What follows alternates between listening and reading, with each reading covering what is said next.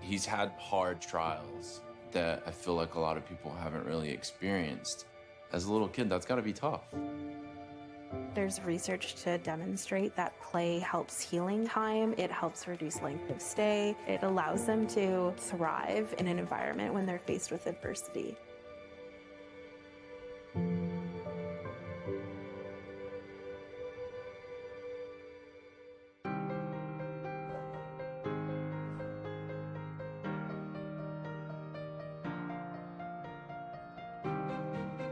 The go-karts help make gaming possible inside hospitals. They're portable video game stations that are designed specifically to address the challenges in hospital environment. Each cart is equipped with a lift mechanism, a tray for medical equipment, a screen that tilts depending on a patient's situation, and the entire cart is manufactured with medical-grade plastics. They forget about what's happening in that hospital room. They can use it to distract from a painful procedure. They use it to make the day go by faster. You've just challenged a driver. Hello, I'm Megan. Oh, nice to meet you. I'm Jordan. I understand you have Ehlers-Danlos syndrome, is that right? Yeah. Well, I do as well. Oh my gosh. Or a back brace, stuff like that. That's pretty similar to me, actually. I have a backpack all the time with my feeding tube, along with metal braces and things. Oh, there's a corner. I suppose what helped me is to think there's other things about me, not just the fact that I have this condition. That's awesome. What a novel and brilliant idea. A kid cooped up in a hospital room and a cart comes rolling in with a console on it and you can play games. That's great. The use of video and virtual reality software as therapy continues to gain momentum in the medical community. If I'm not feeling good, I get on Xbox and it gets my mind off things. I've created a community of friends that I get on and I play with every night.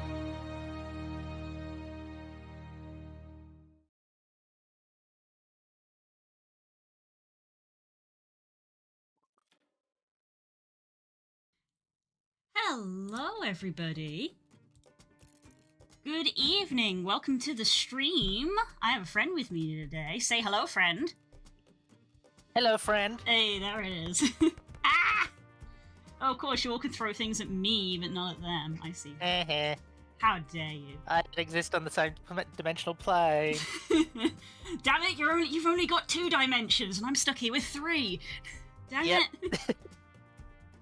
Oh my goodness. Hi everyone! Hello, welcome back to the stream. We are back with another charity stream supporting Gamers Outreach, as you just saw in the video. As you can see in the chat with !donate, you can donate to help support them and help get video games into hospitals, to help kids get through their treatments, which is a great thing to do. And if we hit our goal, then on Sunday I will be playing Little Nightmares, which I don't necessarily want to do, but I will do it if we can reach that goal. So there's your goal for tonight, everybody. And also, if you donate $5, you can have a picture put on the screen with this growing horde that we have in this corner over here. Yes, I still say it's a slippery slope until we've got a playing Silent Hill 2. No. Oh my goodness. No, I'm not going to play FNAF. I can talk about FNAF lore, but I won't play it. But anyway, as you can see on the screen, we're here to go on a road trip. A monster road trip, one might say. Yeah, we're going to hug monster cuties, maybe. Maybe hugs, maybe even smooches. Who's to say? There are 2 of us. We went over these settings before we started stream, so there are 2 of us. Road trip on normal. Right! So first things first, I suppose, is who's going to narrate? So I'm going to need to move the game, because we are definitely covering up the dialogue. Yeah, we are. But who's the narrator? Shall I narrate, or do you want to narrate? You can narrate, unless you want me to. I'm looking at the wrong screen. I could have just looked at the other screen. Do you want me to narrate, or...? I genuinely do not mind. I can narrate, okay, I can narrate. I'll let you. Alright. Ah, the road, that mythical beast of asphalt. Once tamed in a... I can't read, great, this is a great start. We once tamed in what became one of the strangest, most wonderful journeys of our lives. Back then, when we were young and unafraid, summer was coming to an end when Polly and Scott planned a road trip. The whole thing was bound to go off the rails. This was the Prank Masters after all. Scott Howell, 21, a werewolf athlete who compensated for his rather small brain with a stupidly huge heart. And Pollygeist, 22, is a party ghost with an insatiable hunger for all the wrong things. Each of them were by themselves an agent of chaos, but together they were the perfect combo for hijinks to ensue. Who in their right mind would have agreed to join them on such a trip? An excellent question. So, Blue is going to be... I'm going to Can we be... guess? I'm going to be boring. I'm going to be Vicky. My pronouns are she. I'm going to keep Vicky's name. I'm going to be Vicky, the blue one. And Nemo, whom do you wish to be? I want to be Zoe! You're gonna be Zoe! Do you want to keep her Zoe? Hi. She can be she. Here we go. Here we go. Right. Tunes for our trips. Oh my goodness, our first donation already. Cool. Thank you so much for donating. Thank you, Cole. Be sure to send your picture in the Discord so that I can put it on screen. But what are the vibes for our trip? Desert vibes, tropical rave, lo-fi beats, or surf rock? I know we typically like lo-fi beats for art and stuff. Is that really a road trip? I don't think lo-fi is road trip vibes. Yeah. I like lo-fi. That's like, it's like road trip if you're driving at night, but that's not like daytime vibes. Yeah. Is it the desert vibes? Well, it depends really on where we're driving is part of the problem. Like, all three of those sort of work, but like if you're on the coast surfer, so yeah, really sort of where would you like to drive? I don't know. I mean, if you I don't know if the game audio is actually coming through for you, but it is actually like playing the music when I mouths over them. Maybe if I turn my volume up, I'll hear it better. I can always turn the game volume up as well. There we go. Okay, so that's Tropical Rave.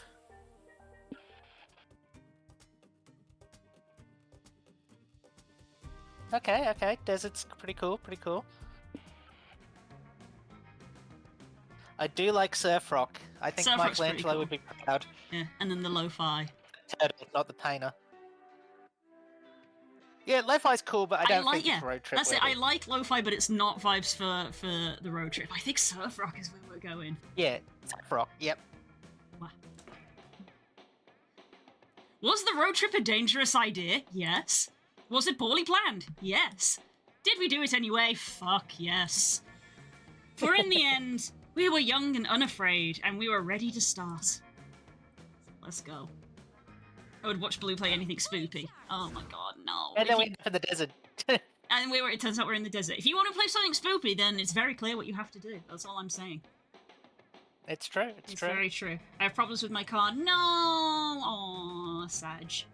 I horribly misread the game name. Why? What did you think it said? Oh, okay. So I see we have hype, magic, mind, money, soul, and stamina. Okay, and we've all got 10s at the moment. And we I'm can guessing choose... if we run out of any of those, we're in trouble. I guess, yeah. Also, we've got a choice of where we're going. We can see that the road's branching. We can go to the Animal Sanctuary, which is question mark, and we'll learn what these are in a minute. So, soul and stamina, yes, the yellow and the stamina, orange. yeah. And we've also got the Wig Museum. The Wig Museum. A wig? Okay. Which those is... would be cool, but fluffies. It's hype and money. But like bad money, because it's a sad face.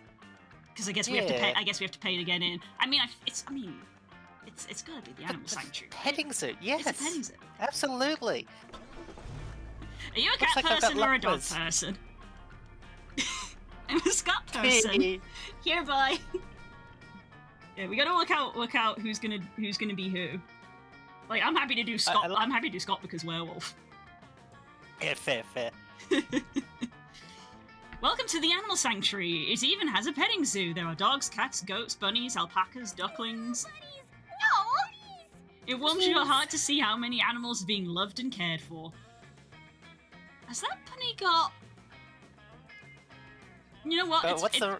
It's probably What's the fine. rabbit name from Monty Python? The rabbit of... The rabbit, yeah. It's Not to probably see, I fine. forget. It's probably fine. That one's got a knife. It's probably fine. It's probably fine. Surrounded by all this wholesomeness and fur, what do you want to do? Polly, I have a question. Polly, I've been meaning to ask you, how do you road trip? It's okay, Scott. There's no shame in asking, Scott. Let me explain. All of us will share 6 essential resources. We need to manage them wisely to keep this trip afloat. So we need to be careful, because the choices we make during this road trip can affect these resources. And if one of them depletes completely, we can kiss the road trip goodbye. No! I get it, so our goal is to avoid running out of any resource and keep road tripping forever! I guess you're right. No, the goal is to reach one of the 6 destinations! Woo! Every road trip leads to. And this travel guide that explains how each destination requires us to hold a different resource. You can check said guide whenever you want. Click on the Destination tab to the right or press E on the keyboard. Since you know this over here. Maybe I should have been giving Polly a Valley Girl accent, I don't know. You can if you want. Like, totally. Oh my god, yes, that's totally how Polly sounds. So this basically we need to get one of the stats to 25. By the looks of it. I see, Okay. I see. So we min-maxing, we picking a stat. I see. There But we you also find want to not run out of any stat. Yes. There you'll find the requirements to reach your destination and win the game. Sorry, but my bank does not like the website. It's okay, Bennett, I appreciate you trying. Enough exposure narrative inside our heads. Well, excuse me for talking. We get it. Keep our resources far above 0 and hold enough for one resource to reach the destination. Let's go. This is great. Right, what do I want to do? I want to pet the animals, which means one resource is going to go up and go down. We can volunteer with the rescued animals, which is going to make something go up and down, but I will definitely increase soul. Cat Cafe, which will make my stamina go up, and something else will happen. Ooh, but Cat Cafe! Cat Cafe. It's Cat Cafe. Cat Cafe. How often do you see Cat Cafe that like outside Japan or something? Get to Cat Cafe. Get to the Cat Cafe! What's better than coffee and cute cats? Cute outfits, I don't know. Yeah, right. You step into the cafe and see your friend Faith manning the register. Welcome, guys. Oh my god, oh my goodness, look at this lady. Welcome to the Cat Cafe, guys. What brings you in today? I had come to see my favourite witch. like witch, please. I couldn't resist. Also, we've been on the road for hours. If I don't get some caffeine in me, I will literally die. Molly, it's impossible for you to literally die. You're already dead. Liberal use of the word literally destroys its true meaning. Mama like it. I love it when you talk nerdy to me, Boo. Thanks. And thanks for coming in, supporting the cafe. Cats here really love the attention and playtime. That's good, because I've got a pussy here that could use some playtime. Oh! I forgot that Polly was like this! You made me say that. Polly holds up a cat she befriended in the cafe. Only but for real. I was talking about my vagina in case that wasn't clear. That set the tone for the entirety of the stream. That set the tone. Holly, I'm working now. Oh. Ellipsis. My shift ends in a few hours, though. I can text you then. For now, I can get you guys anything to drink. Yes, please. Didn't come here just so Polly could flirt. What do you order? Cat coffee, made for cats. A cat coffee made by cats, or a cat coffee made of cats? No! It's got a sad face on it. Oh no! No! I'm not doing this one. Is it made for cats or by cats? Like, I'm just deciding that when they say made of cats, it's like made out of all the hair that comes off a cat, because you can 100% make another cat out of the hair that comes off a cat. Oh, absolutely. Oh, especially in a cat cafe, you know there's hair Absolutely. everywhere. Yeah. Don't go to a cat cafe if you're yeah. Don't go to a cat cafe if you're squeamish about cat hair in your food. Like, they'll do their best, because obviously, you know, hygiene, they'll try, but it's a cat cafe! There is hair everywhere. Yeah. It'll be in your food, in your drink, in your bones, in your genetic dynasty. Let's go 4 cats. Maybe we can share with the cats. 4 cats is very dark. Let's see what this. See what the cats Yeah, I'm not usually dark. Yeah. Whoa, what a weird-looking coffee. Why does it seem so ominous? Cats like their coffee hyper black. It goes well with their grumpy, skittish, aloof souls. I mean, have you ever seen a cat get random zoomies at 3 a.m? Where do you think all that energy comes from? That checks. That checks out. Well, coffee for cats just became coffee for Vicky, so you take a cup. Are you sure, Vicky? This is coffee for cats for a reason. Yeah, fuck it. You choose this option knowing the potential danger of your actions won't stop you now. You drink the coffee for cats and blame +2 stamina. Nice. That wasn't so strong. Faith worried you for a moment for nothing. You blink, and suddenly you're in the middle of the desert. Your clothes are torn and sweaty, and your heart is racing. The hell? Did there you you are, become a weird Vicky! We had 3 a.m. zoomies! I think we had 3 a.m. zoomies. Thank goodness we caught up to you. We've been driving after you for half an hour. Driving after you. They've been chasing you in the car, and you were outpacing them? How? Look at Polly's face. It's gotta be coffee. You're more wired than electronics store. Can't speak or read. I know, right? It's so good that we're playing a visual novel. I tried to warn you, moron. A shot of cat coffee is worse for your blood pressure than a hit of cocaine. You can barely hear them over the sound of your pulse. Your soul is under siege by the caffeine. Your body wasn't made to handle this much hyper. Are you gonna die? Hopefully not, but at the very least you're losing mind. Oh no, I'm stupid! Hi. It's your turn! Hi, it's Zoe. We're going to a cheap motel. Or the Troll gas station. Oh, so we've got like 2 improvements and a fail, or 3 mysteries. Oh.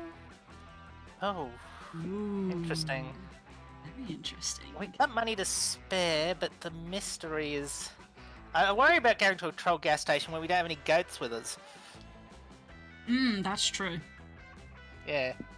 Or at least a very large billy goat. But I mean, how dangerous can trolls be if a large goat is enough to deal with a troll? I don't know. I mean, if the Billy hotel... goat, like gruff breeds of goats are just particularly big. Yeah. These are the things that keep me up at night. It's gotta be a pretty big goat. I mean, the gotta think that the scary thing about like a cheap motel is if it's haunted, but we literally have a ghost with us. So like, what's the problem? You know? Yeah, if anything, a haunted motel sounds like a place to pick up in universe. So. Exactly right. I don't think. Let me grab Core's picture to put on stream. I don't know Nice Zoe well. though. I don't know what sort of character we can give that. What have we got? Core's putting a Pokemon on stream. Oh, a polka dot. I love how fluffy the Arcanine is, by the way. Yeah, that one was Voz's. It's Scissor! It's Scissor! I love that we have a cornfield because PK and Core decided to put the cornfield PNG, so everybody's now sat in the cornfield. There we go. There's a Scissor. Excellent. Chilling with Spook. There we go. Yep. There we are. I didn't realize cornfield. You with all these Pokemon and you just think it's tall grass.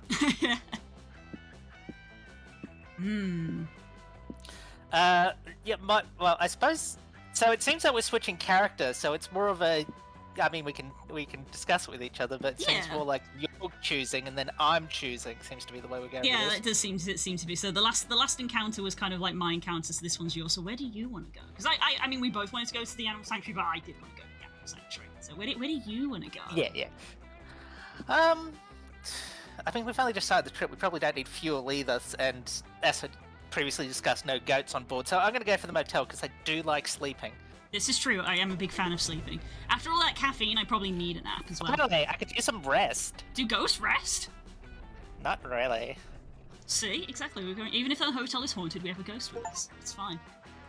There's no shame in sticking to a budget, but honestly, you might have been better off sleeping in the car. Pizza! But hey, sometimes you gotta rough it for a night. It builds character. Oh my god, look, room service coming through the TV. Amazing. Oh my gosh. How classy. And At least... we've got like a... After you. We've got like a prison escape poster going on with a rat tail sticking out. At least I assume it's a rat tail. Hopefully it's a rat tail. It might also be a possum. At least that's what you tell yourself while you're browsing the abysmal room options available to you. Too late to back down now, though. Which room will you rent for the night? Woo! A again. Let's choose an action and make an event happen. Yeah, I'm ready for the randomness these events involve. Actually, Polly, I was checking this travel guide and it seems they aren't so random after all. Look, these different signs apparently refer to the different types of events. The most common type of events are called exchange events. After making a choice in those, you'll always lose a resource and gain a resource, no matter what. The trick is making the right choice, since that'll decide which resources are gained and lost. If there's a resource sign next to the event type sign, that's called a known resource. It means the resource is guaranteed to be affected no matter what our choice is. If the sign is positive, then the resource is guaranteed to be gained, but if it's negative, then you know you're gonna lose it. For example, if we see an action with this sign, we know we'll lose money here. Our choice will only determine which resource we'll gain. You can tell he's burning brain cells trying to say all this. Look at his face! There's gonna be smoke coming out of his ears. I was thinking the same thing. That's not so bad. If we know we're gaining a resource, it's unavoidable. We could be strategic about it. Okay. This all sounds very useful, but also like too much pressure for fan favorite Polly to keep track of. Zoe, can we leave the decision to you? Thanks. Right. It's just mysteries. Right, because on the map it was 3 mysteries. So what are we doing? Yeah. We got the room that's just a hole in the floor, the haunted room where someone was totally murdered, and the room with only 1 bed. Oh my god, there was only 1 bed. Scandalous. Especially since it's like at least 4 of us on this trip. I don't know if the narrator counts as a person. I don't know. Honestly, in some Monster Prong games, it's unclear. It's like sometimes they are like, don't ask me, I'm just a disembodied voice, and then sometimes the narrator is physically there, and it's like, what? You know what? Being an Eldritch, I feel, and also talking about Silent Hill earlier, maybe we should do a room thing and just sleep in a hole in the room, although that was in a wall, but, we could sleep like a baby in a bathroom sink. Yeah, let's go for the room that's just a hole in the floor. It's just a hole. Nice choice. You joyfully lead your friends to the room you're staying in for the night. We're sleeping in a hole? You're joking, right? It's Zoe. I don't know what place to... Nope, no jokes. This hole is now our overnight home. Isn't it great? It's, Come on, Polly, you can put a positive spin on this summary. I like how being 6 feet underground reminds me of home. Is that anything? Reminds me of home. I like how there are no beds down there. I'm gonna practice sleeping standing up like a horse. I love Scott so much. For you, buddy. What do you want to do until bed? Want to play a sport you can play the hole? Like what? Like, which sports use holes? I don't think of golf, but I think you have to be out of the hole to play that one. Maybe we could watch TV. Do holes have TVs? No, Scott. To be honest, the only thing this hole has is dirt, worms, and disappointment. Oh, it's always getting hard to get excited about this hole. You're getting the vibe that your friends don't like the hole. Point out something that'll make them love the hole. I really wish people would stop just talking about the hole. What was that? I forget his name. He does it was Tom Scar. Tom Scar, that's the one. It's in the hole. The hole. It's in the hole. Where your friends see a hole, you see an opportunity for a treasure hunt. Grab shovels, or who needs TV? Pass the time by staring into complete darkness all night, gazing into the bottom of your soul. Oh, I do like the idea of a treasure hunt, and digging our way to Australia. However, I feel Silent Hill, I went into this hole with Silent Hill vibes. I feel like sitting in darkness and just staring into the void to the hole becomes a not hole. Seems very appropriate. Well, there we go then. That does seem fitting. What? How do you gaze into the bottom of your own soul? Is it like watching TV? No, maybe you better demonstrate. You get comfy and start staring unblinkingly into the place where the hole swallows all the light. You reflect on yourself, your triumphs, your failures, your lowest moments. That time your waitress said, enjoy your meal, and you said you too. Shudder. You dig a new hole, the one opening in your chest. You normally try to fill it with distractions like material goods or illusions of purpose. There's no escaping that pit now. You plunder deeper until you reach it. The darkest pit of your soul. Then you find 2 cute little birds dancing. Aww. Aw, look at them. Oh, they're so cute. I still don't see how this is better than watching TV. Yeah, introspecting is fucking boring. Just watching do all the character development made me lose hype. -2. -2 hype. Whatever. If they don't want to achieve enlightenment by finding their inner soul birds, so be it. You gain +2 mind all the same. Soul burbs, let's go. They actually said burbs, not birds. Soul burbs! Soul burbs! Slay! Slay! It me! It's you. Okay, when now? Ooh, there's a rave in the desert, or the futuristic gas station. Ooh. See, this one ups stamina, and I've already got stamina going up once, so I kind of want to go for the stamina. We could go for a stamina destination. Yeah, we're getting like stamina vibes. It is good to start thinking about that early. I think I want to go for the rave. Let's go raving then. If the ravers party in the middle of the desert, does it make a sound? Time to find out. Isn't it cool how nothing ever happens on the road?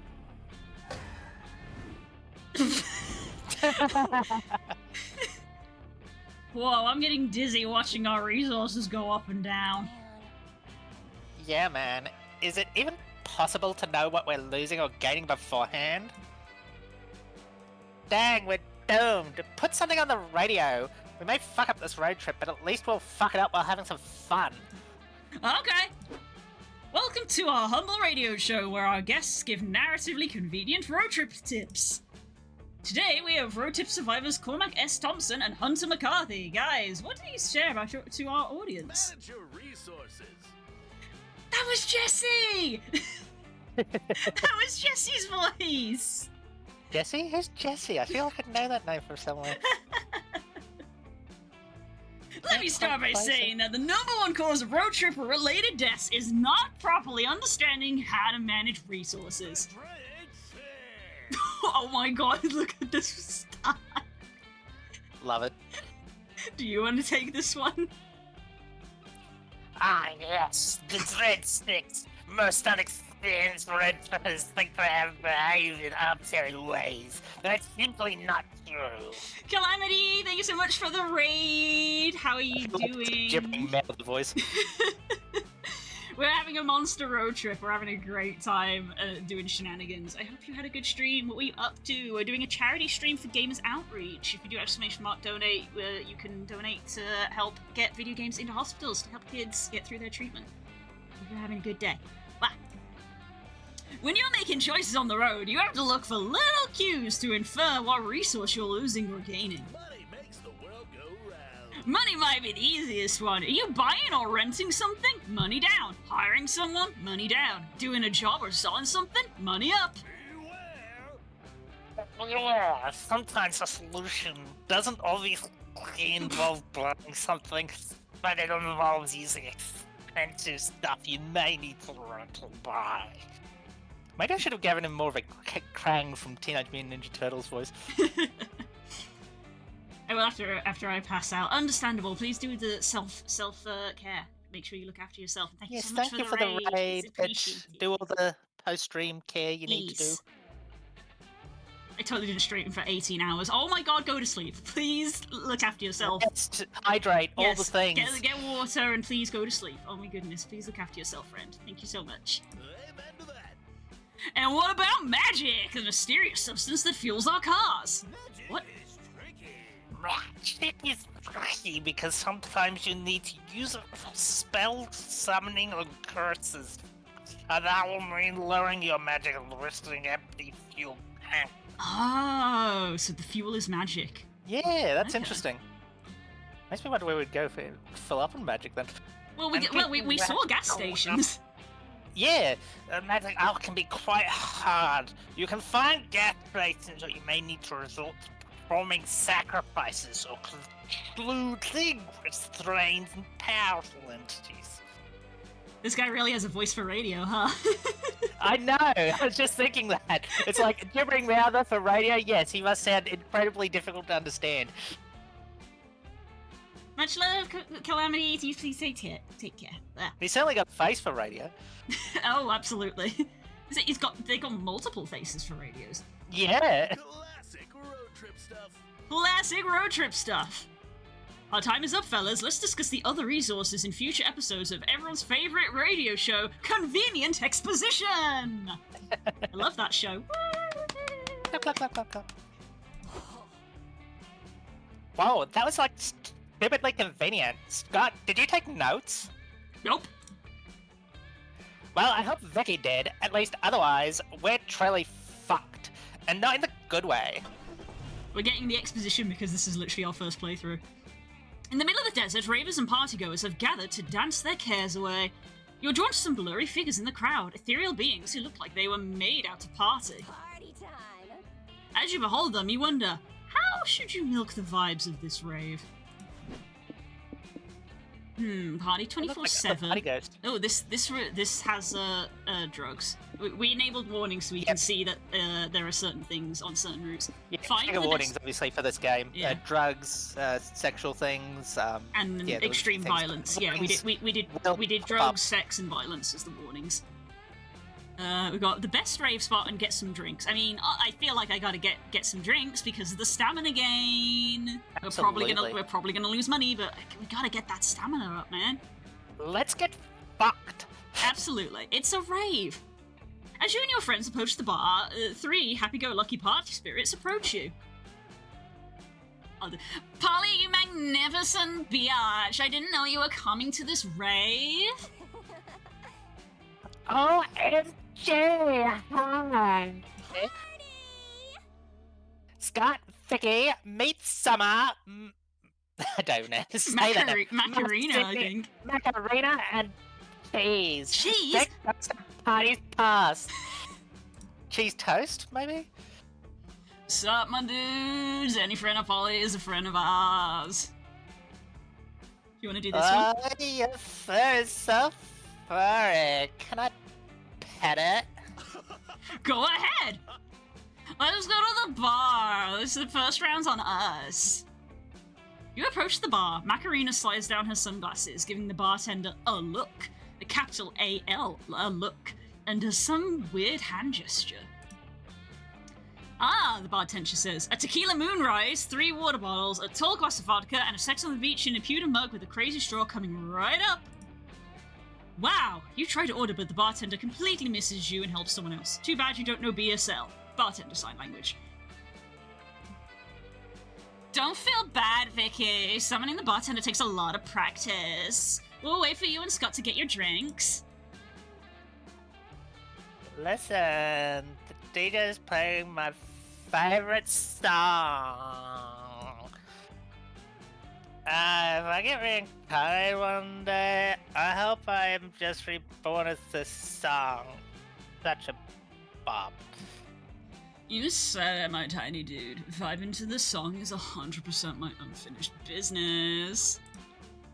Hey, if you guys really want to go dance, we can go find you after we get our drinks. It's okay. Thanks, Scotty. Scotty. Really? Thanks, Scott. You're the best. Let's get some drinks, Vicky. Mr. Bartender, can you please serve us for, when you have the time? No pressure. Your shyness and Scott's politeness isn't going to get you drunk any faster. You need to go big if you want to get the bartender's attention. Desperate times call for desperate measures. Use your wish number 1 from the monkey's paw to ask for the most flamboyant hairdo so you are unignorable. Disguise yourself as the waiter's long-lost sibling and then ask him for a reunion drink. Both of these are incredible. Yes. Monkey paw. Nothing What ever could goes possibly go wrong. wrong with the monkey paw? Nothing ever goes wrong with the monkey paw. Ah, the monkey's paw. You remember buying a gift from a weird old man who spoke only in cryptic, vaguely threatening sentences. This paw comes with immense power. You can use it to wish whatever you can imagine. But beware, wishes may come true. I'm from New Jersey. There's a comes with a Froyo, if Simpsons is believed. That's good. Which is good, right? Wishes coming true is the end game of it. What any wish you could ask for. Enjoy your paw, but remember, the wishes are limited. Most importantly, there's no coming back from whatever you may wish for. The old man really had a low bar for things that made him laugh, but okay. Limited wishes, only rule is not wishing your past wishes to be unwished. Easy. You took the paw into your pocket and promised yourself that you'd save it for a real emergency. And that emergency is finally here! You used 2 magic on your wish. Uh-oh, I lost some fuel. Whoa, Vicky, did you do something new with your hair? It's so flamboyant and impossible to look away from. Yep, thanks to the monkey's paw, you have a new obnoxious do. The bartender can't possibly miss you now. I mean, you just have a Bride of Frankenstein hairstyle, right? Yeah. Like that incredibly hard, high... Yeah, that sort of tall one with the streaks down the side. Yep. But you could have wished for anything, right? Why didn't you just wish for drinks for us? Or infinite free drinks, for that matter. You shush him. Silly Scott, he can't comprehend the nuances of wishing on a monkey's paw. Let's be clear, your hair is spectacular. The colours, the volume, the overpowering odour, it's full mood, the ultimate vibe and memory to cherish. Forget about the likely severe curse consequences of using the monkey's paw and just embrace the do. The bartender served you your drinks, if only to get away from your sensory overloading hair. You gain 2 stamina and return to your friends. Ellipsis. Ellipses? Like dots, bruh? Dot.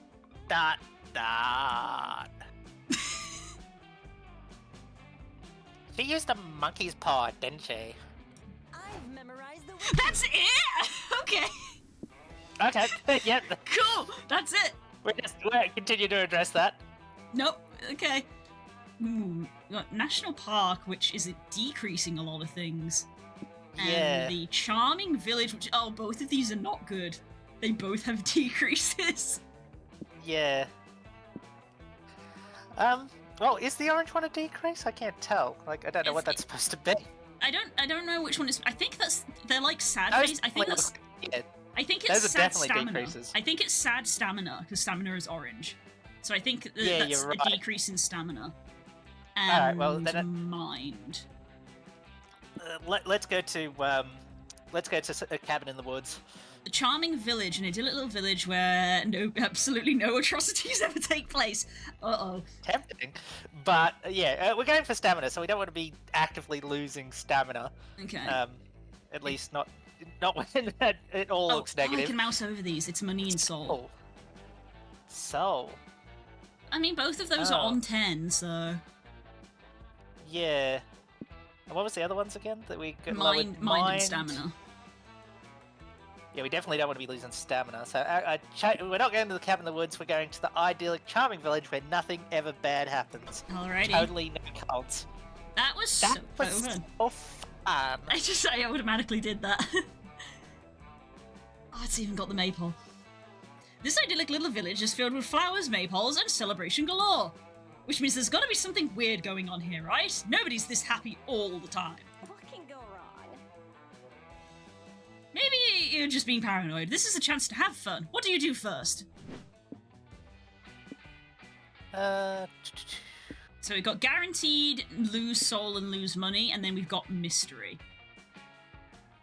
We are you will gain and lose something, because it's got the arrows. I kind of want to visit the Shady Landmark. I don't know what the Shady Landmark is, but I want to visit it. I want to visit as well. You, Polly, and Scott check out the village's most sacred landmark, which turns out to be a sacrificial altar. Oh, excellent. Yeah. A person is getting skinned alive in the center of the altar while the crowd looks on silently. What the hell is going on? And let's point out that didn't have the violence tag on it. Yeah, bizarrely. Oh, they have no skin. Yeah, that's just how they chill. Okay. So maybe skinning alive is net positive for them? Yeah. It's the summer festival skinning, of course. Most of our skinnings are done in private to conserve modesty, but once a year we publicly make a sacrifice to our fleshless overlord. Graftomet. It's a beautiful ceremony that builds camaraderie amongst the village. Camaraderie? Huh. Seems like a pretty raw deal for the guys getting skinned. Ha ha ha ha. Oh no, it's Get a it, great raw? honor being chosen for the public sacrifice. Trust me, he's having the time of his life. They've both got bloody knives. Yep. You know, some people just like a really close shave. Oh, the pain! Cries the skin van on the altar. The endless, horrible pain! Ah, music to my ears. Pass me the popcorn, dear. Polly, I have a question. Polly, this seems weird, but should we stop them from hurting that guy? I'd like to, but a bunch of road trippers versus an entire village of cultists doesn't seem like good odds. Okay, what do we do? Well, you know what they say, if you can't beat them, join them. Yes! Take it off! Show some skin, honey! I mean, show less skin, I guess. It looks like even your friends are, not even your friends are immune to peer pressure. Since you're gonna watch, how do you maximize your enjoyment of watching a man get skinned alive? Good audiences You have do. catchy chants like sacrifice, use that knife, this is cool because it rhymes. And if you comment on it enough using cryptic adjectives, people will agree with you just to avoid looking dumb. Being cryptic sounds good, but chanting is also a ritual staple, so let's go for some ritualistic chanting.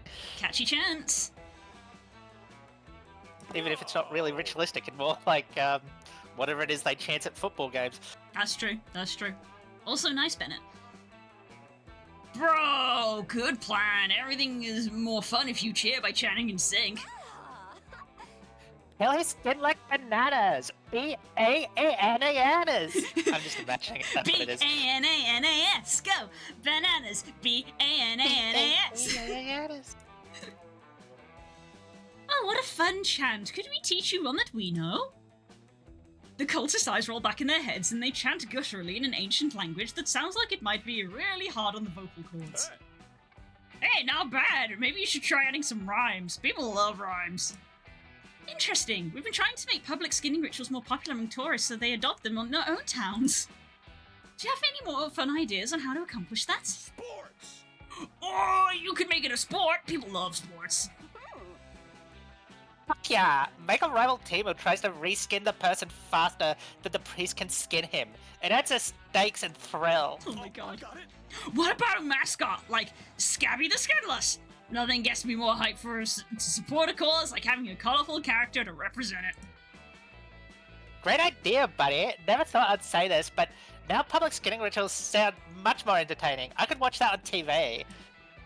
My dear, with all these ideas, public skinning rituals could finally go national. What a joy. Thanks to your friends chanting, that what was once a silent, creepy public sacrifice could now become the hottest sporting event of the season.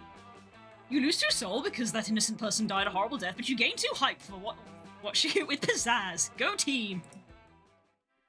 Okay, we regained something. I feel like I've done good eldritch work today. Ooh, what's this? Ah, finally, a place to rest. Didn't we already do that today? Even this spectral body needs to do some sitting after so much shaking. The guide says there's several rest stops like this one. We should be able to reach one like once a week after visiting 4 locations. Okay. I see. Let's go, Scott.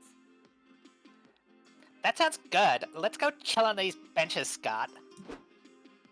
As your friends leave, you realize you don't want to rest because you're utterly addicted to making choices all the time. Oh, it's a game, right.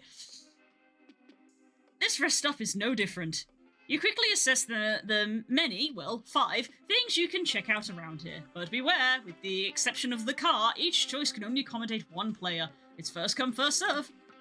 Oh. Now go and see what different spots do. A noodle stand. The bus stop. A bulletin board and a phone. The rest area, which is where Scott and Polly are, and then the car.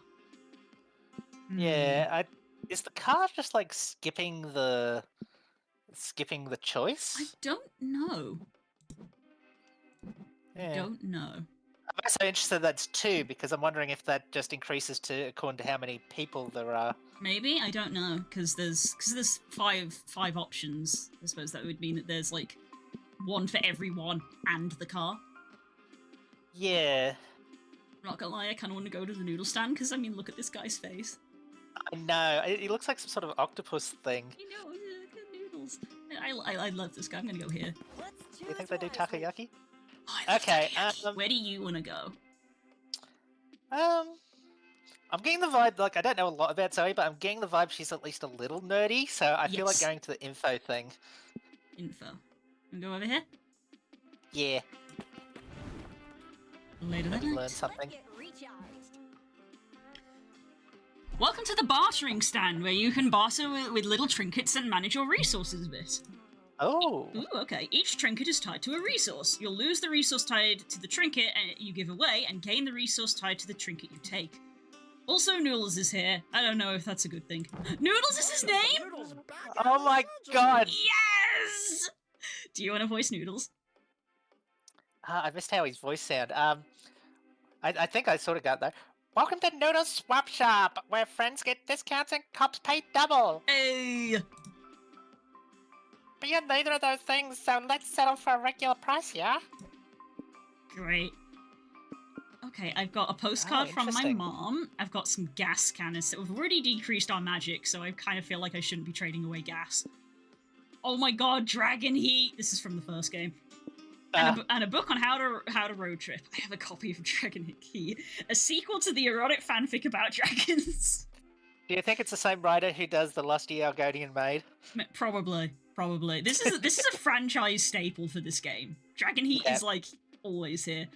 I feel like I could get rid of how to road trip. We totally know how to road trip at this point. Hello. Yeah, we certainly know what we're doing. Absolutely. Right. Holy water.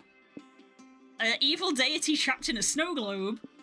A dangerous blade. Love blade. And a spare kidney. Wait, look at his face. Where did you get the kidney from, Noodles?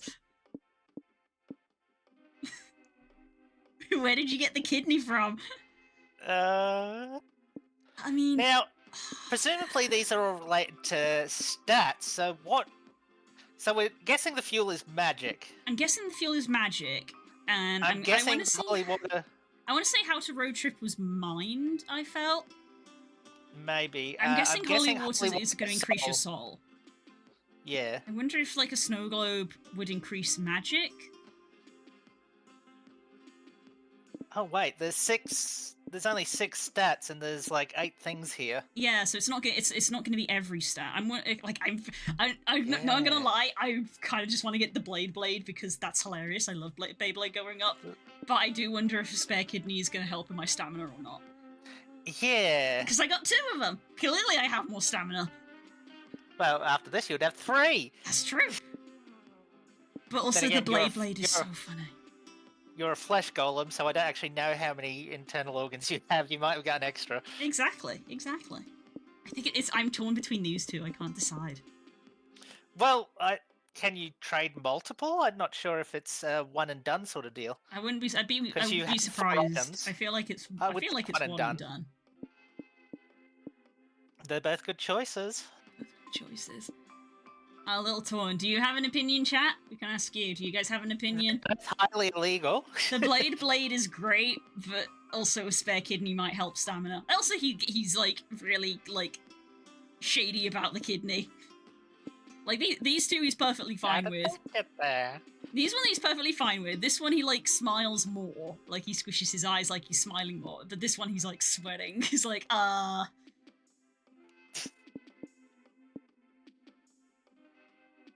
almost want to go for the kidney because he's reacting different about it. Like it's a special come back one. with a wand. That's true. I think I'm gonna go for the kidney. Stamina up! Oh, great choice. Wanna know how I got that thing? It's pretty funny. Noodles proceeds to tell you the most fucked up soul-withing anecdote that you've ever heard. And none of the children survived. Good times. Anyway, enjoy your purchase. Thanks, Noodles. Hell yes, we've got so much stamina.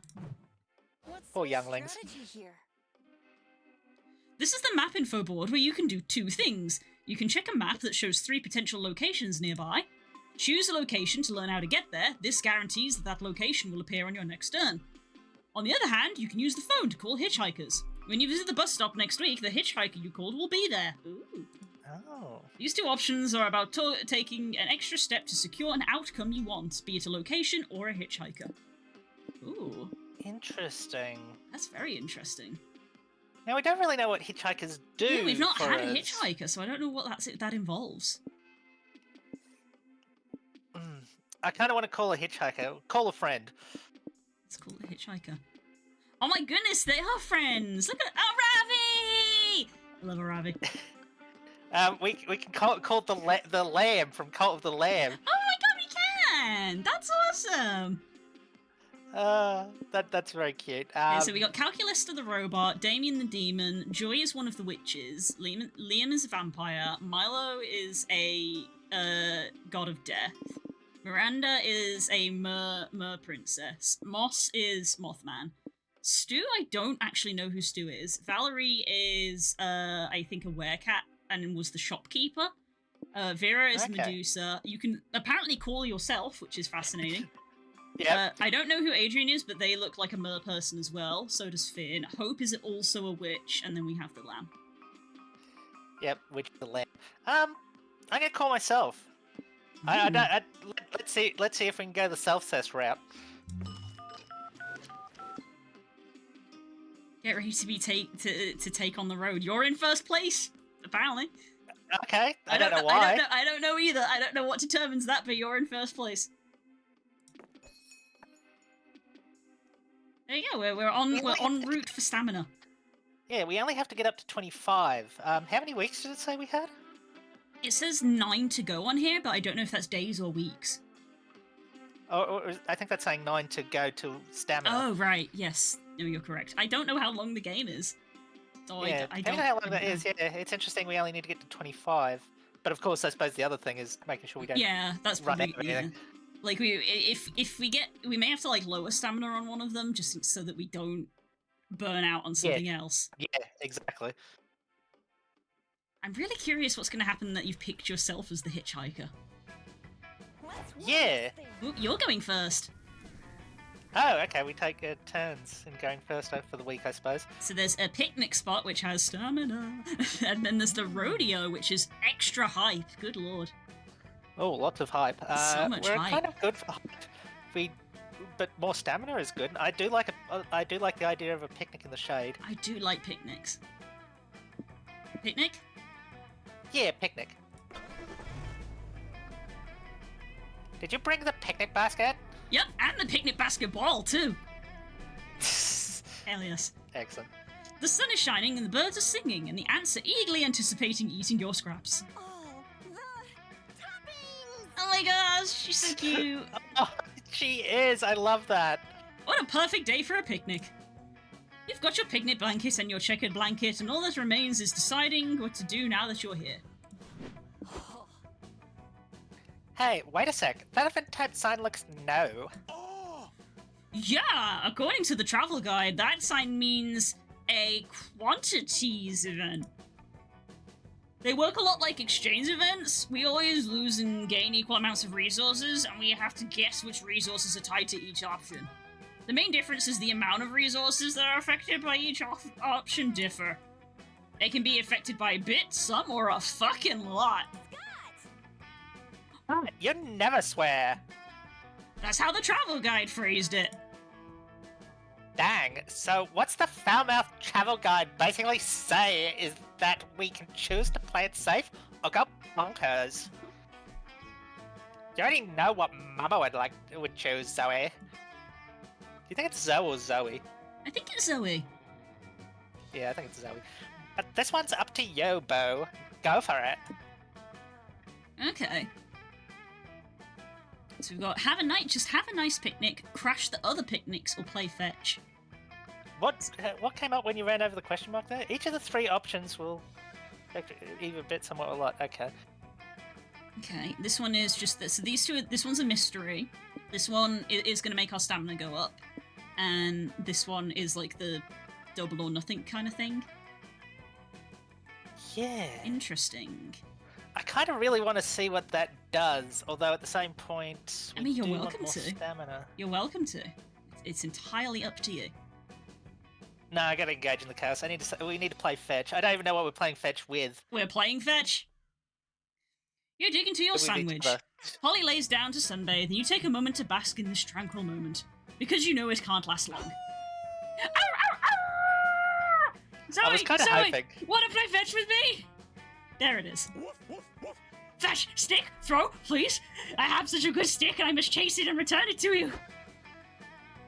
We had a deal, Bo. I played fetch with him at last stop. It's your turn. Sorry, I need you to drink water. You take the stick from stock, and he sits eagerly wagging his tail. Damn it, it's a little cute. Now for the big decision. How far should you throw the stick? Ah, so this is the risk reward. So if we do a little one, we get little numbers, but if we do a big one, we get big numbers. So we got don't overdo it. We got don't overdo it. We've got yeet, and then you've got the fetch gambit. Pretend to throw the stick. Oh, pretending stick. That seems mean. But yeah, it's Scott. He's such a good boy. No, the poor himbo won't know how to handle it. Also, the thing is, the full dialogue is you gotta save energy for later tonight. Wink. It's the full dialogue here. Yeah, I was just thinking that. I gotta yeet it. I gotta yeet that so hard. Yeet! This bitch is empty. You let out a very anime hi-ya as you throw the stick with all your might. It disappears over the horizon, and soon after, so does Scott. And oh, that's you. Sorry. And he's gone. Don't worry, he'll find his way back to us. He's got us sent. Wanna kill some time while we wait? Bet you can't guess what color underwear I've got on.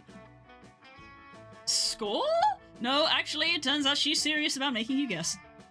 It takes forever for you to finally guess Cerulean, and by that time, Scott has returned. I'm a good boy! He's a good boy. Bros, look! I got the stick like a good boy! Good job, buddy. What took you so long? Well, I chased the stick all the way to a mysterious tavern where I was given a quest to retrieve an ancient artifact from a cult. I teamed up with a vigilante monster hunter, a Russian spy who was as sexy as she was lethal, and a bard with +2 charisma to get the artifact back. Sounds like standard adventuring party. Yep. After a harrowing quest, we found the artifact, and get this, it was my stick! A god came out of it and gave me special powers, and now every time I sneeze, a prepubescent boy gets his first chest hair. That rules, but I can't help but think there's no possible way I threw the stick that far. Agreed. Isn't it more likely that Zoe's stick is the stick 20 feet in front of us? Oh, probably. I didn't see it. Silly me. Another day. The stick. Another day, another adventure with Scott. You gained 2 height from fetch, but you lost 2 stamina because the epic throw took a lot out of you. Ah, that's okay. We can pull it back. We can pull it back. It's fine. Ooh. A post-apocalyptic settlement, which is fucking metal. Australia. It does look like Australia, but it does have stamina down, which we don't want. Yeah, we don't want. Or just random. The Murking. Oh, okay. Hey, look, roadside dinosaurs. Oh, I want to go there. Yeah, I want to go there. Yeah. It could be like funny. It apparently goes all over the country, just seeing like every place where they do dinosaur museums and stuff. Absolutely. I love dinosaurs. Which is amazing. So we're gonna go see the Murking? Be part of your world. I don't know, because we know that one of the options makes stamina go down, which I won't pick, so it's going to be mystery is going to be the other thing I pick. So it's like mystery or mystery is basically my choice. So I feel like I could go to either place. I'm kind of tempted to go to the post-apocalyptic settlement, just because it looks sick. It does look sick. I'm surprised you want to go to Australia, but I'm game. Yeah, I want to go here. It looks cool. Whoa, we're getting there. Let's hope nothing weird happens. Oh no! Hey, Polly, look what time it is. Oh fuck yeah! Put on the radio, Vicky. Welcome back to Convenient Exposition, the radio show where our guests give narratively convenient road trip tips. Mr. Thompson, Mr. McCarthy, what can you tell us about mysterious resource known as stamina? Ooh, this one's important. Stamina, the fuel for our bodies. Yum. Feeding time. Getting stamina up is simple. Eat stuff, stay hydrated, get some rest. This is important since arduous activities such as exercising or having intercourse will eat up your stamina. Is intercourse in this game? Throwing your food away or using it in ways that don't involve eating will also lower your stamina. Now that you mention it, Cormac. Cormac, something you said about stamina reminded me of mind. It takes an experienced road tripper to differentiate how resting raises your stamina, but relaxing raises your mind. All right, Hunter. You're spot on, Hunter. A strong, relaxed mind. I feel like I'm almost going Mr. Big Head from Rocko's Modern Life. Well, Mrs. Big Head, rather. A strong, relaxed mind can save you from succumbing to the road madness. And what this day I suspect is an ancient deity preying on mortal psyches. Are they smoochable? Well, you never know. Relaxing and finding enlightenment will keep your mind up and so strengthening your brain by learning new things. But if you overtax your brain, you may actually risk lowering your mind. The mind is a dangerous thing.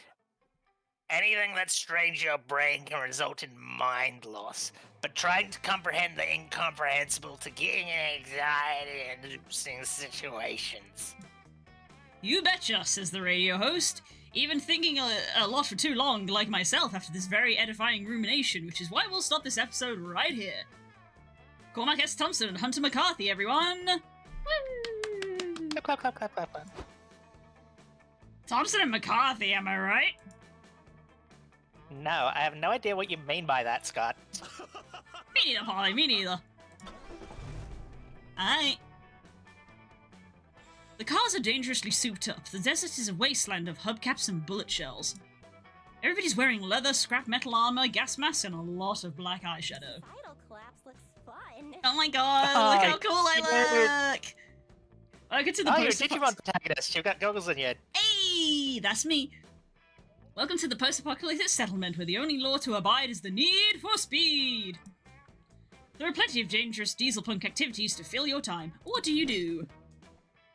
Let's see, we've got race to death, get your own post-apocalyptic glow-up, and fight to the death. I don't want that one, because that's stamina reducing. Yeah, we probably don't want that one. So it's going to be one of the mystery ones. So we've got race to the death, or a post-apocalyptic glow-up. I'm wondering if that means, like, makeover, or do you think we'd, like, Pimp My Ride the car? Honestly, both sound cool. Do. I kind of want to do that one. Yeah, let's do that. Yeah. Also, Voz wants us to drink some water. Oh, I'll happily oblige. I've been doing it frequently. Yes, because doing a lot of talking on this one. You're surrounded by irradiated people wearing rusty metal prosthetics and war paint. Hot. You feel a bit out of place with your normal clothes, but at least you fit in amongst your friends, right? Yo! Check it out! Look at them! They both look sick! They look fantastic.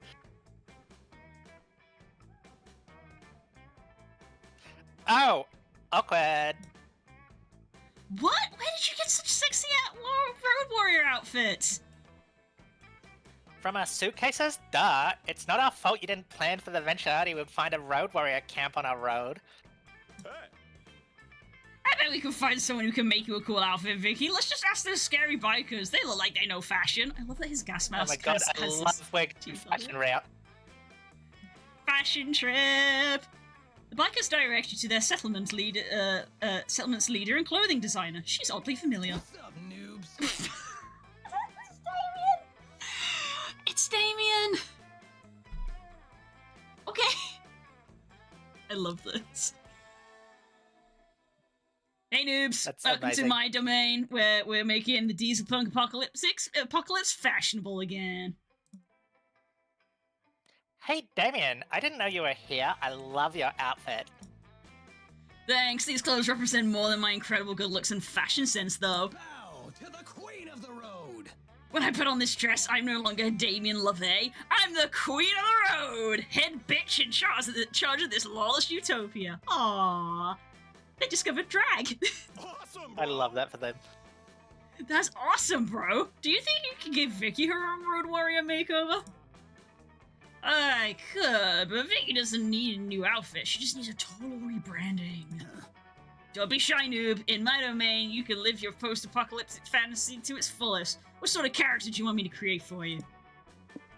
Oh, Ooh, choices. Choices. A boring brainy accountant who, via heavy leathered aesthetics, has turned into the Deathbringer, the silent killing machine the settlement uses to execute invaders. Shy or intimidating? Road bounty hunter who keeps the tooth of every killed enemy as a trophy, and they've murdered so many people they can now rock a fashionable pair of teeth and pants. Teeth pants, dear lord. Oh my goodness. See, my problem with teeth pants is the chafing must be a nightmare. I know, right? But also, that's metal as fuck. It is.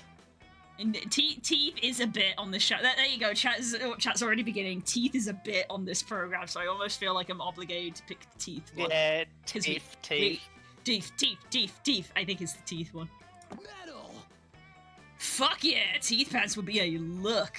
It says I'm DIY queen, but I'm also fucking freak. Your backstory could be that you're a dentist by day and murder sadist by night. They already go hand in hand. Yeah, Tell you what, I'll give you your first job as bounty hunter. Here's 2 money in it for you if you can bring me ahead of the leader of our rival Road Warrior gang. Did it just look like it glitched out to you? I missed that. No, I didn't see that. But we got some money for it. Yeah, it looks like it pixelated. Oh, that might have maybe been Discord then. I don't know. No, because it was like, it looked like it was very purposely in-game. Oh, really? I missed that. I was staring at the dialogue. I pay attention, because I know there was like some glitch character or something. That's true. I'm pretty sure I saw one of the choices, so... Yes. Well, as long as you don't mind the head's toothless, you got yourself a deal. You gleefully murder the rival gang leader. You murder the rest of his posse too, because that's the kind of above and beyond bounty hunting you're known for. You take on several more jobs over the course of the road trip, and your teeth-clothing connection grows. You only take on jobs that say wanted dead or alive, and you bring them back dead 100% of the time. Because how else are you supposed to get the teeth? Fuck the money, you're in this for the teeth! Soon you have teeth pants, a teeth vest, questionably comfortable teeth underwear, and even a teeth fedora. Oh my god, the chafing. Oh my god. Great work, Vicky. The teeth suit is absolutely sickening. Yeah, bro, it's like your whole body is smiling in a very unsettling way. Nice work, champ. Sure, you lose 2 souls for committing so much murder, but anything for the homicidal fashion. I've memorized the wiki. That was an amazing outcome. That was great. Ooh, we've got a dungeon, slay, loot, repeat, and we've got the abandoned village. At least you won't have to find a parking spot. I feel like, you know, you're fully armored in teeth. I feel like that's also an aesthetic that works for dungeons. So. This is true. We've already been to one village, though, and it turned out okay. True, and I get zombie vibes from the village. Like, there's going to be some sort of post-apocalyptic zombie thing. I still feel like going for the dungeon, though. Dungeon we it can is. find zombies in both places. This is true. Oh, okay. Not that kind of dungeon. It might be that kind of dungeon. It could be that kind of dungeon. I do have, in my wallet, real life, I do have a black card that just very clearly states VIP Dungeon Club basement level. It's just a black nondescript card, so anyone who finds my body or anything is going to be like, oh, okay, interesting. What is that? It's a place where they sell Magic the Gathering and Dungeons & Dragons stuff, mostly Wizards products. Amazing! That's the best. Normally a dungeon would be a dark, scary place for people to be locked up and punished. You are no match for me. Oh, yes, look at the road. Level, oh no! In the world of video game logic, everyone knows dungeons are just challenging labyrinths waiting to be explored. And there are plenty of ways to plunder a dungeon. What's your preferred method?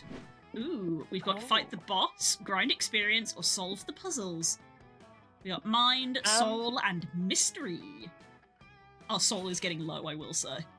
It is getting low, and we do need more of it. It's a happy soul thing, and I'm a bit of a sucker for grinding. Something very chill about. Yeah, there's something just random task while watching like something. Yeah. I mean, these in particular. Although even back in the day, I used to put the radio on when I did stuff like that. Yeah, but listening to same. Yeah, 80s music and stuff. I've spent many an afternoon just basically associating either with like an audiobook or with YouTube and just like grinding out levels, whether it was like on Final Fantasy, on Pokemon, or even on is World of great for it, or just long form YouTube content and just watching Game Grumps or Jesse or something. Exactly, that's the vibe. Or streams these days. It's absolutely great that's experience. it's probably what my day tomorrow is going to be after these two Why streams. it's giving soul. Yeah. Yeah, that's a good idea actually. Yeah, It's after good these with the two rest. streams, I'm probably going to spend tomorrow doing just like, nothing. Let's gain experience! Time to get your RPG on. You suggest grinding this dungeon for experience points. I love being on the grind! Let's do it! That grind set. I love grinding too. That should be fun. I feel like she means I think she means a different one. Yeah. Not the right kind of grinding, but it's too late to explain. You're surrounded by slimes to kill. Time to grind for XP. You get to work slaying slimes. You think that this would be a difficult task, but these slimes are actually stupidly easy to kill. They practically explode at your touch. In fact, you kill them a couple just by staring at them really hard. What the fuck? This feels so mean. I don't like killing slimes. Why are we even doing this to them? I think we're supposed to gain experience from this, which is important for something. This is for experience. It's no good experience. The slimes don't deserve to die. Aww. Just look at all the guys. They're beautiful. Oh my god. It's so lumpy. Oh my goodness, it's like a pug. It's like ugly cute. It is. Like at first you're like, oh, and then it's like, oh no, actually, it's so lumpy. Oh my god. Also, why has every piece of art up until this point been like toon, and this is like photorealistically rendered? I've got to say, the amount of art that's been in this game so far, just like randomly having a complete costume change for the characters in, just for the post-apocalypse thing is amazing. It's so good. Sure.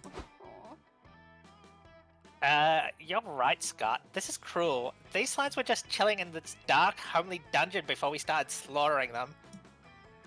As you stand around contemplating your heinous actions, the slime in front of you throws itself on your sword. No! Stay with me, little slime bro! Let me heal you with the power of my hugs! Scott hugs the slime so hard it explodes. Oof, the price of never skipping arm day. I don't get it! Why don't they even try to protect themselves? I think slimes have gotten so used to adventurers getting them for XP, they've evolved to think that their only purpose is to be killed for XP. Oh no! I'm pretty sure this is just how they reproduce, because they're slimes, they're probably just splitting apart. There is that as well. That's terrible! Can we try to teach the slimes a new way of life so they won't exist to be slaughtered anymore? That sounds more fun than tediously spilling slime blood all afternoon. How do you improve the slimes' lives? Hi Bennett, thanks for stopping by! Teach them karate? I love that. They acquire confidence and self-esteem, value their existence over XP points, and they'll be able to kick some adventurers' ass. Or, if their main purpose is giving experience, help them open a high-end restaurant. It won't sell a meal, it'll offer experience. I see. Kung Fu or Delicious Dungeon? Yeah, Delicious. Although I'm kind of... the whole karate thing of that line makes me think they're going to be like some sort of slime Power Rangers, which I kind of also love. That does sound cool. Now we gotta go Delicious and Dungeon. Delicious Dungeon! Great plan. Great idea. I've seen enough TV shows about high-end experimental restaurants to run one myself. Easy peasy. You gather up the slimes and work on opening your restaurant. Polly helps out by drinking lots of wine and yelling at people. Yep. Gee, I wonder which TV show she's watched. Yep. I said to cut the tomatoes to looking like it's strawberries. You're not supposed to actually make them strawberries, you absolute fucking walnut. And what's this? You said paint a surrealist rendition of the Mona Lisa out of pistachio paste on these crackers. This is impressionism. What do you think we're doing here? Making food? Yeah, that's exactly what I thought we were doing. No, we're not making food. We're making an experience. That's what people are paying for. After much preparation, it's finally the opening day of your restaurant. Adventurers line up to loot the dungeon, but instead they find... Oh my god, look at him! Oh my god! Oh my god, look at him, he looks amazing! The time the Welcome pocket to sells it. Le Donjon! I'm your waiter, Scott! Oh my god, what's Polly gonna be? May I recommend the animated skeleton crisps for your first course? They're very yummy with our mulberry wine. Oh, I'm slightly sad that she didn't get an outfit. Scott, 86 on the mulberry wine. Someone's not me drank it all, and if anyone says it was me, they're fired. Shut up, Cor. What the hell's going on here? The adventurers ask. We came here to slay the Elder Dragon boss, not have fine dining. Ooh, speaking of that, we're running a special on the Elder Dragon Tartar entree. It comes with the treasure hoard gold shavings on top. You failed to make a profit. In fact, you lose 2 money on ingredients, but that's business. Le Donjon's opening day was still a great success. You rock. We made RP Guide's top 10 dungeon restaurants of the year. I'm so proud of you, little slimes. On the first day, that's pretty damn good. Yeah. Now it's time for us to go, but we'll leave you in good hands. There's one slime who has proven themselves worthy of wearing my head chef hat. I still can't get over this fucking ass, Scott. Oh my god. It's sad that Polly didn't get one. I know. It's, well, to be honest, you slimes all kind of look the same, so I don't know. I'll promote this guy. Good luck!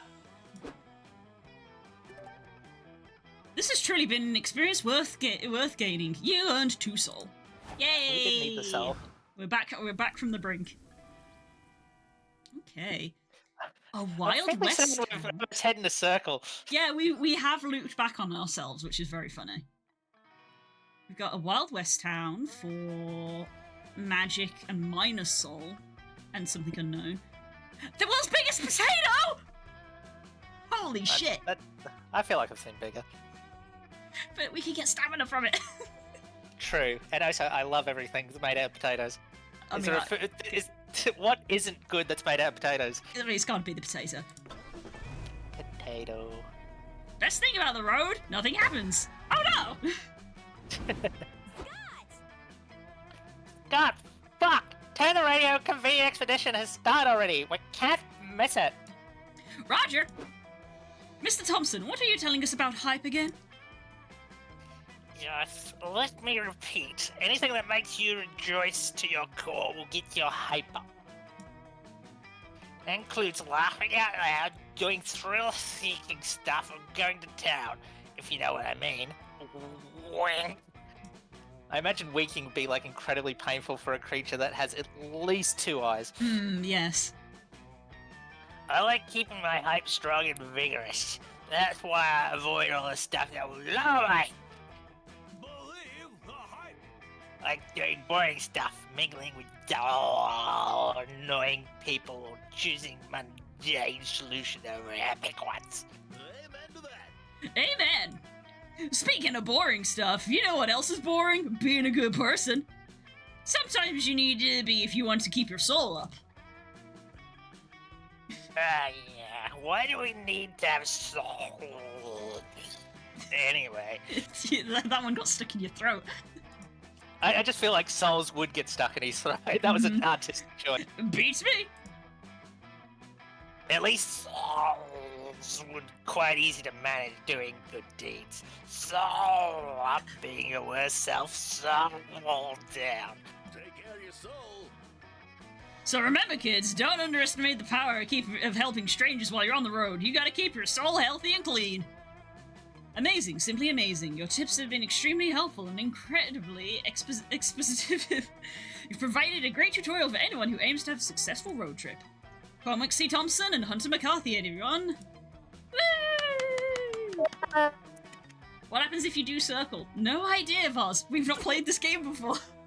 In a car, I believe that's called donuts. Whoa, Polly, I think you've grown as a person. Yeah, Comic S. Thompson and Hunter McCarthy are part of the family from now on. A toast to convenient exposition! Hooray! Potato, potato. Potato. Behold, the world's biggest potato, so large, so starchy, so rustic. Oh my goodness, look how big it is! Aw. So ripe for the creation of the world's largest plate of French fries. Yes, please. There's plenty to do besides stare at this agricultural marvel. What do? Research potato, feed from the potato, benefit from the potato. Oh, it's another one of the mystery ones. It is, but I want to eat the potato. I want to eat the potato. I mean, yeah. Eat the potato. Eat the potato! How could you look at a giant potato and not crave fries? You need something to eat. Hey, look! There's a diner built into the side of the potato! That's a long line, and they better at least have vodka on the menu. Potato Oh yeah, vodka. that's the thing from potato I don't want to eat. Oh my goodness. Would you like to voice this lovely lady? What's her voice I get? Welcome to Big Potato Diner. What can I get you?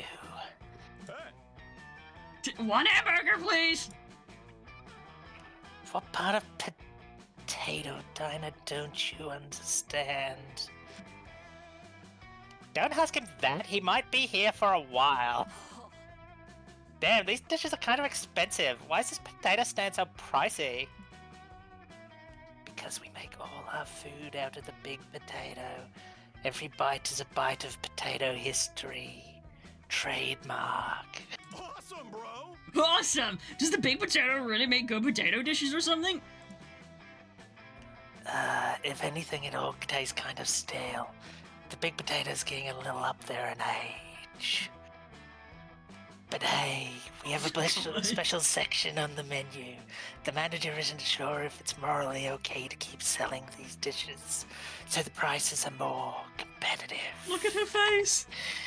I feel like the neck would crack any minute if we had the jump scare thing on. Yeah.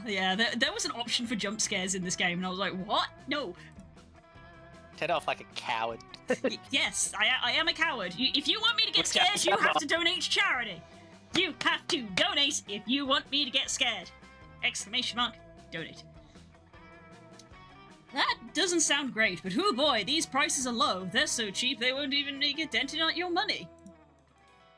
The question is, which of these dishes will feed you while fucking you up in the least inconvenient way?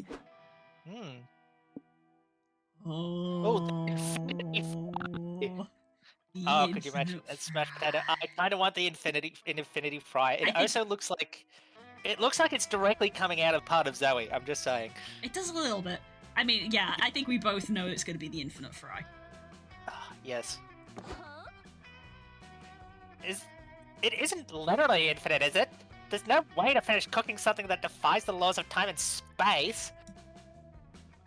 Sure, for legal purposes, it's not infinite. Just try not to think too much about it, and stop eating it at some point. You should be fine. Very nice. You start eating, you gain +2 stamina, you chew and chew, thinking at any moment you'll reach the end of the fry, but you don't. You eat the same fry for 1 minute, and then 5 minutes, and then an hour, then longer, and there's no end to this crunchy, salty thing. Vicky, I'm sorry, but it's time for an intervention. You gotta stop eating the fry. It's not healthy for you.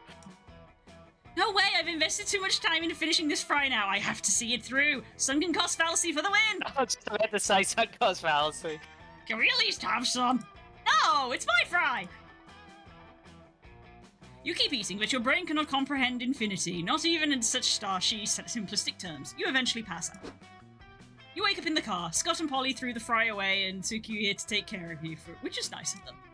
But you're kind of upset because you finally found your true calling, eating the infinite fry to completion. Your purpose in life gone forever. You lose to mind and occasionally suffer from nightmares that make you wake up in cold sweats looking at all starch. Stark! Looking all stark. Damn it.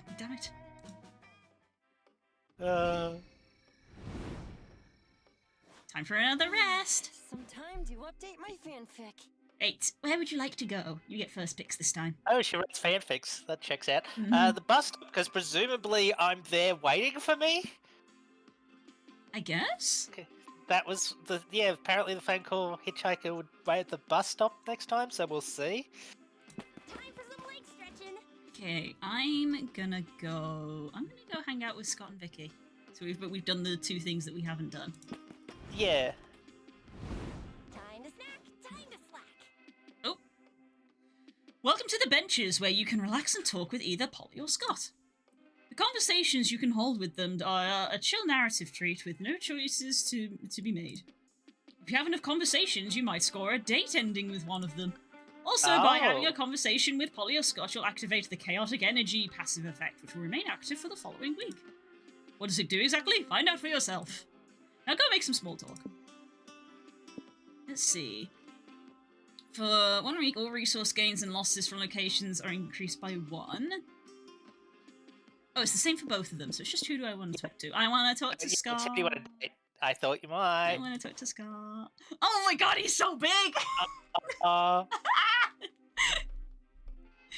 They're cute together. Talk about his friends or his search for an apartment. Aww. Tell me about your friends, Scott. My friends are the best. I love cheering them on in all they do. Like Damien getting better at arson, or Vera getting better at crimes, or Liam getting better at irony. Just this face. Go team! I mean, you know I love sports, so I can tell you, cheerleaders are one of the best things about them. Think about it. There are people out there who do everything they can just to make sure your morale is high. Good idea. He's such a himbo. It's so cute. It is pretty cool when you think of it that way. Yeah, it brings me so much happiness that a while ago I started wondering, why aren't there cheerleaders for everything else? Oh. So I decided to become the cheerleader of everything else for my friends. Oh my god. Aww, that's such a sweetheart. That's adorable. If they can feel a similar joy to the one I feel during a sports game, that's the best, bro. That's very kind of you, Scott. Huh? Yeah, but sometimes I realize I'm cheering for things that aren't super nice. Like the stuff I just mentioned, crime, arson, irony. So I decided to try to cheer for my friends when they're doing stuff that's nicer. Awesome, bro! I cheer for Vera to win at eating salads, and for Damien to with his makeup stuff, and for Liam becoming better at, you know, Liam stuff. I hope that way they focus on doing the nicer things instead of the not so nice ones. Maybe. My grandma says that sometimes we focus so much on being the best that we forget to be better. I love that my friends are happy because they're becoming the best. But I'd love it even more if they felt happy about becoming better. That makes sense. Makes sense. It makes a lot of sense, yes. Yeah, I think so. Hey. My friends may not know it, but secretly, I'm always cheering for them to be better. You sit for a while looking at the stars. Who would have known Scott was so insightful? Chaotic energy! Our resources are increased. Let's choose wisely. This is the bus stop. That was so sweet. That was a really cute conversation. That was, yeah, that's adorable. I love that. You can either check for hitchhikers to pick one up, or have a conversation with the one that's already riding with you. Conversations are a chill narrative treat with no choices to be made. And if you hold enough conversations with the same hitchhiker, you might score a date ending. Additionally, each time someone interacts with a hitchhiker, their passive effect is triggered. As you play, you learn what each character's passive effect does. Exciting! You can only have one hitchhiker at a time. If you pick up a new one, the prior hitchhiker will leave into the dark of the night. So I can 2 random resources swap with each other. Oh, interesting. What would it be if it was Finn?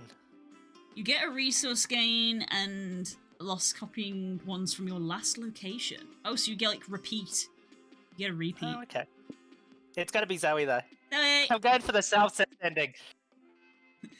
You invite Zoe to join your road trip. The plot thickens. Sure, I can come with you. Spoiler alert, this road trip just got awesome. Twisting reality. Being an eldritch deity on the road trip might disrupt the fabric of reality. See how randomly 2 of your resources swap with each other. Eldritch powers, activate! Oh, our mind and our hype swapped. Oh, interesting. Ooh. And look, we got Mark to say that Zoe's with us. There are 2 Zoes, So- and we're not going to comment on that. They're probably randomly switching with each other if that's anything to go by. That's so funny, but also very in character that there's 2 of them. Yeah. We didn't get a net gain on our stamina because we went up and went down on that one. Yeah.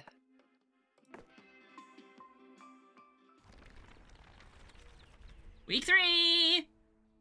Buckle up, here we go! And me. You. Cult headquarters. Guys. For magic, and money. And the used car dealership, which lowers our stamina, or we gain money, so probably not.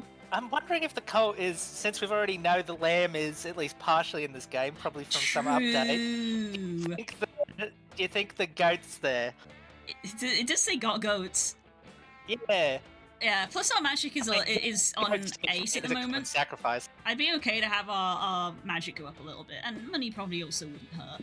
Yeah, let's go to the cult headquarters. I said when I think of it, it's cult of the lamb, not goat. Yes, cult of the lamb. Hey Zoe, do you want to help me name my muscles? Are you really going to join a cult? Let's join! Nice. I suppose you've got team building, all the dead goats you could ever want, and maybe some fun ritual orgies. If you can ignore all the murder and brainwashing practices, it honestly sounds like fun. Where do you want to start? That's just Cult of the Lamb. Yeah. Ritual sacrifice, which is highly sexual. I'm probably not going to pick that. I'm probably not going to pick that for personal reasons. We got initiation rites and marketing. So I think I'm going to go for initiation. For reasons. We probably want to avoid the bananas. Yeah, yeah. That's just me. That's me personally. Yeah. Let's keep the stream on. Yeah, like I believe it is fine to stream. I believe, but it's just personal. I don't want to make myself uncomfortable. I'd rather be more cautious, yeah. Yeah. Initiation rites. You see signs outside advertising an open recruitment event for the cult. That sounds exactly like your brand of weird shit to check out. Oh, they have mouths on their mask. Oh, their mouth is where their eyes should be. Interesting. Glory to Mamata! Welcome to the Brotherhood, new recruits where we worship the deity of sacred secrecy and darkness. I don't know why I decided they're Sneeple. They could be Joining our Sneeple under there. congregation has lots of perks. You'll get your own cloaks. You'll be invited to cult-sponsored dinners and networking events. And best of all, Mahata's loyal followers are given a taste of the immense secret powers it wields over our universe. I think I was thinking of the Conan the Barbarian movie with Arnold Schwarzenegger where they're worshipping some sort of snake cult. Gimme, gimme, gimme. Fuck yeah, I'm in! Give me the power! The cult just gives you a soul-binding contract you have to sign in blood. So authentic. Oh my gosh, look! I love how oversized it is on her. I'm surprised I found one big enough for Scott. I know, right? Yay! Hey, new outfits. This will be perfect look for when I'm blasting motherfuckers with Mahatha's sacred magic. Oops, you must not have read the fine print. You can't access Mahatha's power until you're promoted to acolytes. Right now, you're still unpaid initiates. Uh-oh. Boo. Don't worry, you just have to prove yourself to the Dark Deity at your performance review in 6 months. Oh, it's interns. Boo. Boo. Unpaid internships, boo. Yeah, boo. For now, here's a shovel. The goat's pen needs to be cleaned. Have fun and glory to Mahatha. It really is like Cut the Lamb. It's all about cleaning poop. Yep. Over the next few days, you're tasked with cleaning goat pens, getting coffee, and washing the cloaks. Who knew being a dark magic worshipping cultist would involve so much drudgery?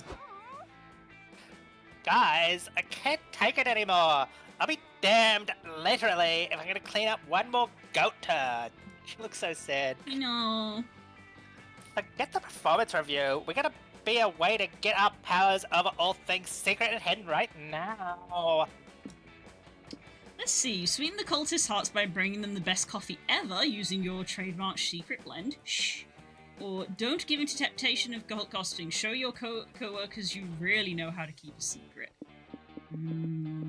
Coffee. Interesting. I think coffee. Is it that cat coffee we had earlier? Yeah, Is that the secret ingredient? right, yeah, because it's me, yeah. So, yeah, we ought to give them the cat coffee. The zoomies. Absolutely. For the next few days, you serve the brothers your special blend. Then, with no warning, you switch back to the regular stuff.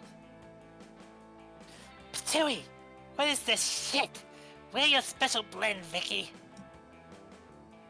Hey man, Vicky's secret ingredient ain't cheap. We need to start charging you if you want her special blend.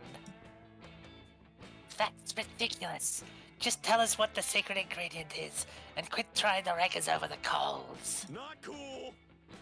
But that didn't disobey Martha's rules of sacred secrecy. Not cool, bro. How dare you hold us to our own religious standards? Fine, how much for a cup? Cha-ching! Soon enough your coffee is so popular that you decide to open a business. Welcome to Brew Mahasta's Coffee, the only coffee shop endorsed by Mahasta itself. With a Z. We'll take 3 Vicky's sacred brews, please. Can do. That'll cost 3 magic of Mahasta's sacred power. Have a darkly blessed day. Nice. 3 magic. I'm surprised we got magic and not money. Yeah. Oh, right, because we got a boost. We got a boost because I talked to Scott. Yep, that's right. It's double up and double down. Is that the last of them? Good. Let's close. Who knew running a business took so much work? Do you ever think we'd be running our own coffee shop, Polly? It feels like just yesterday we were on that wacky road trip. I know, but it wasn't yesterday. It was 3 days ago. Dang, do you ever miss those days? Having adventures, chasing our dreams wherever they took us. Yeah, you know what? Fuck it, let's ditch this place. I miss being on the road. And I miss having our own coffee to drink, No! seriously. Minus 3 stamina worth of coffee selling it off. No, the stamina build! That's on you for not calculating production costs. Oh well, you'll still fondly remember those lo-fi coffee shop days, and all the magic you snubbed from those dumb cultists. Hi. The stamina build is gone. Oh, we can crash a wedding! Or probably just a mirage? There's a lot of things going on there. I see snails coming out of a nose. I see There's, like, some sort of coins. crab horse. Yeah. That's so weird. That's so weird. Both of them could be mysterious. And so, weird. I don't know. They're both open at this point. Yeah. I suppose it's my choice in the end as well, because it's me. Yeah, it's your turn. I do like the madness of the mirage thing. Although crashing a wedding, I'm starting to think, what if they get new outfits for the wedding, like some formal suits or something? But they are crashing it rather than attending. Yeah, they are crashing it rather than attending. But I mean, there is the chance. I don't know. This literally is a wild card. It's like anything. Yeah. Let's go the mirage. Mirage it is. What a lame cult. Definitely subpar religious orgies. Whoa, what sort of place is this? Is it even real? This looks weird. It's a penguin! Got socks on. A location this nonsensical could easily just be the product of a dehydrated, overheated brain. But half of the weird shit you do and see on the daily could fall into that category too, so who's to say? One thing's for sure, you're going to explore this strange place. Where do you go? It's a donut and yarn cat. Aw, it is. That's cute. It's legally distinct Yan Cat. Yeah. We've got a wise talking bush. Anything could happen. An oasis of 1,000 Scots, which is at least going to decrease our mind, but we are going to get something else because it's the up and downsies. And then you've got Mirage Town, which is the all or nothing.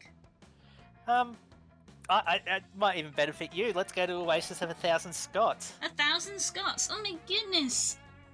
Macau, thank you for the raid. Thank you so much. I hope I pronounced that correctly. I hope you're having a good day. What were you up to? We're currently raising some money for Gamers Outreach. And thank you so much for following. That's very kind of you. You and your friends check out the Mirage. It's full of gorgeous oases, flying pigs, unproblematic tweeter feeds. Imagine. Follow me on Blue Sky, everyone. Blue Sky. The other things that will never exist. Ollie, I'm thirsty. Can I get a drink out of that puddle over there? I mean, you don't need my permission, but I would have warned you that I don't think that puddle is actually real. Same, or at least trying to. Hey, nice. Awesome. We love to hear it. Oh, I got it. If I could see it, that means it's real. Besides, I feel like I'm drawn to this puddle. It's almost as if it was made for Scott specifically. I'm selling like $1. That's okay. Everything helps. Everything helps. You shouldn't feel bad, even if it's That just helps, yeah, even if it's absolutely. just $1. It all helps. Okay, whatever that means, you wander over to the puddle to indulge Scott and come across something buck fucking wild. Holy shit, this place is crawling with Scots. How is that even is even happening? I don't know why I thought that was going to be possible. Oh my god! It's Dark Side Scott! He's got a red streak in his hair! Welcome to Turn the into Shadow dark the Hedgehog. side, Scott! Let's say cuss words and pee on fire hydrants that aren't ours. Huh. Oh, sure! I mean, I do both of those things every once in a while anyway. He's got no sleeves as well. Yeah. You do? Is it possible that you were the dark side Scott all along? My god, who's this? Nice to meet you dudes, I'm Chaz. Bro! Hey Chaz, dang bro, you sure look distinct from me while somehow still being the same genre of good boy as me. Heck yeah, dude, I was just making some homemade waffles for the other Scots here. You want one? Sure, I just have one question first. What's up with that Scott over there? Oh no. I'm Scott! Fed me cotton! More cotton! Oh my. That's all it was, destination. Peck. That's okay, that's okay. Make sure that you post in the Gamers Outreach Discord so that they know that you're streaming stuff and people can come say hi. Don't be disheartened. It's always good to be helping out for a good cause. Okay, yep, this is definitely our cue to go before we lose any more -3 mind. Oof. Aw. Aw, do we have to? I feel so welcome here. I'm finally among my people. Can we stick around and meet one more Scott before we go? Please? How can I say no to you, buddy? Fine, we can meet one more Scott. Choose wisely. Me? Wise? That's a lot of pressure. Zoe, can you help me decide who to talk to? Omnipotent cube of pure energy, Scott. Oh my god, cat-made Scott. Gotta make the cat made Scott. Look at him. I mean, we're already at the cat cafe. That's how we started this thing. Look at that Let's get chest. this away. Yep. Cat-made Scott. Scott in a revealing maid outfit and carrying a tray of snacks? How is this even a contest? Yeah, what's up, bros? Ow! Yes, up, bros. You want some delicious ice cream? Oh god. Thanks for the yummy snacks, bro. Where'd you learn the recipe? From my maid cafe, Kawaii Wolf. The salmon sorbet is our most beloved recipe. Awesome, bro! Whoa, you own a restaurant? Congrats, bro! Tilly, thanks. In my realm, everyone wants their own food joint. Everyone competes for the best food joint ever. Less than That's 3. amazing. Catgirl Aravi and Cowboy Calquest run a food truck, and Cowboy Liam and I have our cafe. Polly own her own toilet winery. Wait, why am I not a cat girl in this alternate reality? What do I do if I get left out of the gimmick? Look at that. Is Catboy Scott saying he runs a cafe? Like an actual cafe? He's not just a weirdly detailed mirage? That was greater than 3. It was, you were correct.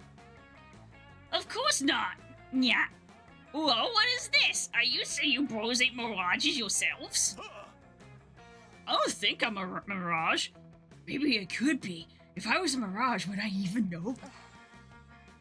Seriously, this is some sort of anti-cat girl quality about me? I never thought I'd be offended by this until it happened. Oh, poor Polly. Okay, you should probably go before Catboy Scott makes you question your existence any longer. At least you gain +2 stamina from the surprisingly delicious salmon sorbet. Yay, return of stamina! The road awaits. Ooh, a fortune teller. Shopping mall with increased stamina, let's go! Oh, and 80s are back, baby! Let's go shopping! Get in, bitch, we're going shopping! Polly, why is there a shopping mall in the middle of the desert? I only got no, Scott. The shopping mall is a place where you can sort of shop online, but like, offline. Hey, Yep. Oh my god, it's the cat lady! Speaking So of many cat cats, so many cats in this playthrough. You can feel young again by reviving good old ways of having fun at the mall. How do you want to have fun? Pizza! This way has drugs. Pizza pie, So yes. just as a warning for people, because we had the warnings turned on, like, the sexual ones were on because I wanted to avoid them, but this is on to warn viewers in case that upsets people. Yep. And so the stamina one, so bonus. Here we go. Pizza! Pizza. Man, I could go for some pizza. You're looking for the food court when you see your friend Valerie sitting in the center fountain and texting. She looks up and smiles at you. Stranger.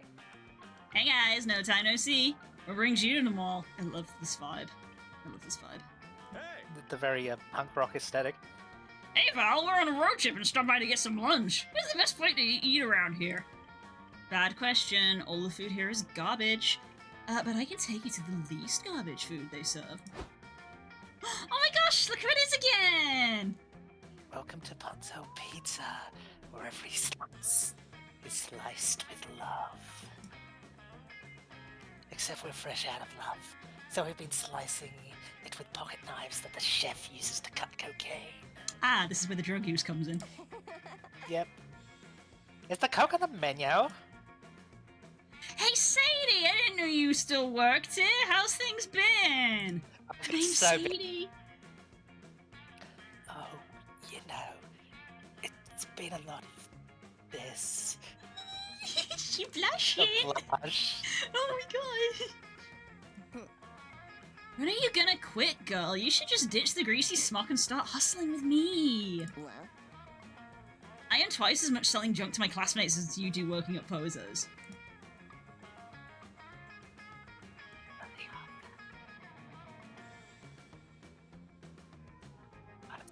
The night manager would be useless without me. You went so quiet that I think your mic was like struggling to pick it up. Oh, sorry. I'll try to do more stage whispery. Yeah. She seems like a very whispered, creepy sort of character. Yeah, I think she would be whispering, yeah, but I think your microphone struggled to pick it up. So yourself. Anyway, I'll have the calzone triple fried with extra anchovies and bell peppers under the cheese and a saucer of milk to drink. Control coming right up. What about you guys? I want scotch usual, whatever it is. Is the Coke on the menu? Dang, if you're buying Coke, we definitely don't have enough money to get any food for me. Don't worry, I know all about the minimum wage life. We're running 2-price discount today. Want to use one of them? Get a free pizza if you attend the opening show of the manager's conceptual theatre piece, or buy a pizza pay for 2. Wait. Oh god. Wait, what? Yep. Well, this is increasing stamina because that was what it said, so I guess the thought is which of these is going to decrease. I feel like that's going to decrease our money, which is on one's on going 10. to decrease money, one's What probably is going to this? decrease something like Is this mind or something. I feel like that's Or either going to soul. decrease mind or soul, which is lower than money, so I think I kind of got to go Probably for the mind in this game, because soul seems to be whether or not we're murdering people. This is true, yeah, so I feel like that's going to lower our mind even more, so I guess I'm going to go for this one. Yep. I think that's just a typo. You don't have to. No, Vicky chose to buy one pizza and pay for 2. Now she has to do it to abide by the pizza promo laws. The pizza promo laws! There's no such thing. It's okay. We know you're contractually obligated to deny the pizza promo laws' existence, but we know the truth. Wink.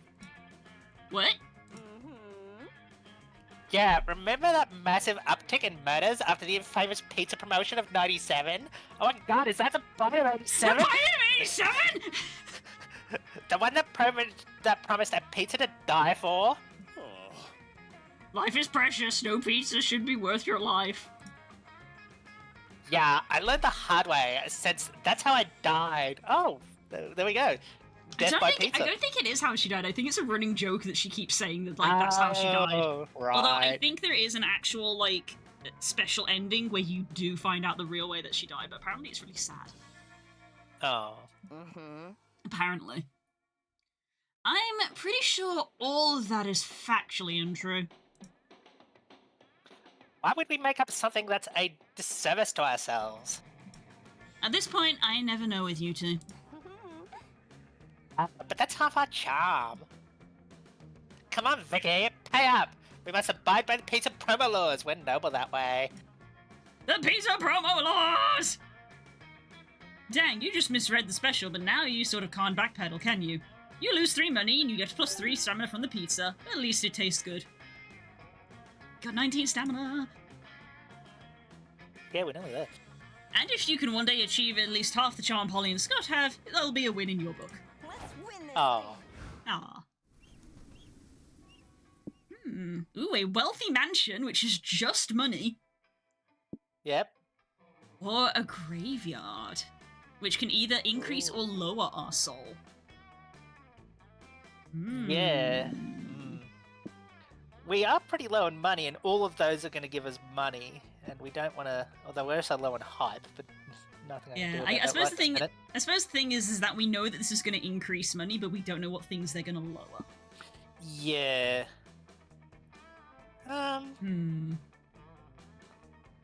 Graveyard seems more theme appropriate, but then again, Wealthy Mansion looks. The Wealthy Mansion just reminds me so much of the Luigi's Mansion. It's true, it does. It also, there's blood on the balcony. Ah, of course there is. Let's go to the Wealthy Mansion. We'll pick up Mansion some it cash. is. Wanna rank all the Evangelion characters for me? Nah. Aww. Of course she's a weeb.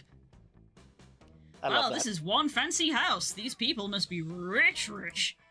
There's a sort of unsettling vibe to this place, but it's probably just what being rich feels like. Oh, she's playing one with her hair as well. I love that. Now's your chance to barge in and see what billionaire living is like just for yourself. What interests you the most? Family games, grandpa's fun experiments, or babysitting the children? Maybe this is supposed to be more Adam's Family, by the way this is reading. Maybe. Yeah. Although it'd be more Uncle's fun experiments. Family games. Family games? You and your friends knock at the front door of the manor and are received by a butler. Greetings, guest, he says. Are you here for game night?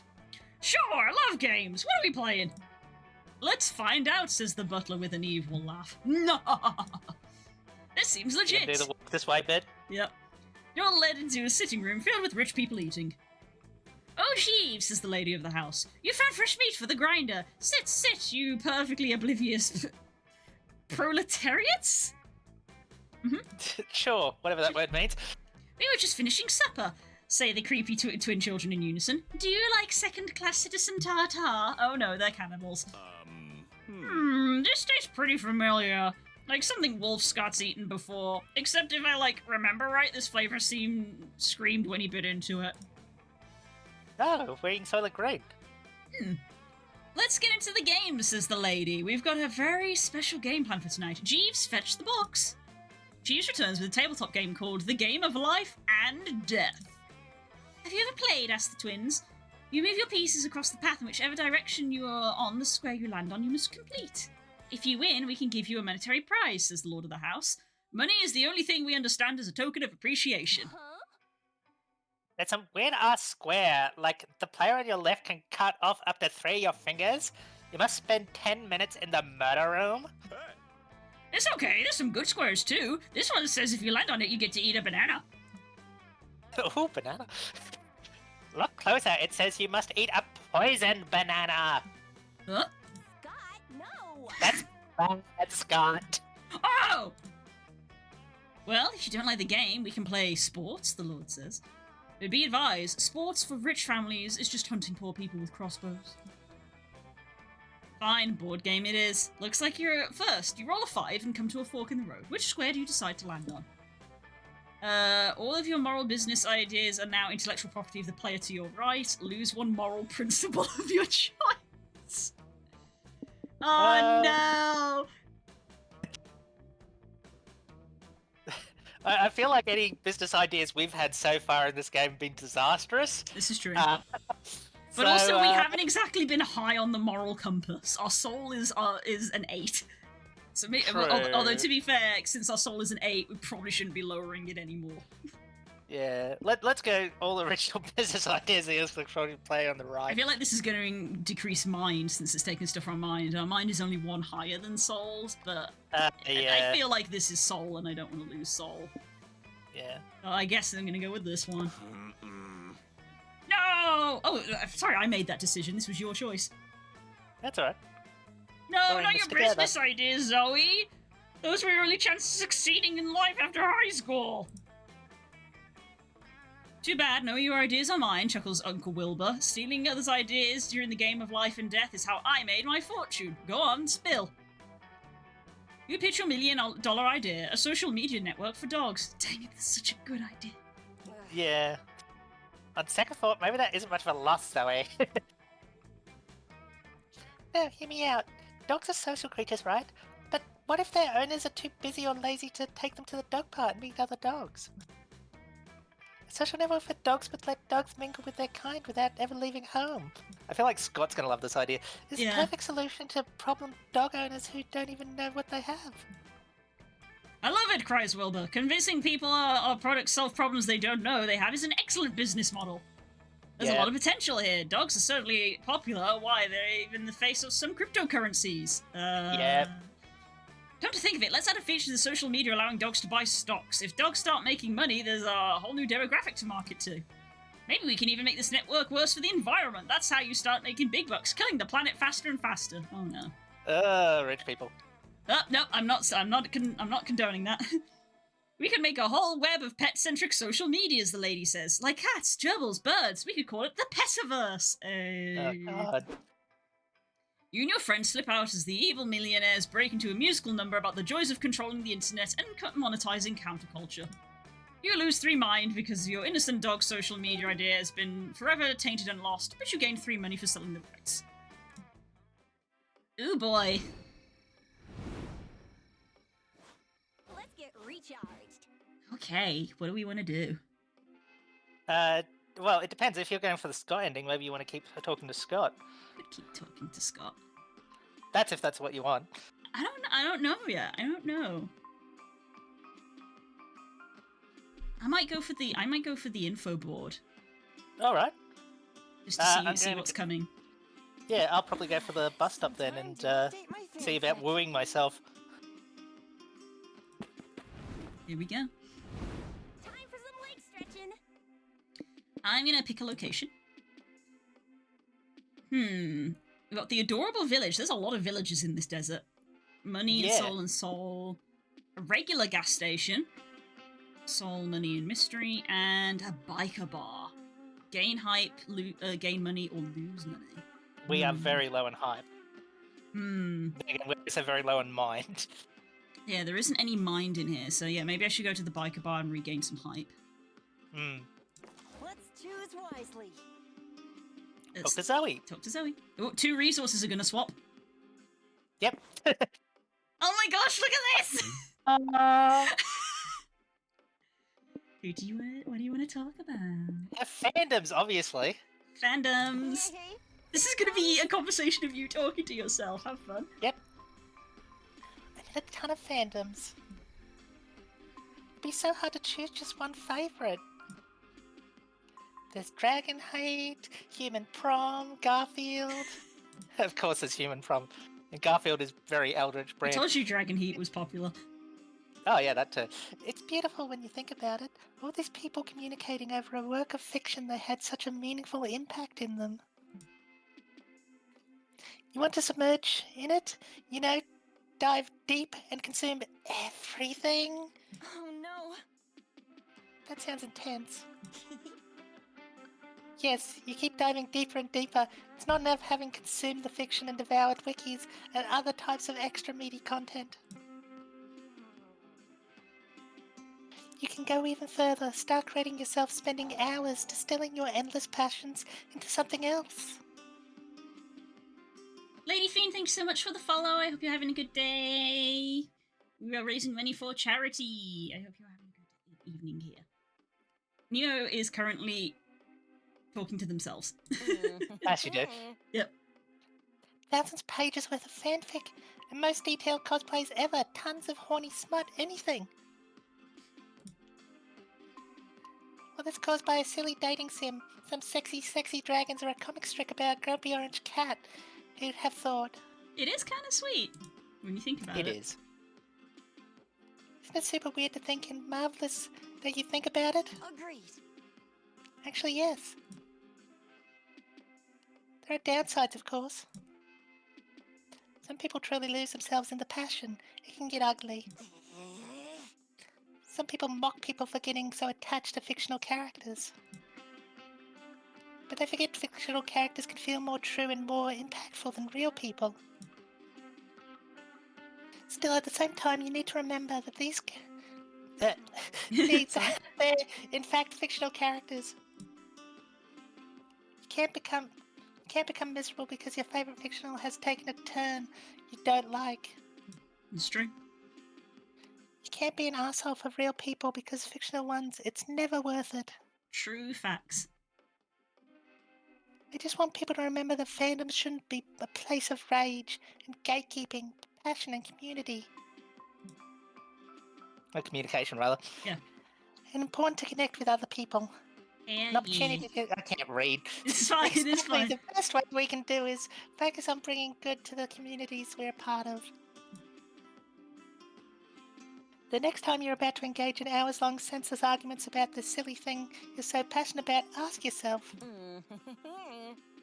couldn't you be doing something more productive and positive, like writing a 1,000-page erotic fanfic about Garfield? Nice. True words have never been spoken. Look at the two of them looking at each other. Ah, the love. And The so love of the Zoe video. spends the rest of the night telling you about her favourite fandoms. It's adorable to see her so passionate. It's true, though. I love seeing people talk about things they're passionate about. Yeah, that's... No, I've changed our mind with our stamina! Mind round! We're now on a mind route!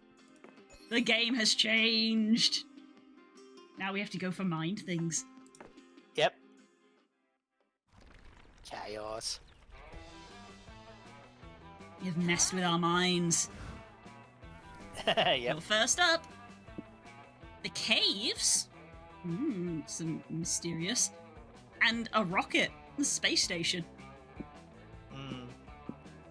I feel like Rocket's got more opportunity for hype. Doesn't say it, but I just feel like there's hype options. I think you could potentially also be smart at a space station. Because now we have That's to go. true, Now we have to true. go for mind instead of stamina. True. We literally had one of our worst ones swapped with one of our best one. Yep. I think I want to go to the space station. Space! Space!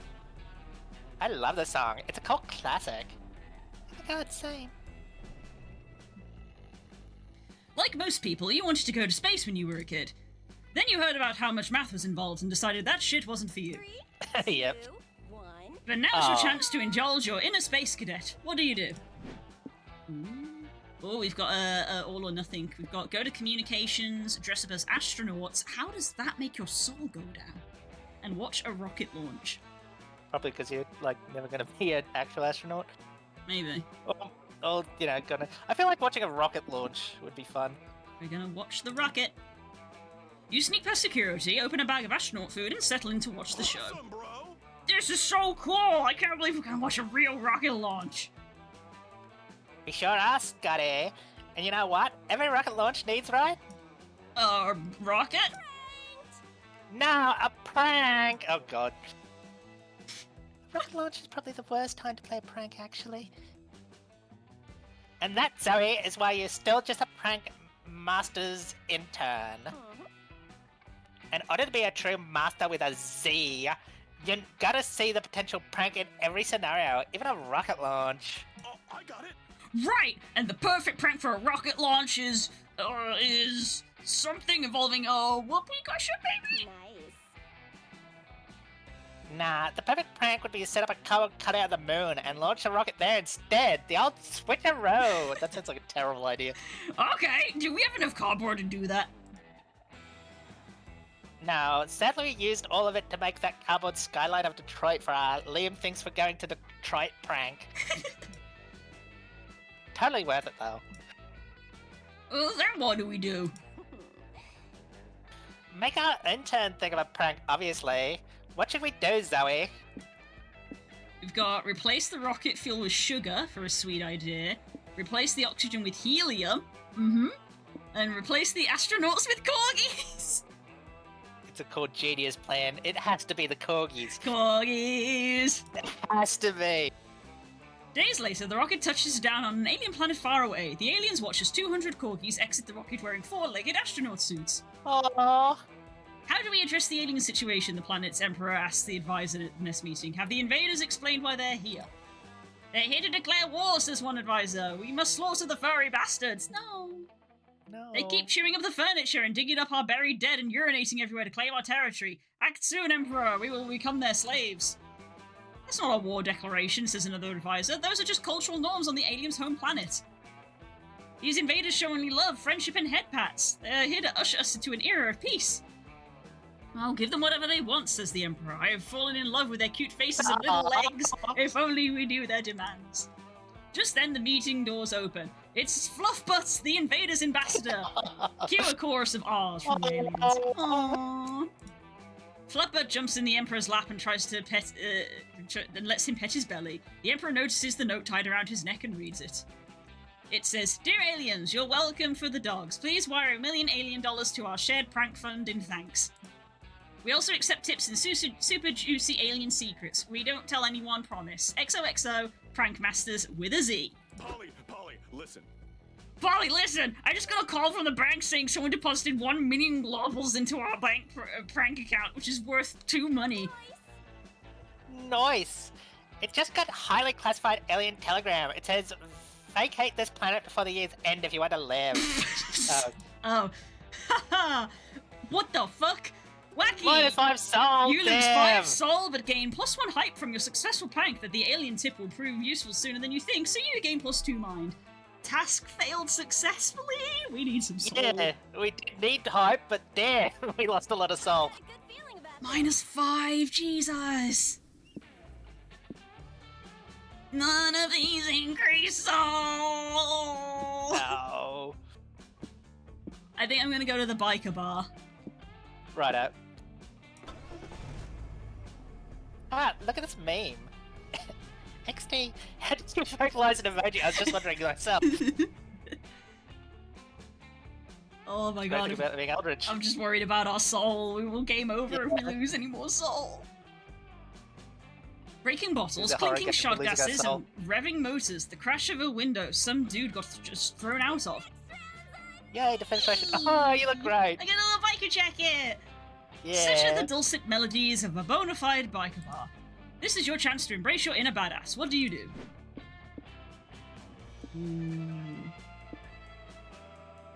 See, the thing is that if I take the negative of money, then hopefully that means we won't lose anything else, so we won't lose and we soul. can't afford to lose money, so... Yeah, so I kind of want to take the safe route, plus getting some agree, drinks yeah. might increase our soul, because we'll have a good time. Yeah, absolutely. So I think I'm actually gonna knowingly spend money. That sounds good to me. You and your friends take a seat at the bar. A tough-looking unicorn and a boisterous storm elemental sit next to you. Whoa! Those are some characters. Ma'am. Do you want them or Wait, do you want to be the elemental or the unicorn? I want to be the unicorn. I'll be the elemental then. Hey guys, I didn't know you drank here. Hey, bro. Hi, Suzanne. We were just passing through on our road trip. Do you and your friend come here a lot? Yeah, all the time. Whiskey and I own this place. His name is Whiskey. Not literally, someone else does that. But we own, like, the cred of this place. Fantastic. Hey there, Johnny. Yep. We're tight with the radios. Like, Johnny there. What's up, man? How's your niece? The biker Whiskey shouting it looks up and says, My name's Broderick? Who the hell are you? Classic Johnny. Such a jokester. Got that laughing face. Right, so what's good to drink here? Try the fermented gasoline. It'll put hair on your chest. Sure, the gasoline's pretty good if you're into fruity stuff. I'm a screwdriver man myself. The bartender silences whiskey with a literal metal screwdriver in a pint glass. He starts chewing on it vigorously. Yep. You gotta love the authentic rustic flavor. What are you gonna order, Vicky? No pressure, but we're totally gonna judge you based on your choice. A punch in the face! The strongest spirit, the spirit of someone really strong in a glass of water. Now, surely if we're having some really strong spirit, that's got a lot of soul in it, because it's a strong spirit. You would think so, since it's actual soul, although is eating other souls bad? That's true. I don't know what water would do. It's hard to say, really hard to say. I feel like water would lower our hype, because that's boring. Probably, yeah. But I'm worried that a punch in the face would lower our stamina. I'd probably, yeah.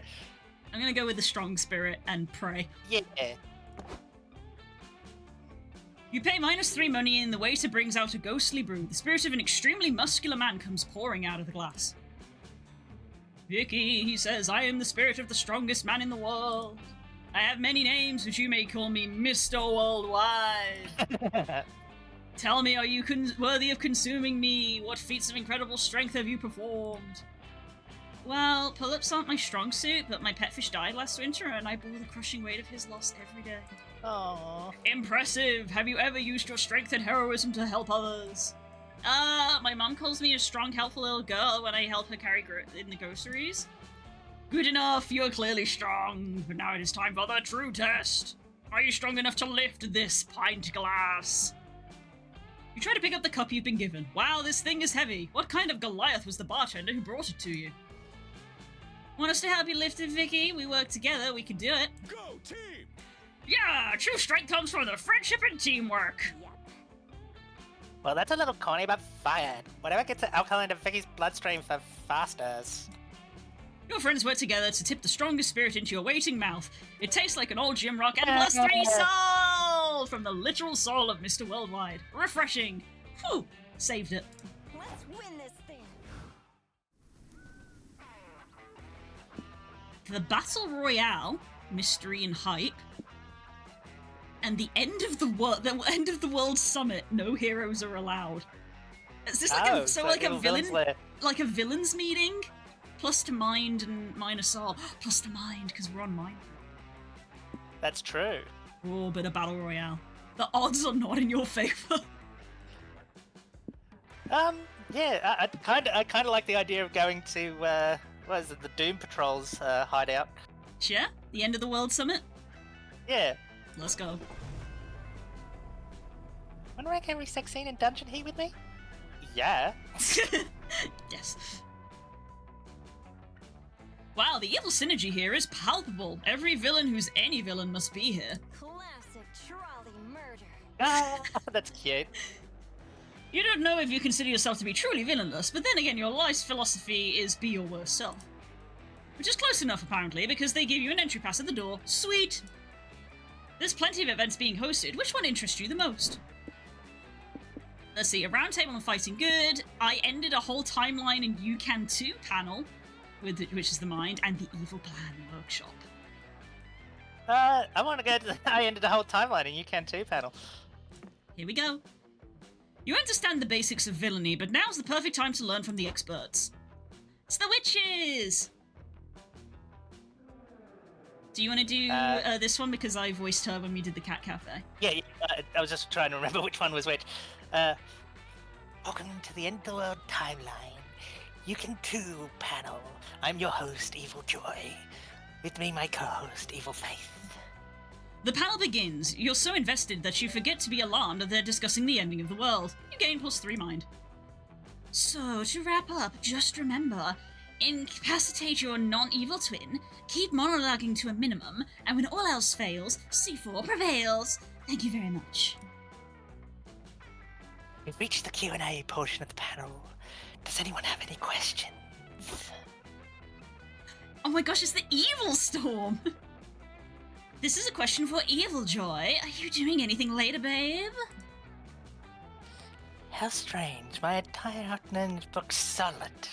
Avoid Salam like the plague. Next. Oh, cold. Oh my god, it's a Kappa! What sort of voice would I give him? I feel like it'd be like incredibly nerdy, like, hello ladies. So you're claiming you destroyed your timeline, but really it collapsed, was actually caused by an evil hope ditching you to join our timeline's coven. Ooh.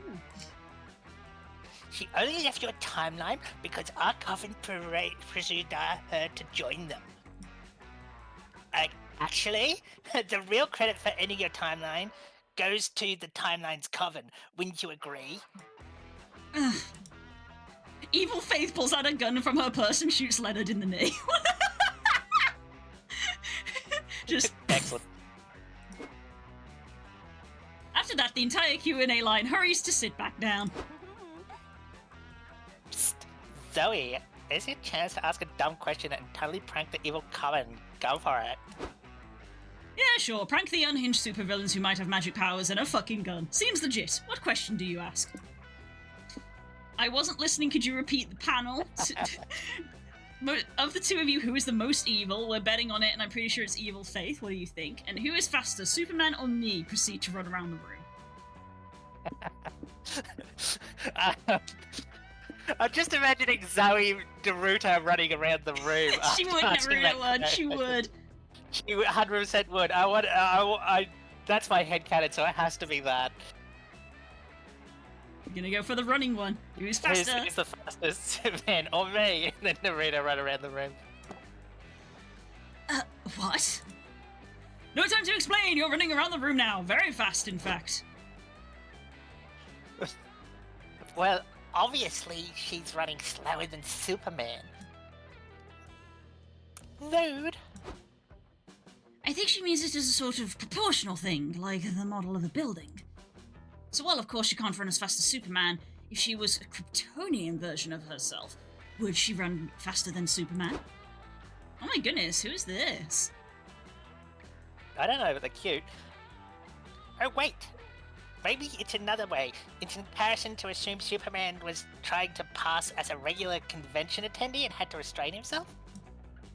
Either way, I'm at a loss as to see who's supposed to get good at metrics in order to establish a fair comparison.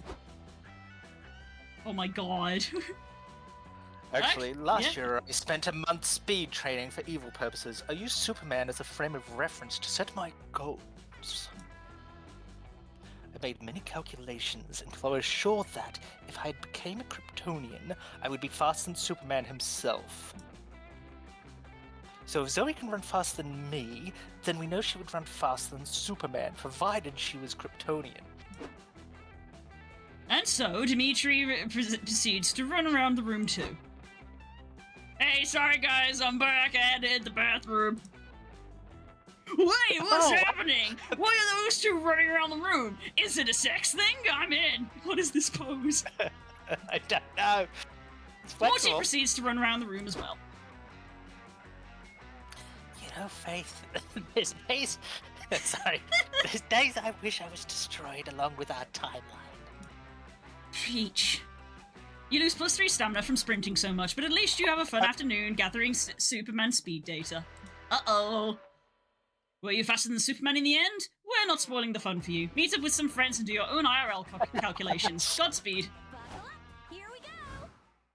Oh, now our stamina's in the danger zone. The hole! Yeah. It's the hole! Another village. There's so many villages out here. We've definitely gone in a circle. Yeah. I mean, we gotta go to the hole. The hole. There's the hole. In the hole. In the hole. I'm bored. I want something to happen now. Hey! Ooh. Zoe's been silently scrolling on her phone for the last several miles, but suddenly she gasps. Vicky, stop the car! Wait, I think this might be Okay. Hitchhiker's Zoe. Yeah. You pull over in the middle of the desert. Zoe jumps out of the car and starts walking in a random direction. Sorry, I should explain. In 1983, the company Tytria developed a video game based on the movie Galaxy Cat. It is a Galaxy Stray. You mean the movie about a cat from outer space who gets lost on Earth and befriends a plucky band of monster kids who helps them return home? This is E.T. Mhm. That's the one. Awesome, bro. I love that movie. I bet the game was an awesome tribute to my beloved childhood fiddle. What? No, Galaxy Cat is a Galaxy Stray. The game was actually total ass. Good to know, but none of that explains why I'm walking aimlessly in the desert and getting sand in my new shoes. Well, interesting. Legend has it that the game's reputation was so bad, Tatari buried a bunch of the cartridges in the desert just to get rid of them. Yep. I need a copy of CD. I hate it. I'm not doing all that. It's the retro game collection's wet dream. The internet doesn't have the exact coordinates, but if the buried cartridges are real, they're somewhere around this spot. Guys, can you please help me find them? Sure, I'll help. Meaning I'll make Vicky do all the hard work while I sit back and take most of the credit. Business as usual then. Help Zoe find the burial site in these shitty retro games. We got teach it dog video games so it becomes very good at sniffing them out. Gamer dog. Water the area in the desert with potent energy drink, the best fertilizer for video games. The buried games will blossom right out of the ground. Both of those are very good. Is it Gamer Dog? Yep. Gamer Dog. Well. Ooh. That I feel like that second one is some sort of reference to Idiocracy. It's gotta be Gamer Dog. Gamer Dog. I imagine he had a leftover corgi. Yes. Training a dog to be a professional gamer. That could honestly be my true calling. Honestly, yes. Zoe adopts a dog off Greg's list. It's got a floppy ears and a waggy tail, and hopefully some video game prowess. Thus commences the training montage. Zoe does paw eye coordination exercises with the dog, shows it Thwatch games, and feeds it a lot of Doratos and Hilda. Amazing. But none of it works. Yep. Shockingly, dogs aren't naturally good at video games, and you lose 3 mind trying to teach it. No! Our mind was so close! Dang, I guess you can't teach an old dog new tricks. You can't teach a new dog old games either. Wait, what's that dog digging up over there? Holy... Oh, sorry. Holy crap, it dug up Galaxy Stray the game! He must have learned something after all. Whoa! Stop dog! Whoa, okay, Zoe! Okay, the dog might not have learned that much, but at least Zoe got her game. You all boot it up and play it. Well, this game is even worse than I thought. Fuck it, let's give it to the dog. Can I get one to chew on too? Of course, buddy. Here, fetch! At least she made a cute dog and crossed that off Zoe's key bucket list. Take +3 hype. Stop trying to make fetch a thing. A hole in a desert. Man, they'll turn anything into a tourist trap, huh? We immediately wanted to come see it, though. If there was a sign that's saying there's a hole up ahead, I probably would want to go see the hole. Some say the hole is bottomless, but that can't really be true, can it? Since you're here, what do you want to do? Admire the hole, forfeit material goods to the hole, or play a prank? I do like the idea of forfeiting material goods to the I hole. kind of also want to forfeit the material goods to the hole. It's fine, we've got the money for it. But... You tell your friends that you'd like to throw some of your most prized possessions into the weird desert hole. Wait, why though? Wouldn't it make more sense to throw stuff out in a dumpster than a national landmark? You don't know about the ancient traditions? A random tourist asks. Throwing one's material possessions into the Great Hole is a hallowed rite.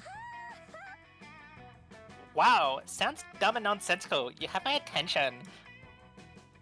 Most say the hole is just a tourist trap, but some of us know the truth. The hole is actually the mouth of an ancient deity. We throw our material goods into it to appease the deity's timeless hunger. If not for us, it would rise from the desert and consume the universe itself. So you're saving us all from the apocalypse by throwing your old junk in a big hole? That's so selfless of you! Thank you! If I call my mom right now, would you repeat that back to her? I don't know if I buy all that, but this culty stuff is weird enough to pique my interest. I'll play along. Here, Hole, take my dad's old pipe. I keep it for sentimental reasons, but my new pipe glows in the dark, and I suspect glowing in the dark beats sentimental value. Oh no.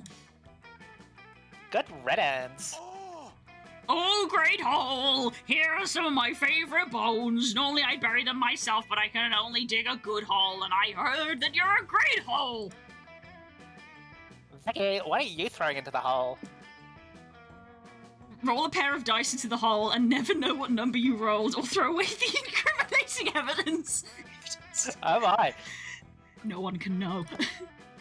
You quickly throw your incriminating evidence in the hole and breathe a sigh of relief. Great plan.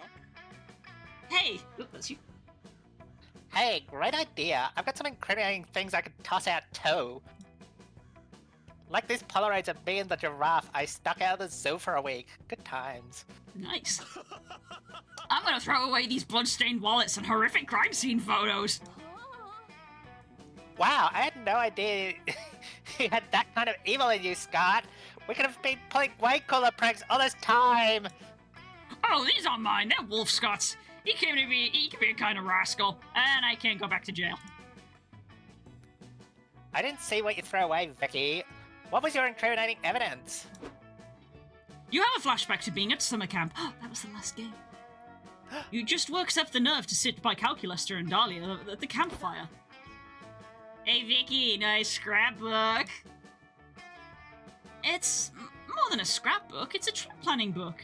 I kind of want to invite you to on a trip to go to the Canary Islands with me this summer. Why do I have it in my head that at some point Jacksepticeye voiced this character? I believe you're correct. I believe you're correct. No idea, laddies! No! Nah, I'll give more computery voice. I see you have filled the scrapbook with color-coded interiors, travel brochures, photos from my and Dahlia's previous trips to Italy, which I have photoshopped yourself into. Wow, that's flattering, Vicky, but Cal and I already planned our next vacation. We're going on a cruise together. Strictly a two-person cruise. Yep, there won't be any other passengers, just us. It's the rules. Friend Dahlia, I thought we were going to Korea. We never discussed a cruise. Dahlia slaps her hand over Calculester's screen. That shouldn't have worked, but Cal took the hint. And so did you. Don't feel bad. I'm sure you'll find something else to do. I heard Scott and Polly are going on a road trip. That sounds more like your thing, surely. You deflect Polly's question, preferring to let your scrapbook rot at the bottom of the hole along with your shame. You gain +3 magic because the hole is appeased that your tourist must have been into something, but you lose 3 soul for throwing away such incriminating evidence. Ew. Oh my goodness. Strategy here. Where'd you want to go? I want to chat myself up some more. More self-love. Where do I want to go? I'm curious what the car is. I know 2 people can go there, but I wonder what happens if 1 person goes in the car. Oh, I also wonder if it's like an option for possibly like romancing each other's character. Oh, maybe. Yeah, but anyway, worth a try either way. Just because I'm curious. Time for some leg stretching. The car is where you can manage your road trip by accessing one of 2 mini boosts. You can choose to be a careful planner and gain +1 of your lowest resource and lose +1 of your highest resource. Or you can be a risky traveler and gain +1 to your highest resource at the cost of 1 to your lowest resource. Dangerous. Oh. What's it gonna be, champ? Should we be cautious because we've got a lot of... We're really running on empty. We got 2 really low stats. Yeah. Like, I'm worried that we're not gonna get an ending because we're not gonna get mined high enough, but also we don't want to just fail the game completely. Yeah, because we might not even get to where we could fail an ending. So, cautious. There we go, we have 4 soul now. Talk to Zoe. Talk to me. Something's gonna swap again. After some conversations, you'll activate a deep conversation. This is your first one. Deep conversations can end in success or failure, and they're the key to scoring a date ending. Oh. Hitchhikers have only 1 coveted deep conversation each, while Polly and Scott have 2. Once a player succeeds in a deep conversation, and sometimes even if they fail it, no other player can attempt it. Act fast, because whoever gets there first will be the only one with a chance of finding love. How do these work, though? During the first half of the deep conversation, your monster friend will hint at their preferences on a topic that's important to them. Think of these hints as rules. When looking at the options, search for ways in which they break the rules. 2 out of the 3 will break the rules somehow. The one that breaks no rules is the right option. Choose the one and show your friend that you really know and understand them. Get it? Interesting. Well, no, but let's try Okay. anyway. Are you a good listener or not? Her AUs. Yes. Oh my god, I love AUs. Creating a whole alternative universe is such a fun task. Especially when you used to exist just to devour in tiny universes, lol. Hey, yeah, lol. Look at this cutie. Oh, they're cute together. Look at how the eyes are looking at each other. No. It's a true challenge even for the most seasoned fanfic writer. Writers, sorry, I didn't see that. Yeah. First, you need to think of a meaningful change that will make your AUs a think of its own, a push into the unknown. Second, you must reflect on how these changes will affect the characters. AUs may seem silly, but they're a great opportunity for a character study. You're carefully analysing one or more characters you love through a completely new lens. It's challenging and exciting. And third, you have to set up an AU that matches the fibre you're going for. Something dark, something cute, something epic. I love how the eyes on their thighs have been opening and closing as the emotions Oh my change god, I as well. hadn't even noticed. Oh yeah, you're right. Even if you enjoy experimenting sometimes, I tend to prefer AUs that are romantic, silly, or nice. Like anything slice of life. We love a good coffee shop AU. Absolutely. I think it's because AUs are a place of comfort to me. I want to create something that makes me feel warm. I like it. Writing AUs is a form of therapy. Sort of. But you know, it's good that you brought up AUs. I'm really close to finishing my current fic, and I could use ideas for an amazing AU in which to set my next creation. I've been brainstorming a lot, but I hit a nasty roadblock. Maybe I can help you with a killer idea then. Those are usually the famous last words of people with best intentions and the worst ideas, so be very careful. What'd be a truly good AU to match Zoe's tastes? I don't even know what that is. Div OT. I feel like that's meant to be an acronym for something. Yeah. Crossover story in which Vera's legal law firm must manage the rocky divorce between Naruto and Garfield. Twice the Tuesdays. Imagine a world in which Wednesday was replaced by a second Tuesday. It's Tuesday all over again, baby. Or Liam Prom. What if it was just Monster Prom all over, but everyone is an AU version of Liam? Ooh. I don't know what the right answer's supposed to be here.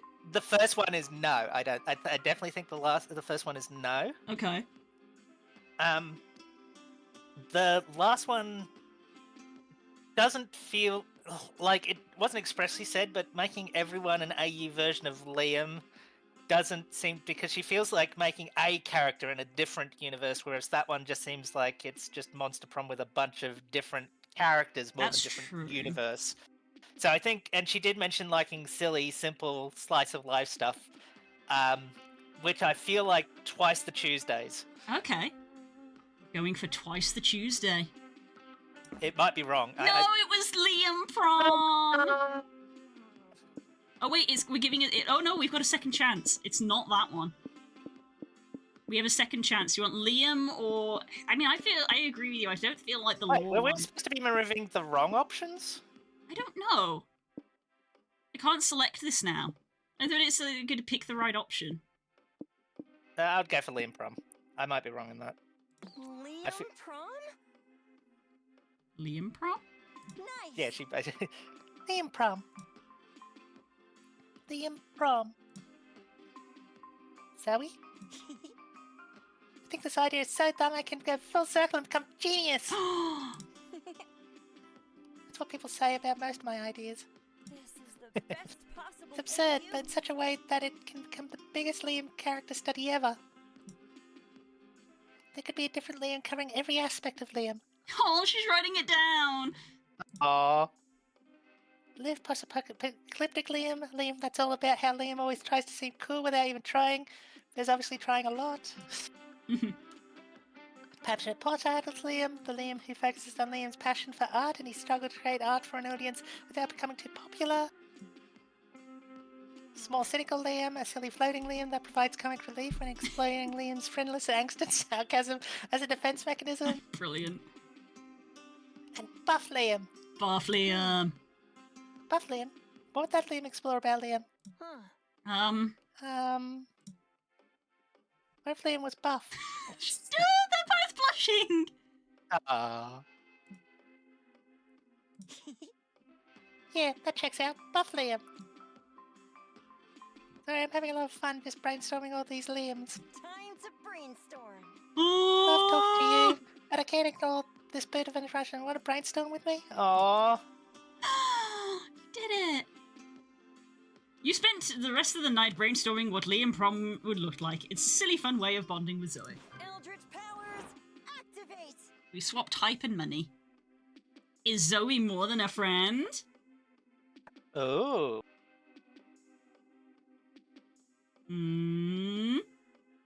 Yes. Hell yeah. You gotta learn some self-love. It's important. Absolutely, absolutely. We need 5 mind to win, but our soul and stamina are so low. No, we're on a razor's edge here. Week 5. A new day, a new adventure. A regular motel, which is completely random, or a farm, which can increase our soul. It ain't much, but it's honest work. Classic me. Ooh, so not great choices when we specifically are trying to get both our mind up and not decrease our soul and stamina anymore. Yeah, it's your choice in the end, but I feel like farm does have more opportunities to reduce stamina, I would guess. Probably, yeah, because it's physical labor. But that's all I could. Yeah. Everything else, it's all guesswork. Yeah. Motel, we have a chance to at least, like, rest, potentially. Yeah. I'm gonna go for motel. Hello! Hi, Ash, welcome to the stream. Welcome, welcome.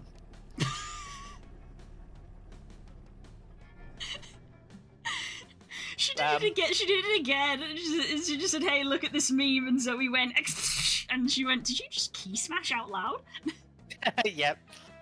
After a long, exhausting day of sitting in a car, you're ready to turn in for the night. Mama needs some rest. Oh no, it's her again. Time to She runs choose which everywhere. mundane activity to do before going to sleep. Surely Polly and Scott will find a way to make it weird. We've got TV, pizza, and get ready for bed. I mean, pizza's food, which might make our stamina go up. Which we desperately need. Yeah. Because I feel like every time we've had something... Stamina, yeah. Yeah, every time we've had something food-related, our stamina goes up. Plus pizza. No way you're going to bed on an empty stomach. You decide to order some pizza. Trouble is, none of you know any of the local restaurants around here. The best way to get pizza is to call and order it. We should call a random number and see if there's pizza. Scott, the odds of calling a random phone number and actually getting pizza at a restaurant are super low. Great plan. So let's do a bunch of random items to increase our chances. Beep boop beep. Hello, is this a pizza place? Okay, that sounds close enough. We'd like 1 large sausage and 1 pepperoni with stuffed crust. Thanks. Whoa, you actually got a pizza place on your first try? What do you think the chances of getting another pizza place on our second try? I think we have good odds, like 5 out of 3 at least. Let's find out. Hi, is this a pizza restaurant? You specialize in pizza to die for? Huh, perfect, we'll take one. Wait, didn't we have that earlier? Yeah, we just talked about this. We had this in the mall. It's the promo laws. Yeah, sure, I can destroy this phone after I hang up. Bye. What? Polly does so. Good thing this was just the motel landline. 30 minutes later, there's not 1 but 2 knocks at the door. I'm here to deliver 1 hot steaming sausage to Scott Howell, says the naked guy with the pizza box at his crotch. Oh god. Let's make that crust extra stuffed, big boy. I've got the pizza here for Polly Geist, says the shady guy in a trench coat. Nice pseudonym, by the way. Let's make this quick. Oh boy, what a fun problem. We have 2 pizzas, but can only afford 1. Okay, you're good at making decisions and shit. Which pizza should we take? The stripper's extra large sausage. You suspect there's no pizza in that box, but at least you get a show. The shady guy's pizza, in air quotes, the air quotes make him seem sketchy, but you think the odds of actually getting pizza from him might be better. I mean, it's your decision in this one, but I want to pick the shady guy. Yeah, shady. I agree. You let the shady guy inside. He says, alright, let's get this over with. You give me the stuff, I'll give you the pizza. Huh. Why do you keep using air quotes like that? Because pizza is obviously code for something else, like drugs are illegal ferrets. Ferrets. Love ferrets. Illegal ferrets. The guy unders his trench coat and holds it out for you to see. Each pocket contains slices of pizza. Not in boxes or anything either, just loose pizza. Nice. Ellipsis. You want it or not? What are you buying? Sure. Scott tries to He has slice. quite a few ways. Polly does too, because she's not entirely convinced this isn't drugs yet. This is the best pizza I've ever had! Is the secret ingredient ferrets? I never knew ferrets tasted so good. Surprisingly, there aren't any illicit substances in this. You can tell just by... Anyway. Why Polly are we can calling tell. it pizza? Just regular pizza! Because it isn't pizza, it's pizza. It's pizza that's so damn delicious I can't legally call it pizza. And it isn't expensive either. The only price is making me taking some pics of you eating it that I may or may not use for featured blackmail material. Oh, okay. Take my photos from my left. People say it's my good side. Yes. If you upload these to dark web, remember to tag me. There's definitely something incredibly shady about this. No, Soul's got down to 1! You feel it in the soul you lose, but hey, you got your fill of the pizza, so you gain 3 stamina. We got 1 soul left, no! Oh no. I actually missed this, but I'm playing the Eldritch Zoe, and I'm trying to date myself, because that's how that works. Oh my god, the game's throwing us a bone. They're giving us so much soul. Absolutely. We can go either to the adorable village or the shady property, and they both give us soul. Yeah, but we have to be turning over a new leaf. I mean, that reference is... Look at it. Look at it. Not the shady property, the adorable village. Yeah, it's got the apples and the little... Yeah, star hole and everything. That's so cute. Adorable we village. gotta It's go. time to turn over a new leaf! Yeah. Yeah. Let's go Eternal Horizons. I want to rank every same direction fanfic with me. Voice Nah. code up. Wow, what a cute little village. All of the inhabitants are adorable animals. Oh! There's Bartholomew, the classy giraffe, Boston, the buff bluebird, Bernard, the shy capybara, and the other one. You can't wait to meet them all. What will you do? I love that. It's a Garfield outfit. It's a Garfield. Catch bugs, attend the whole meeting, or decorate a neighbor's house. Ooh, we need soul. We need soul, so it has to be one of those two. Okay. But what's gonna what's gonna I decrease? kind of like both. Yeah, they're both good. But what I guess the question is, what's gonna decrease if we go there? Let's attend the town hall meeting. Town hall meeting. I feel like decorating the neighbor's house could eat stamina. True. You enter the town hall and find yourself surrounded by the cutest little animals you ever did see. Oh my god, look at them all! Thank you, Mr. Barnaby. Have to. Mrs. Barnaby, sorry. Well, take your concerns about respawning beehives into account. Indubitably. Our next topic of discussion is... Oh, right. What to do about that error? Oh god. Yeesh, sure is something. They keep hoarding spiders in jars in front of their house. How many spider jars are enough spider jars for that weirdo? I get you, bro. I don't want to, make assumptions, but I don't think Error likes me. Like, this morning I woke up from my daily run and found error building an impenetrable brick wall around my house. Not cool, dude. Oh my god, it's the player character. Yeah. Clearly, something must be done about the strange chap. Does anyone have any suggestions? Murder! I don't think that came through, but I got the energy from it. That seems to be taking things out of proportion, Mrs. Barnaby. But we won't rule it out until we find a better solution. I agree. Murder should never be ruled out as an option. Hi? I think that's error. How long have you been standing there? The paper face changed. Yeah. Anyway, I just had one question. I'm going to be expanding my book collection this weekend. Does anyone mind if I search in your attic for lucky creatures? Kill it with fire, kill it with fire. There, you can see that there's a face behind the face. Oh, absolutely. Fuck it, I'm not holding this is about murder it is! There must be some non-violent solution to this conflict. How can you broker a compromise so that error and the villagers can coexist peacefully? All problems can be solved with the power of efficient bureaucracy. Establish a system through the town hall bulletin board, a creepy activity that must be notified 3 days in advance. Or become Error's patron and turn them into a renowned artist so that people don't see them as creepy but charming eccentric. I mean, you know, being an Eldritch patron just seems, yeah. Become the patron! Yeah, I'm thinking more Warlock patron, but although I don't think that's what that means. We have money to burn, that's excellent. Yeah, we got money we can use. You spend 3 money to rent a space for an art exhibition that reframes Error's horrific habits into the symptoms of being a misunderstood artist. Welcome to the expedition of Error, the local eccentric art genius prepared to have all your preconceived ideas about art totally raw-dogged.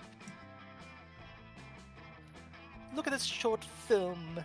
A sad old man sits on a bench eating yogurt, but every time he takes a bite, the yogurt merely slides back out of his open mouth. Delightfully intriguing. Check out this painting. It's called You'll Never Guess Who Blood I Painted This With. Right, I never will guess. Normally I'd hate this, but since Error's an artist now, I'll go ahead and guess that I don't get it. Oh, this sculpture is a pyramid of rusty cages filled with spider egg sacs. Yay. This fills me with horrible arachnophobia. Reasonable. Same. That's good. Art is supposed to make you feel. I guess horrible, paralyzing dread is indeed a feeling. Hi, friends. I was just taking my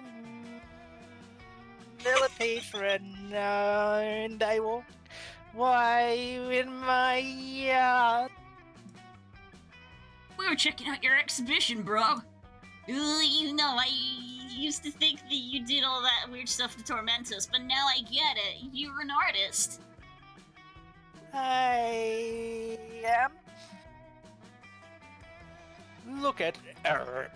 They are clearly doing a performance piece about the inability to truly define what is art. I, therefore, get to be called an artist. Ellipsis. Wanna see my Land Octopi collection? No! The oldest trick in the book for weird people, so non-weird people will leave them the fuck alone. Hey! Follow me on Blue Sky. You know, I think the blood Error made that painting with might have been mine. Surprisingly, the solution was still better than murder. Take +3 soul. Here we go. Yeah, our soul is out of the danger zone. Yay. A casino full of mystery and definitely losing money. And a planetarium. Ooh, but space. Oh, planetarium might be good for the mind. Ooh, that's true. Yeah, let's go planetarium. If I drank gas, would I become a car? Why do you want to become a car anyway? No answer. Ah, stars. Monster kind has been fascinated by them for as long as society has been alive. Amazing. Stop. There's nothing like staring into the night sky and realizing that space is massive and timeless, and you're just one speck in an uncaring universe. Yay. If that gives you ennui, don't worry. There's plenty to do at the planetarium besides contemplate your own insignificance. For example, you could identify constellations, attend the comet shower, or watch the lasers show. Maybe constellations will give us some mind? I think constellations, yeah. Yeah, plus I love stars, so yeah. Pretty. You'd like to learn more about the constellations, but you don't know much about what you're looking at. If only you had an expert to tell you more about them.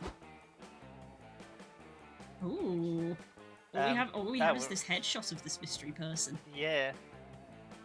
Do you want them, or should I do them? Yeah, I'll do it. Okay. Sorry to bother you, but I sense my presence was narratively foreshadowed. Are you folks interested in learning more about the constellations?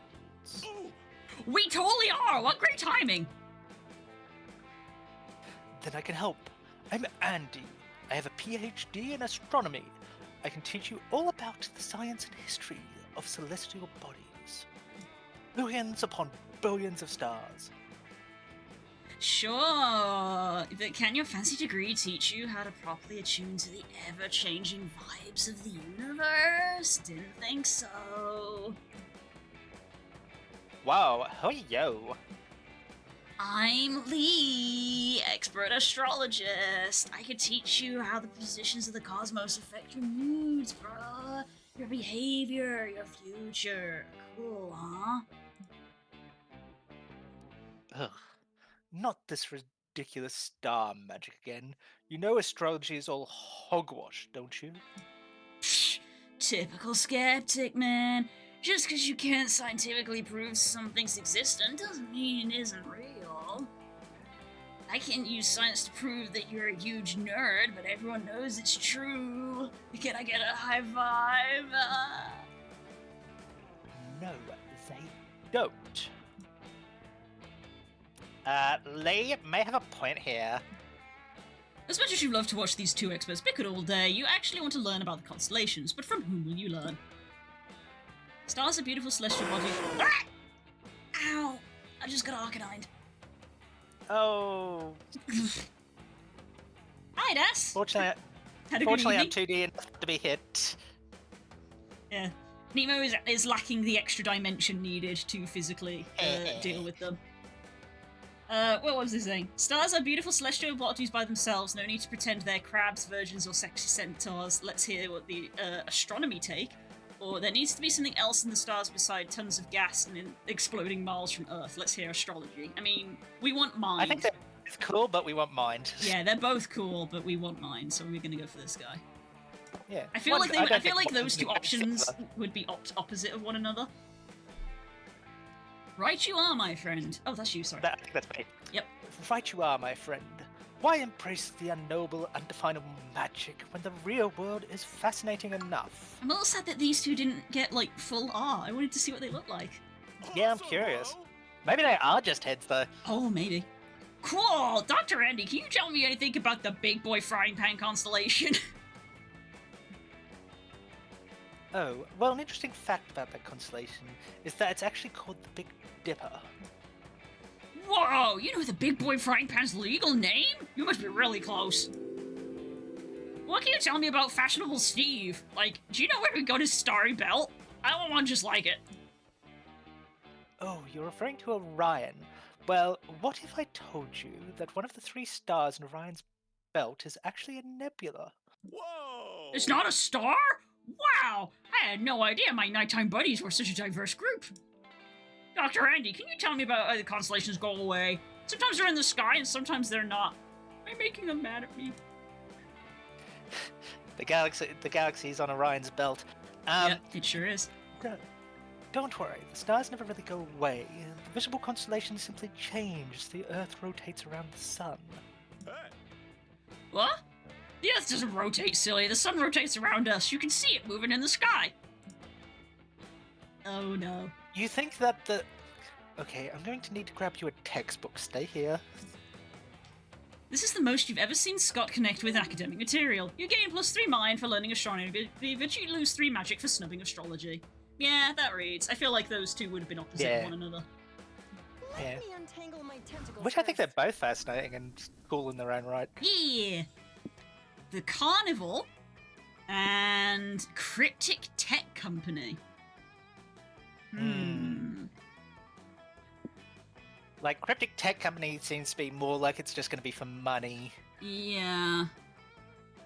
I was thinking Mind at first, and I was like, no, tech companies often have very little to do with Mind. Yeah, this is very true. It sucks that we only need 2 more Mind, but I feel like neither of these are going to give them to us. Yeah.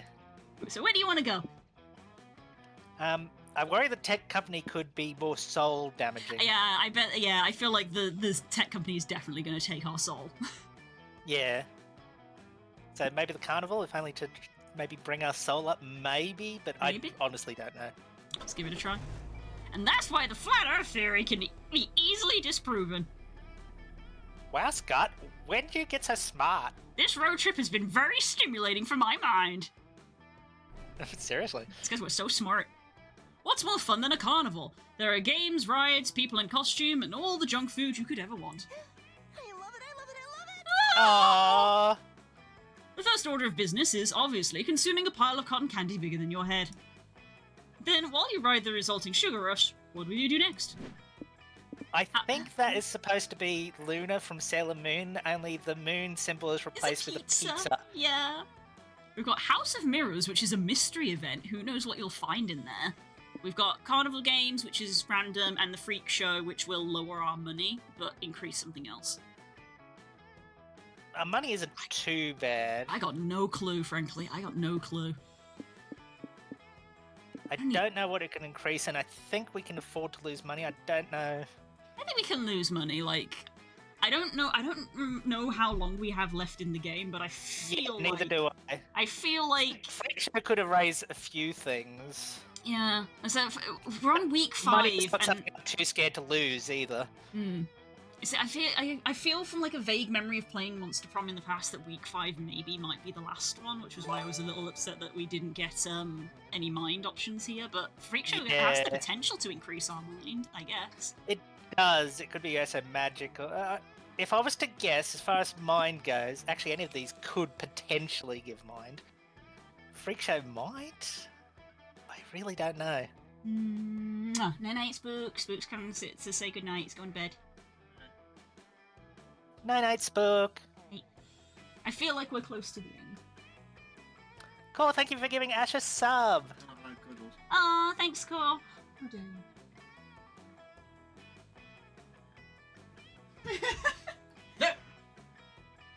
I love you. Mwah. Ah. Wow. Right. So, sorry, what were you saying? I feel like mine could potentially come out of any of these, but it could also not. Ugh. I've been doing so much talking, I really need to fill up my my water. Give me like 2 seconds. Yep, go for it. Chat, what do you think? You got any thoughts on which one we should choose? Like, I feel like House of Mirrors could be mined, Carnival Vein could be mined, Freak Show could be mined, because we really only need 2 more. And if this is indeed the last week, we probably don't need to worry too much about what we're losing. We probably can get away with losing anything. It's tricky choices. God, Zoe's cute.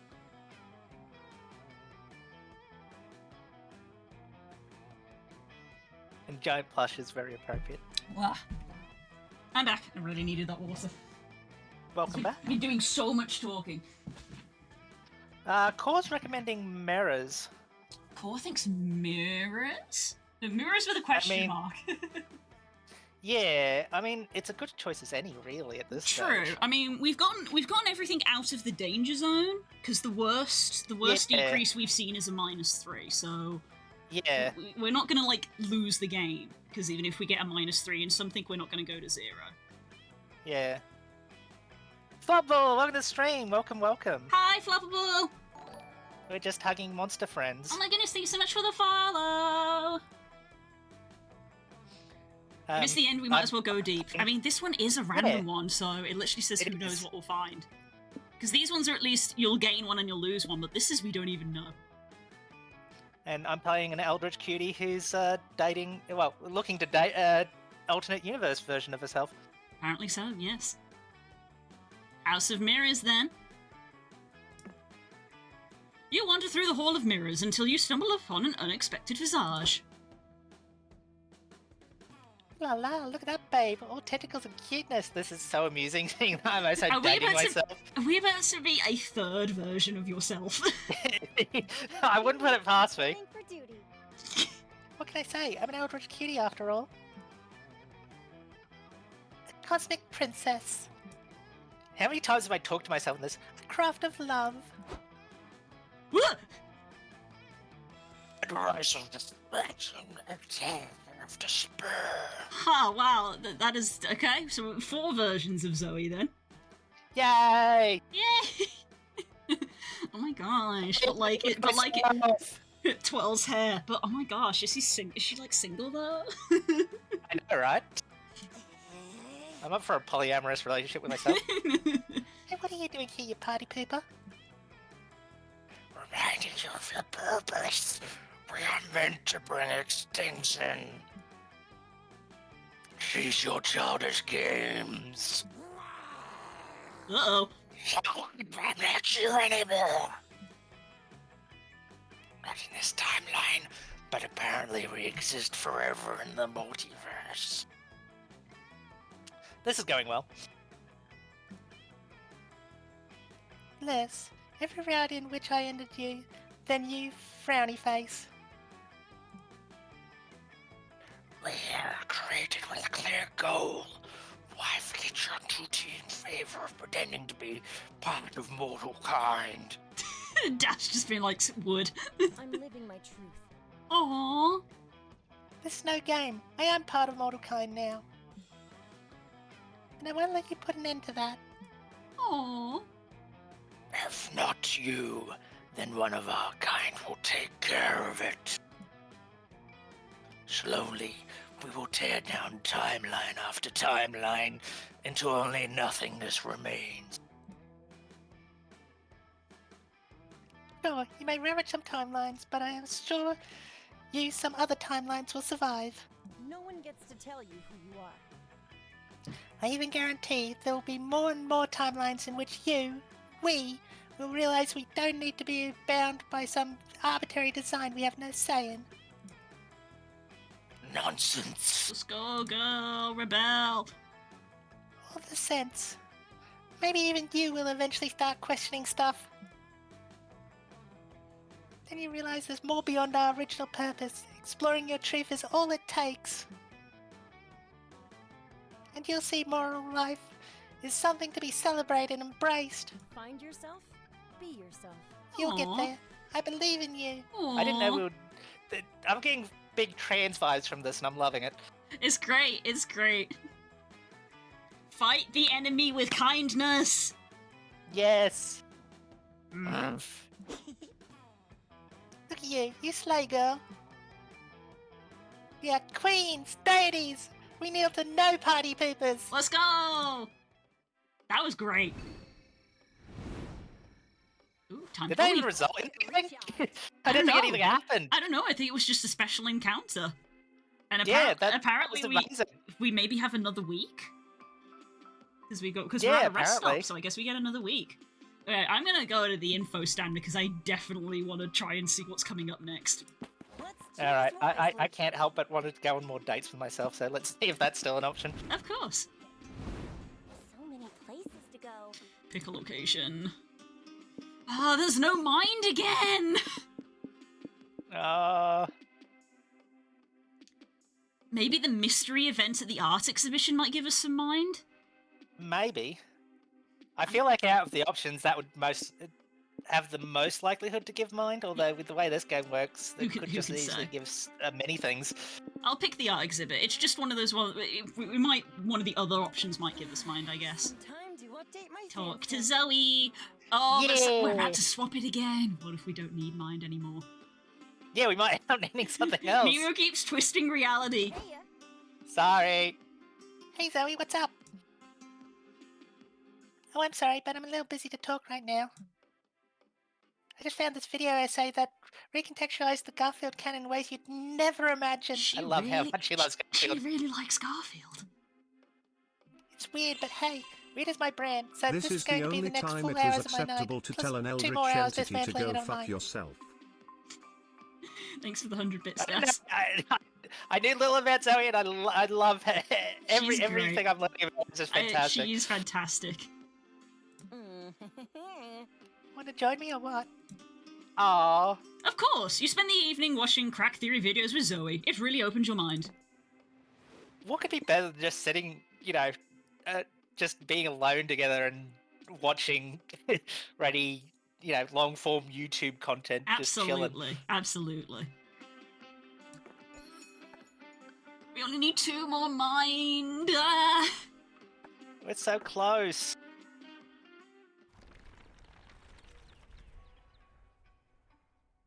I'm starting wondering if it's not actually a case of how many weeks, but how long until we either get to a max number or die out. We got the Doom Diner and the Fancy Motel. We've got mystery or 3 certain ones. Oh, one of them's mind. Oh, yes, go. Doom Diner, let's go. Doom Diner. Cool, I could eat some fries. Well, by eat, I mean drink, and by fries, I mean vodka.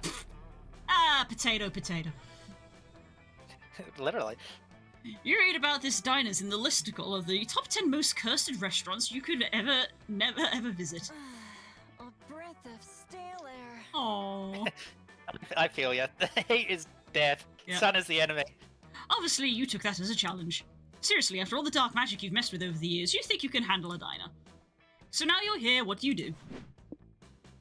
I guess we gotta look for a booth. Look for booth, yeah. You and your friends enter the diner. Your heart is full of hope. And if this meal goes your way, it'll soon be full of cholesterol too. Oh my goodness, who is this? Welcome to Doom's Diner, where we've been in the business of misery since 1952. How can I help you? Oh my god, look what their name is. Chat, look What's it say? Look what their name is. I can't see that on my screen. Let me see if I can make it bigger. Can you guys, chat, can you see what that says, chat, or is Twitch compression not helping? Well, some people definitely can't because they're on mobiles and stuff. Mm-hmm. Also, hi, Rodent. I'm a 360p, so I can't read that. Fair enough. I see. Yep, core knows. Fitting. Yeah, weird. That's what we would call a strange coincidence. It says, hello, I'm Gerard. There it is. Hello. One group size booth, please. Can you bring us 3 extra balls of ketchup too? Like ketchup I like ketchup as my appetizer, and Polly likes to keep the rest in plastic baggies to throw at cars on the highway.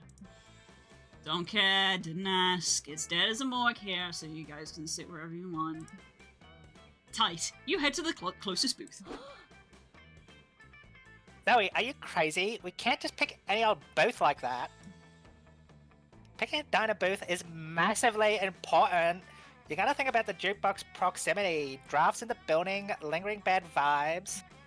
It's like that time Coach said. If you ever find yourself in someone else's flashback, make sure to be of assistance by providing wise and useful piece of advice.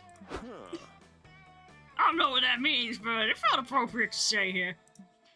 I love that. A meta-narrative. Fine, if it's that important to them, you just start searching the diner for the ideal place to sit. Something strange starts to happen. No matter how much you walk, the surroundings keep repeating, as if this diner was the background of an old cartoon. Minutes become hours. You're still walking. Booths and neon signs become reminders of your venture into an inescapable 50s-themed nightmare full of grease and despair. Alright guys, we're lost. I know when I'm beat, but let's all be adults here and avoid looking for someone to blame, okay? It's Polly. Polly is the one to blame. But that's not important. The important thing here is being the person to thank once you lead your friends out of this diner. Make a blood sacrifice to the diner guard, definitely going to affect our soul. Or hire a diner Sherpa to guide you.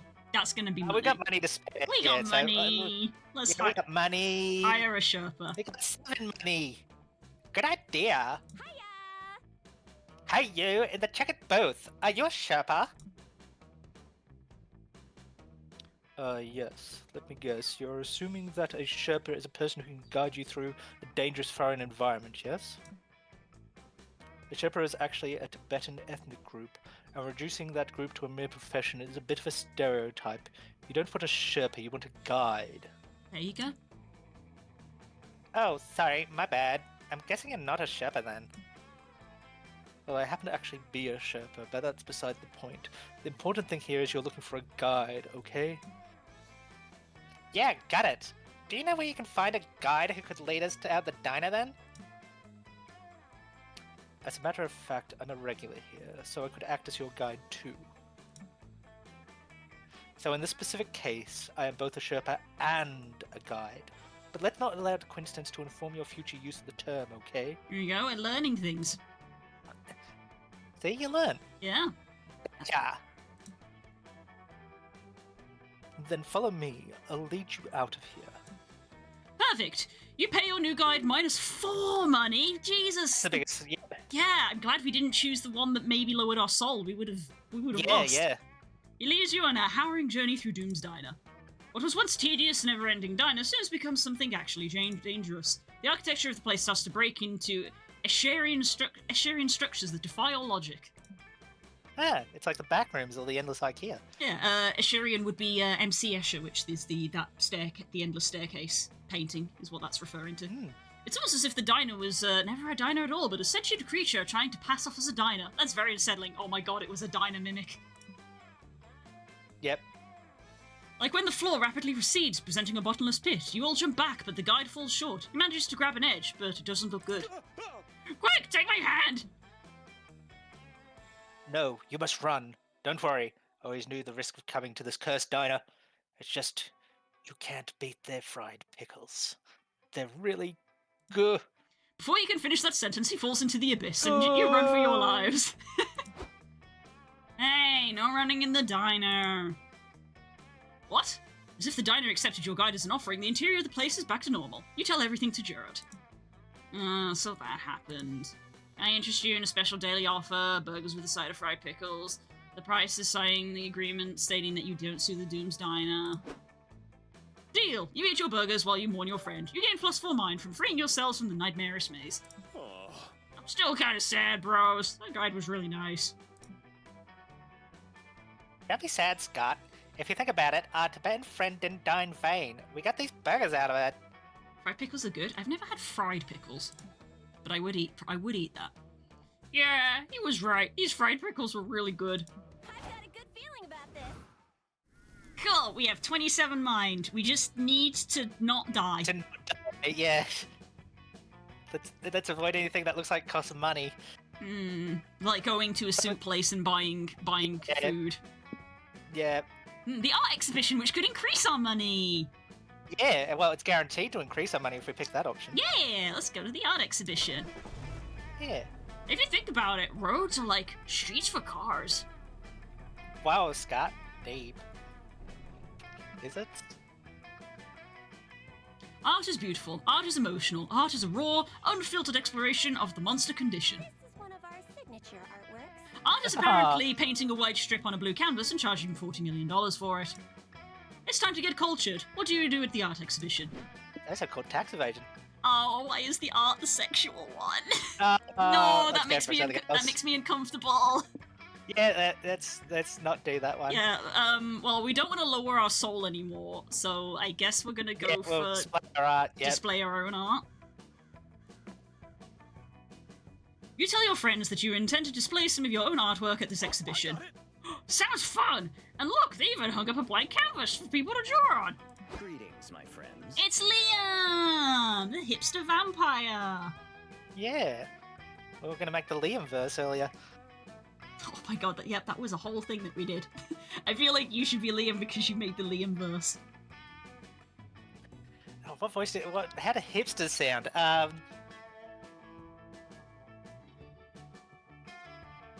could just do a normal voice. I haven't done a normal voice. Just normal. Francisco, spilling a piece. Being here in Night El Alto. Mm-hmm. This all-white portrait was a last great work before he died. Why'd he die of boredom? Celebration twerk. What? Looks like old Polly and friends are gonna have to put the twerk in artwork. What does that even mean? Yeah, let's draw something fun on the boring canvas. What? You can't draw in Spaniel's masterpiece. It'd be a crime against art. And also against the actual law. Don't worry, Liam. Art will be hella legit. We'll even do our drawings on paper first and pick the best ones. Well, I'm not going to stand by and let you deface an art piece. Not without my input anyway. Give me a marker. You will take a moment to create your drawings and take turns showing them off. Behold, true Feast your eyes, plebeians. A blank page inspired by Bianco Nerato. It's an expression of ennui. It is an increasingly consumerist... Name. Liam, disqualified for being boring. Vicky, what do you draw? You drew Keith Bloodclaw, your warrior cat OC. No, I've been called out. Excellent. Which quickly gets disqualified for having excessive abs. God damn it. It's okay, Bo. You can still make a mark on the art world by choosing which piece should exhibit minor Scots. I think we know the correct answer here. Absolutely. Always hug your friends with a Z. Holly's face is screaming at a bunch of people twerking. It took me a second. Yeah, it does have twerking in there, but Yeah. I mean, there's only one correct answer. Absolutely, it has to be the hug. Diglett! Oh my God, Thank you so much for gifting 5 subs. Welcome on in. Just popping in. Hi, friends. Thanks for coming. I love you. I hope you're doing well. We're gonna pick Scott's picture because you always hug your friends. Always hug your friends. Absolutely. I want to hug my friends. Scott translates his drawing onto the museum wall. Immediately, art snobs are falling all over to discuss the imaginative brushstrokes and clear call to action. Monsieur Hal, says one art critic, can you explain what inspired you to choose an uncooked macaroni frame for your masterpiece? Oh, that was easy. I really like macaroni, but I'm not allowed to boil water by myself, so I just eat the noodles raw. I spilled some on the picture while I was working, so I just rolled with it. Ugh, that's such an insult for Victor Spindle. You destroyed his masterpiece with your shitty macaroni art. Oh, I wouldn't say he destroyed it. In fact, Monsieur Hal understood my art better than anyone. The art critic removes his fake mustache and a giant beret to reveal... Enzo Spindle? But you're supposed to be dead. Thank you for the bit, Stiglet. Nay, I merely faked my own death so I could watch Bianco and Nitro Alto in secret, waiting for the day a true artist would correctly interpret it. As a blank canvas. Buff, gentle artist of luscious fur, thank you for realizing my dream. You are a true artist at heart. You, and not the purple vampire who obviously didn't get my art. Poor Liam. Okay. Hooray! You gain +4 soul for choosing the piece with the wholesome message, but you lose 4 stamina because the macaroni came out of your road trip food supplies. Oh, we're dancing on the knife edge again. We what?